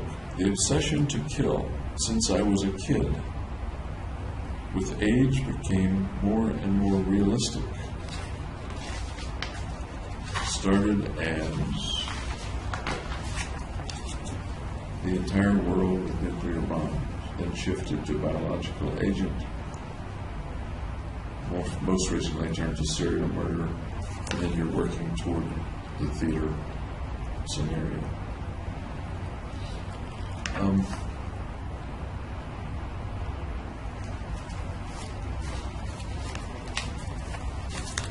That little set of sentences suggests that at this particular time when you wrote the notebook, you drew some kind of connection between thinking about killing when you were a kid and ending up with the actual killing when you were grown up. I guess it kind of progressed. In some of our earlier talks, there seemed to be gaps in that progression, and it wasn't particularly connected. It was a qualitatively different scenario in the child than in the person with the mission as an adult. Does that make sense? I didn't have a mission when I was a child. Right.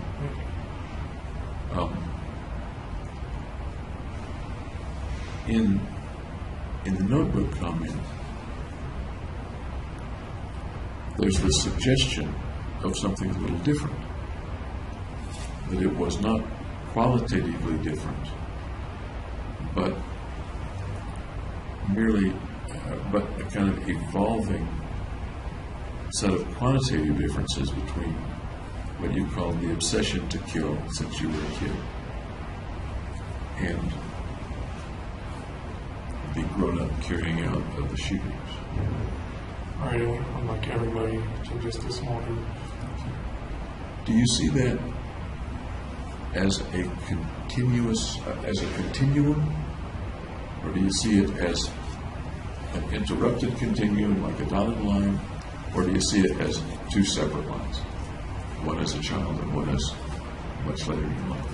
No, I think it's one single continuous line. Okay. Was there any time when that line was interrupted? In other words, when you had no obsession or thought of killing other people, so far as you know? No, not really. Okay. Continuous line. And this is as you were remembering it in mid-2012, because that's when you wrote this. Right. And is this also as you remember it right now? That would be your impression? But I think I heard you say more amorphous when you were a child. Right, there wasn't any clear details to it. It was just you gave it wrong. In the notebook, you used the word obsession. Obsession. Yeah, because I think I have OCD. I'm sorry? I think I have OCD. Put that in simpler one-syllable words for me. Obsession to kill. In a child, you name the age, whatever age you want to start with. 10. Okay, at 10. What do you mean by obsession? Recurring thought. Recurring thought.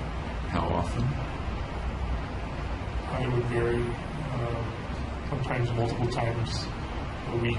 Sometimes going every other week. Did it interfere with any of your kid activities?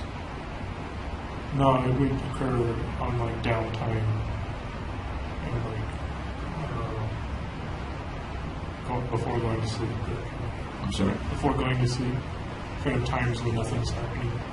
Occur when nothing's happening, downtime, going to sleep. I think you said that you never wrote about it or did any drawings about it or things like that. Is that? No, I didn't. You didn't? I kept it inside. Kept it inside. This is as far as you remember. Right. Would it surprise you one way or the other if somebody discovered in a box drawings that you made when you were 11 consistent with obsessions to kill? It would surprise me. Okay. I'm not saying that they exist. I'm just curious as to whether you think there's a possibility that you've forgotten a little bit of that along the way. No, I'm pretty sure. Okay.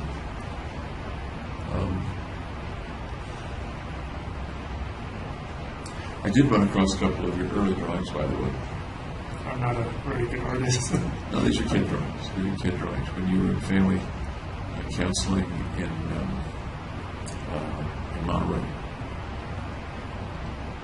the doc or the counselor had you draw a house, and he had you draw a family. Remember that? No. It was a long time ago. I am not a very good interpreter of children's drawings. I'm not a child psychiatrist, so I won't attempt to interpret them. But they didn't involve killing anybody, okay? Okay. They really didn't.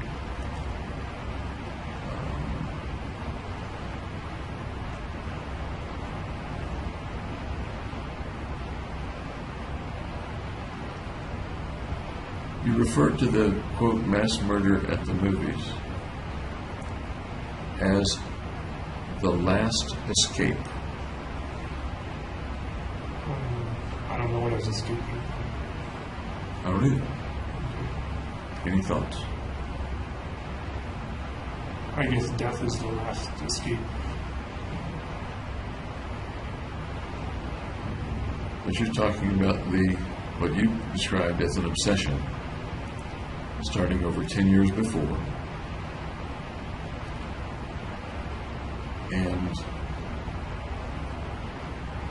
that led to, quote, the last escape, comma, mass murder at the movies. Escape. Maybe the thoughts were escapism. I was using them to kind of get out of normal time.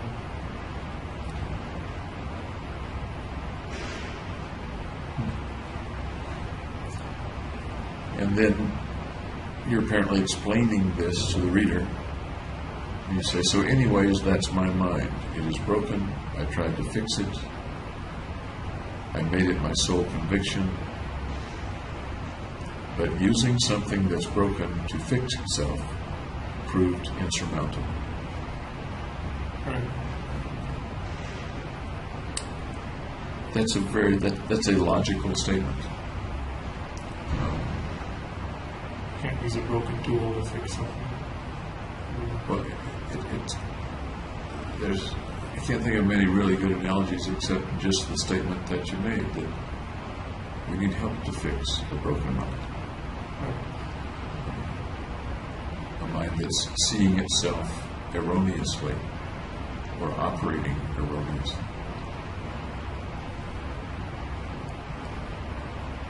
Do you think you saw yourself erroneously? Let me start out with childhood, age 10, 12. You had discomforts, you had uncomfortable times because of the way you believed you were. Do you think you viewed yourself erroneously? Or do you think you had an accurate view of yourself? Back then I thought it was normal. You thought you were normal, or you thought...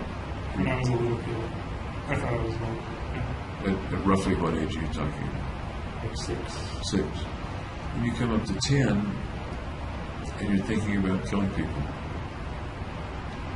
and apparently you believe that's not normal. Right. Okay, because you keep it to yourself. Yeah. It worries you. That's my word, but did it worry you that you thought about killing people? It kind of, no, not really. Okay.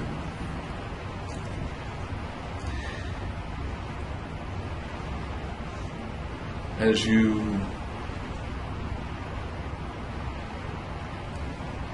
if I had been some other kid playing with you, roughly your age 10, 11, 12, would I have thought you were abnormal? No. Okay. So from the standpoint of other people viewing you, Is this a normal day? they viewed you differently. It may have been that you viewed yourself erroneously and the outside person was viewing you accurately. I'm not saying that very well. I guess what I'm thinking about is if the broken brain doesn't perceive itself accurately very well, why can't that mean that maybe it's not broken in the first place? Thinking one is broken is not always proof that one is broken. Right.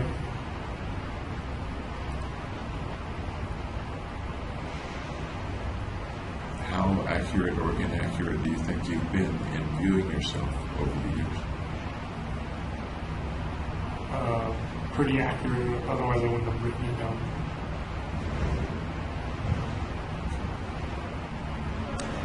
How accurately do you think that you interpret other people or view other people as normal, abnormal, good, bad, trustworthy, not trustworthy? How good a judge of other people do you think you are? Pretty good judge. Pretty good judge.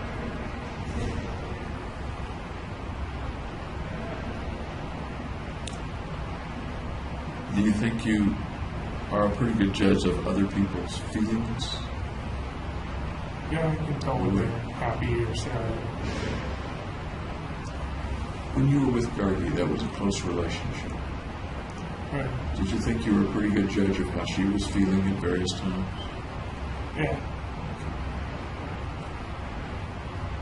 I remember you said you got candles on Valentine's Day. You made chicken, baked chicken for her. And you got candles. I remember asking whether you got them for her or for yourself. Remember what you said? No. You said you got them for you because you like candles. Yeah, the scented candles are nice. Beg your pardon? The scented candles are nice. Okay. Was there a part of you that got them because Gargi might have liked them? Yeah, I thought she would like them too. How much did you do for Gargi because it was something that you thought she would like? Well, one time I went to 7-Eleven and got a Slurpee for her and gave it back to her when she was studying for some tests. Nice thing to do. You were thinking of her. Yeah. You weren't particularly wanting a Slurpee. You went and got one. I drank a little bit of the first Slurpee. In general, has it usually been more about James than other people, or not? No, it's been a balance.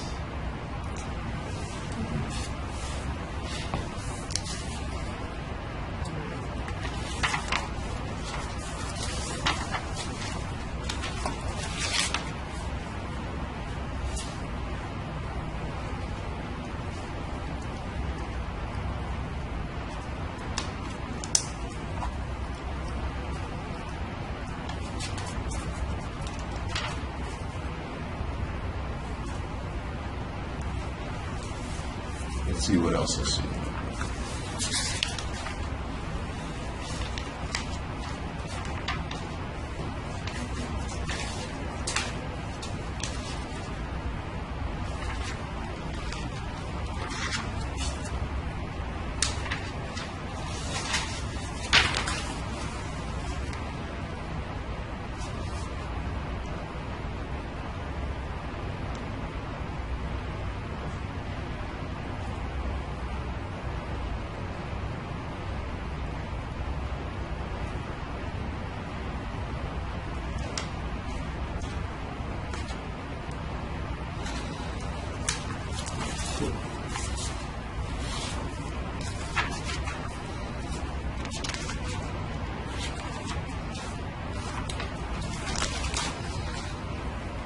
I skipped over the phrase that I was very interested in before, and that was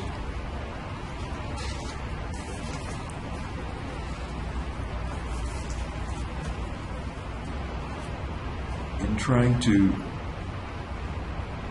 in the insurmountable task of fixing what you thought was your broken brain. A couple lines lower, you say, in order to rehabilitate the broken brain, my soul must be eviscerated. I have no idea looking back on what that means.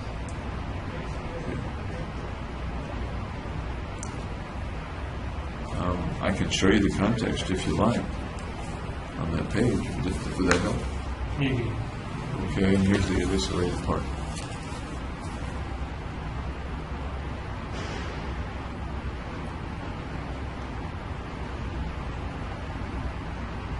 I don't know what I meant by soul. Okay. It's a very it's a striking phrase, or a striking sentence.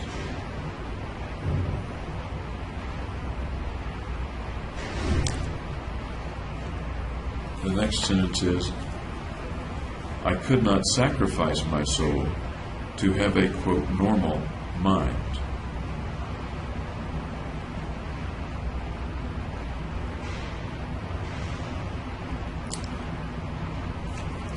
What comes to mind when you think of that sentence? My soul must, well, the whole context. In order to rehabilitate the broken mind, my soul must be eviscerated.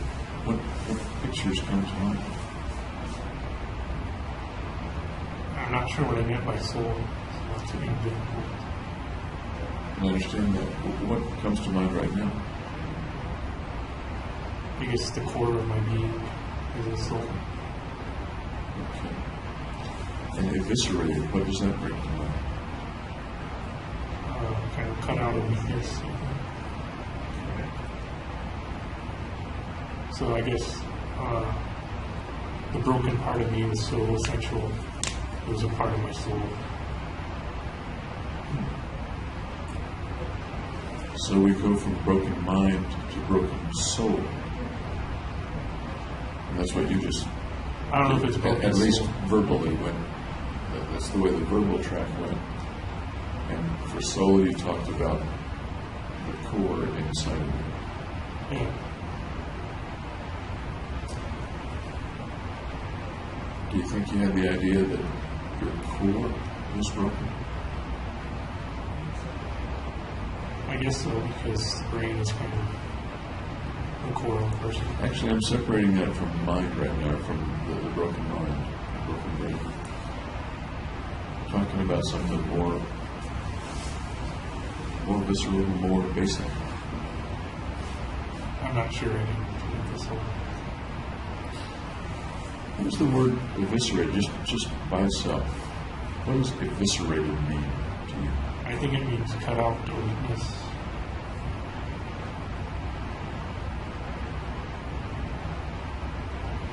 Cut out a weakness. Do you think that's what it means in this context, or do you think that's what the dictionary says? I think it's what it means in this context. In the dictionary, maybe just to cut out. My impression of the word eviscerated is a little more serious than cut out. I can cut out an appendix. Right. But you wouldn't eviscerate it. I think of eviscerate as take out all the viscera, meaning all the guts, intestine, stomach, liver, kidneys. I consider that disemboweled. Beg pardon? I consider that to be disemboweled. It's exactly what eviscerate means. Okay, well, I don't have a dictionary. And again, if that's not what you think the word means, then that may be an irrelevant path to go down. Okay. But once again, you're a very smart guy. Summa cum laude. Not summa, only magna. Okay, magna cum laude. Yes. Not the highest. Okay, you're right.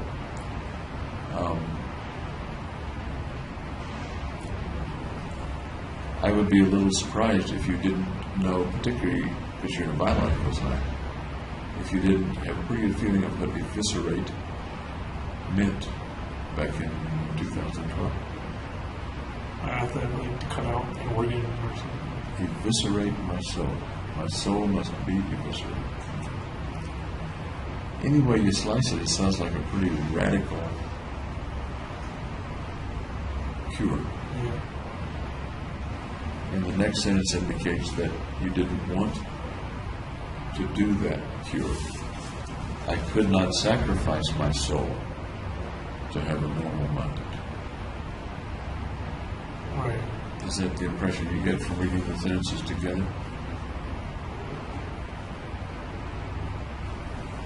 Let me read it to you. Neuroscience seemed like the way to go, but didn't pan out. In order to rehabilitate the broken mind, my soul must be eviscerated. I could not sacrifice my soul to have a normal mind.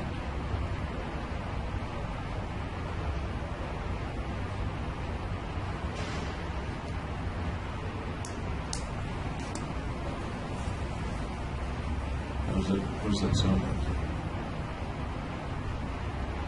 That my broken mind is such a part of me that I can't get rid of it. Okay.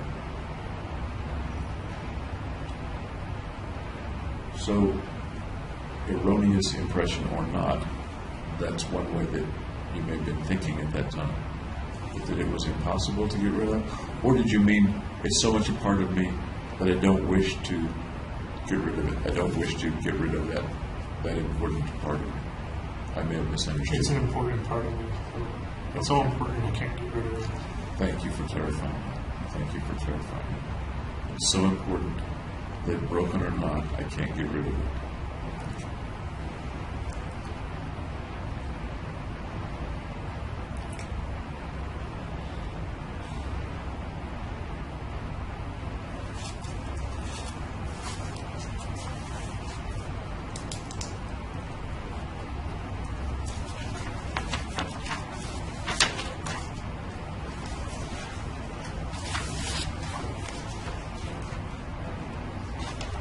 And you've got what you titled some crazy concepts here.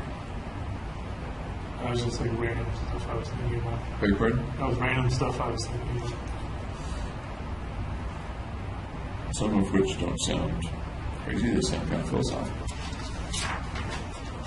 I don't think you were referring to yourself as, these are the concepts of a crazy person. I think Right. you were, am I right? They were just kind of interesting. Okay. I didn't want to misinterpret that. Okay.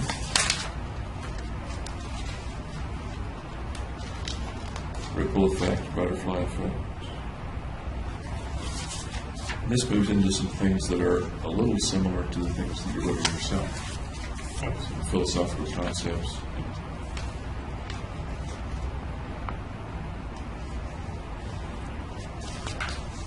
And then a few pages of the whys. Once again, any reason why I wrote it. any thought or context for doing the why, like 5 pages of why? I guess it just really bugged me. I didn't know why things were the way they are. Kind of. Okay. And the whys bug lots of people. As you were doing the why, do you remember what you might have been feeling? Was it frustrating to have why? Was it just angst of why? Are there some adjectives that go with the why? Inquisitive. I'm sorry? Inquisitive. Inquisitive one. So inquisitive suggests to me not much emotion, but inquisitive, maybe a thinking rather than a feeling or emotion or emotional why. Is that just me, or is that the way you I was thought? trying to figure the why in the thought process. takes a while to write why 250 times, however many times it is. It wasn't that much, but yeah, it took a I'll while. bet there are 250. Really? I'll bet there are. I'll count them, I'll tell you tomorrow. How's it? No, you don't have to do that. But it's one thing to ponder and say, damn it, I can't figure this out. Why in the world? But to say why, for probably at least 10 minutes it took you to write that down. It seems a little unusual. You recall the I don't know what context? state of mind I was in. Do you recall what time of day it was? Whether you were about to go to bed or just got up? Or I think it was afternoon. do you recall roughly when it was? After you left school? Before your prelims? I think it was between dropping out of school and listening. Okay. So fairly far along in the process leading up to this shooting. I think so. Yeah.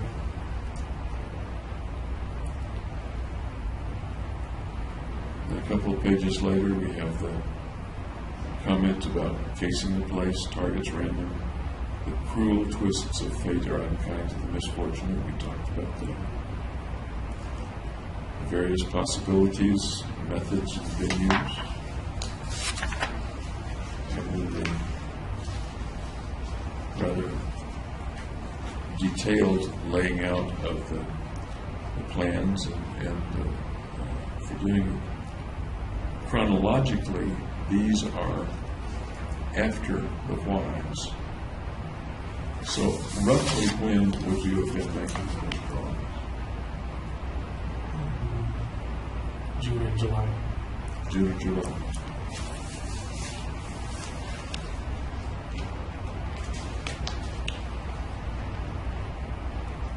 When you did these, actually when you did the whole notebook,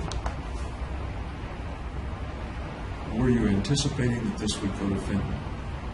Yeah, I sent my address to Fenton. I know that you sent it to her eventually, but this looks more like a worksheet for your own purposes, not a communication to someone else.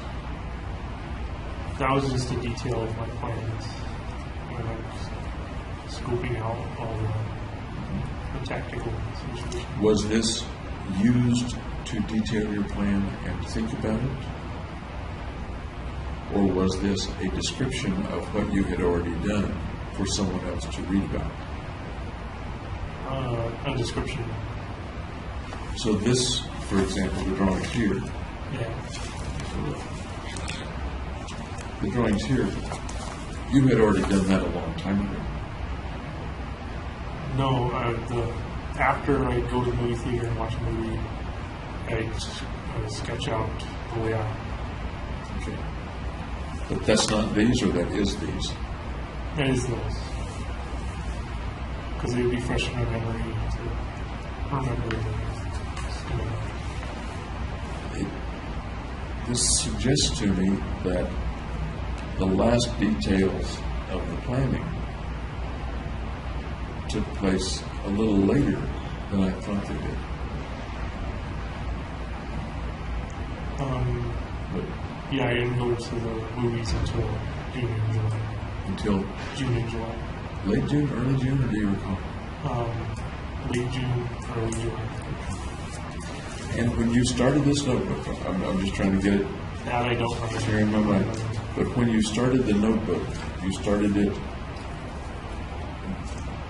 specifically to eventually send to Dr. Finn. Yeah. Okay. None of this was like a journal for you. None of this was something. Well, the schemata was to know which area to attack.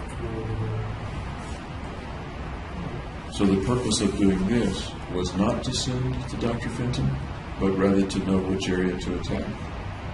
And It was just both. happened to be in the notebook. No, it was both. I'm sorry. It was both. Okay. But when you started out on some relatively early date, saying the questions, what is the meaning of life, what is the meaning of death, and your logo. That was at the beginning of a communication to Fenton. Yeah, I think I asked her like what the meaning in life was.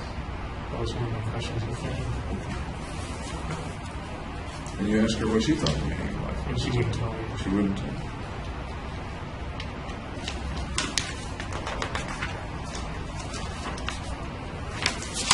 Did I ask you whether you thought Feinstein, he had this cast on his arm or something like that? I thought that was a feint. I thought he was like keeping something dangerous in there. He was something dangerous. Did you think he was testing whether you would empathize with him? I asked him about his cast. I'm sorry? I asked him about his cast. He said, how did you break your arm? Or how your arm was doing? Okay. And you, but my question was, did you think it was a fake? You thought it was a fake, from what you just said. He was kind of paranoid. Okay. One of the things that you thought might be involved in the fake was hiding a weapon. I thought he might be having a taser or stun gun. Okay. Somewhere along the line, there was the idea, and I'm not sure where, that you thought he might have been testing you to see if you would ask him about it, to see if you would express sympathy or empathy. I think I expressed empathy. I'm sorry? I think I expressed empathy. Yeah, but my question was, did you think it was a test to see if you would express empathy? Yeah, I'm not sure. Okay. All right. Fair enough.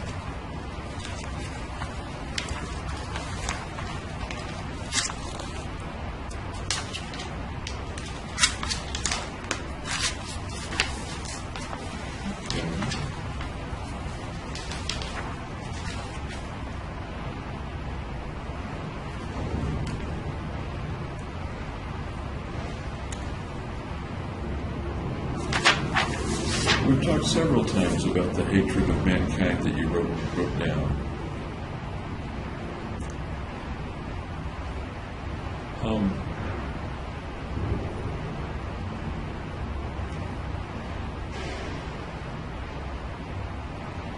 I'm still confused about whether and how much the shooting had to do with hating mankind and, as you say it here, being freed by the medication, perhaps, freed of concern about the consequences of the shooting. Whether the shooting had to do with your hating of mankind or intense aversion of people,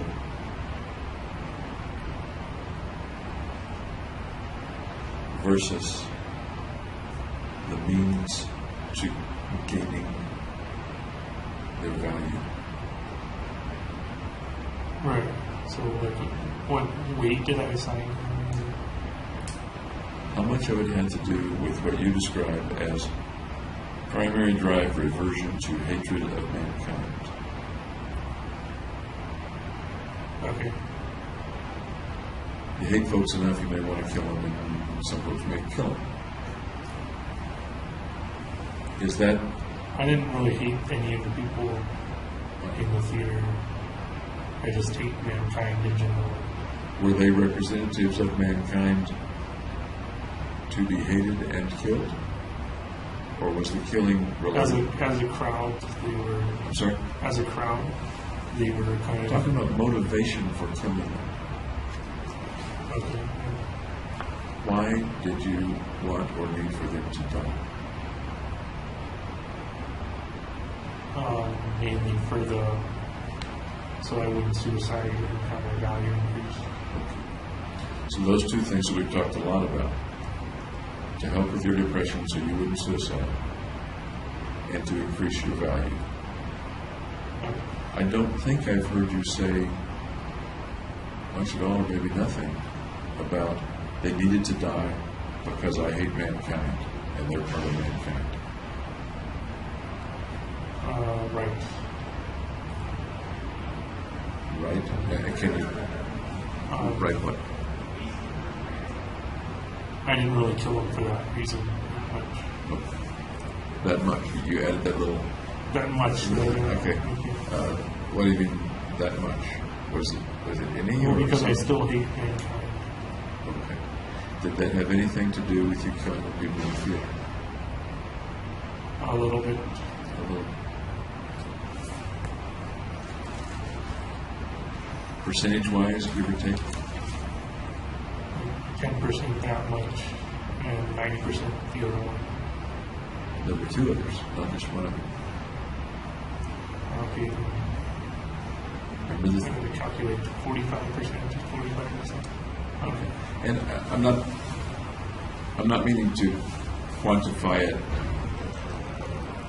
intricately, Okay. but my question has to do with,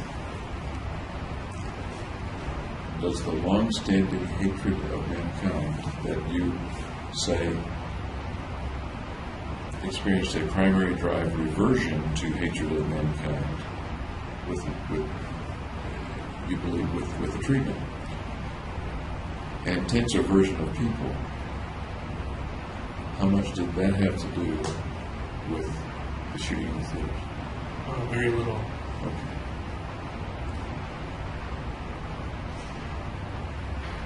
Refresh me as to, and I can look this on the timeline, I'll put the timeline, I suppose. You're going to see Fenton that general date and the time that you began to buy weapons, first weapons. I think about a quarter of the way through of seeing Quentin, I went to bought the first one.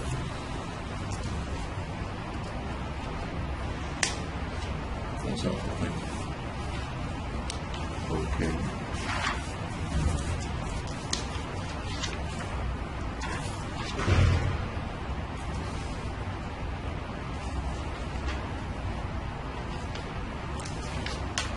And we talked a lot about the Dark Knight Rises business and the film and the window. We went through that a lot.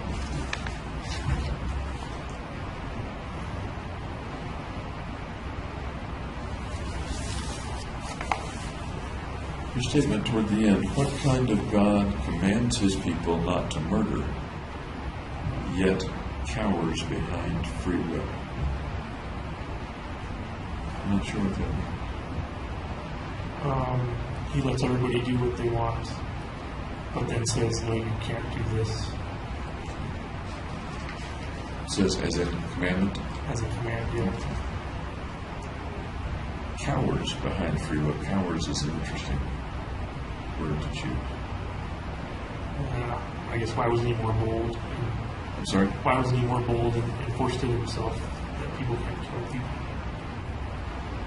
I mean, why didn't he just make it so that people couldn't kill him? Yeah. Is that what you mean? Okay. I understand.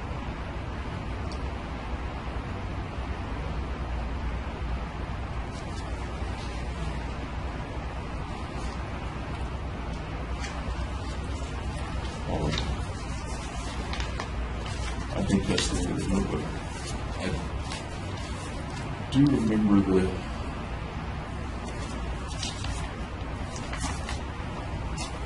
burned money stuff. We talked about that a lot, though. We talked about the burned money and what it might have meant and things like that. That you had closed with the notebook. Right. Is that all the money you had? No. I don't mean all the money you had in the bank, etc. But was that all the money you could draw out? Did you keep Yeah, back I any? maxed out my debit card. You didn't keep back any cash? I think I kept like a couple $100 in my wallet. I think you're right. I think they found a couple of dollars in your wallet when you were arrested. Do you know what's happened to that money? Or to your wallet for that matter? Donut fund, maybe? Any pardon? A donut fund? All right. Any questions for me right now? Nope. Anything that I should have covered better or should have asked better that you want to add just now? No. I'd like to start tomorrow morning about 9. Earlier. A little early, yeah. Means you got to go to bed early. Not really. All right. Thanks for talking with me again. I'll see you tomorrow. We may make it one long session or we may make it 2 sessions tomorrow. I'm not sure how that will work. All right. Okay.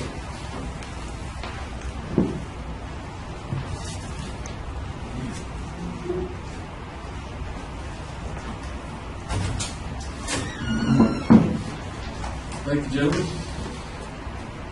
If you'll finalize that, I will go.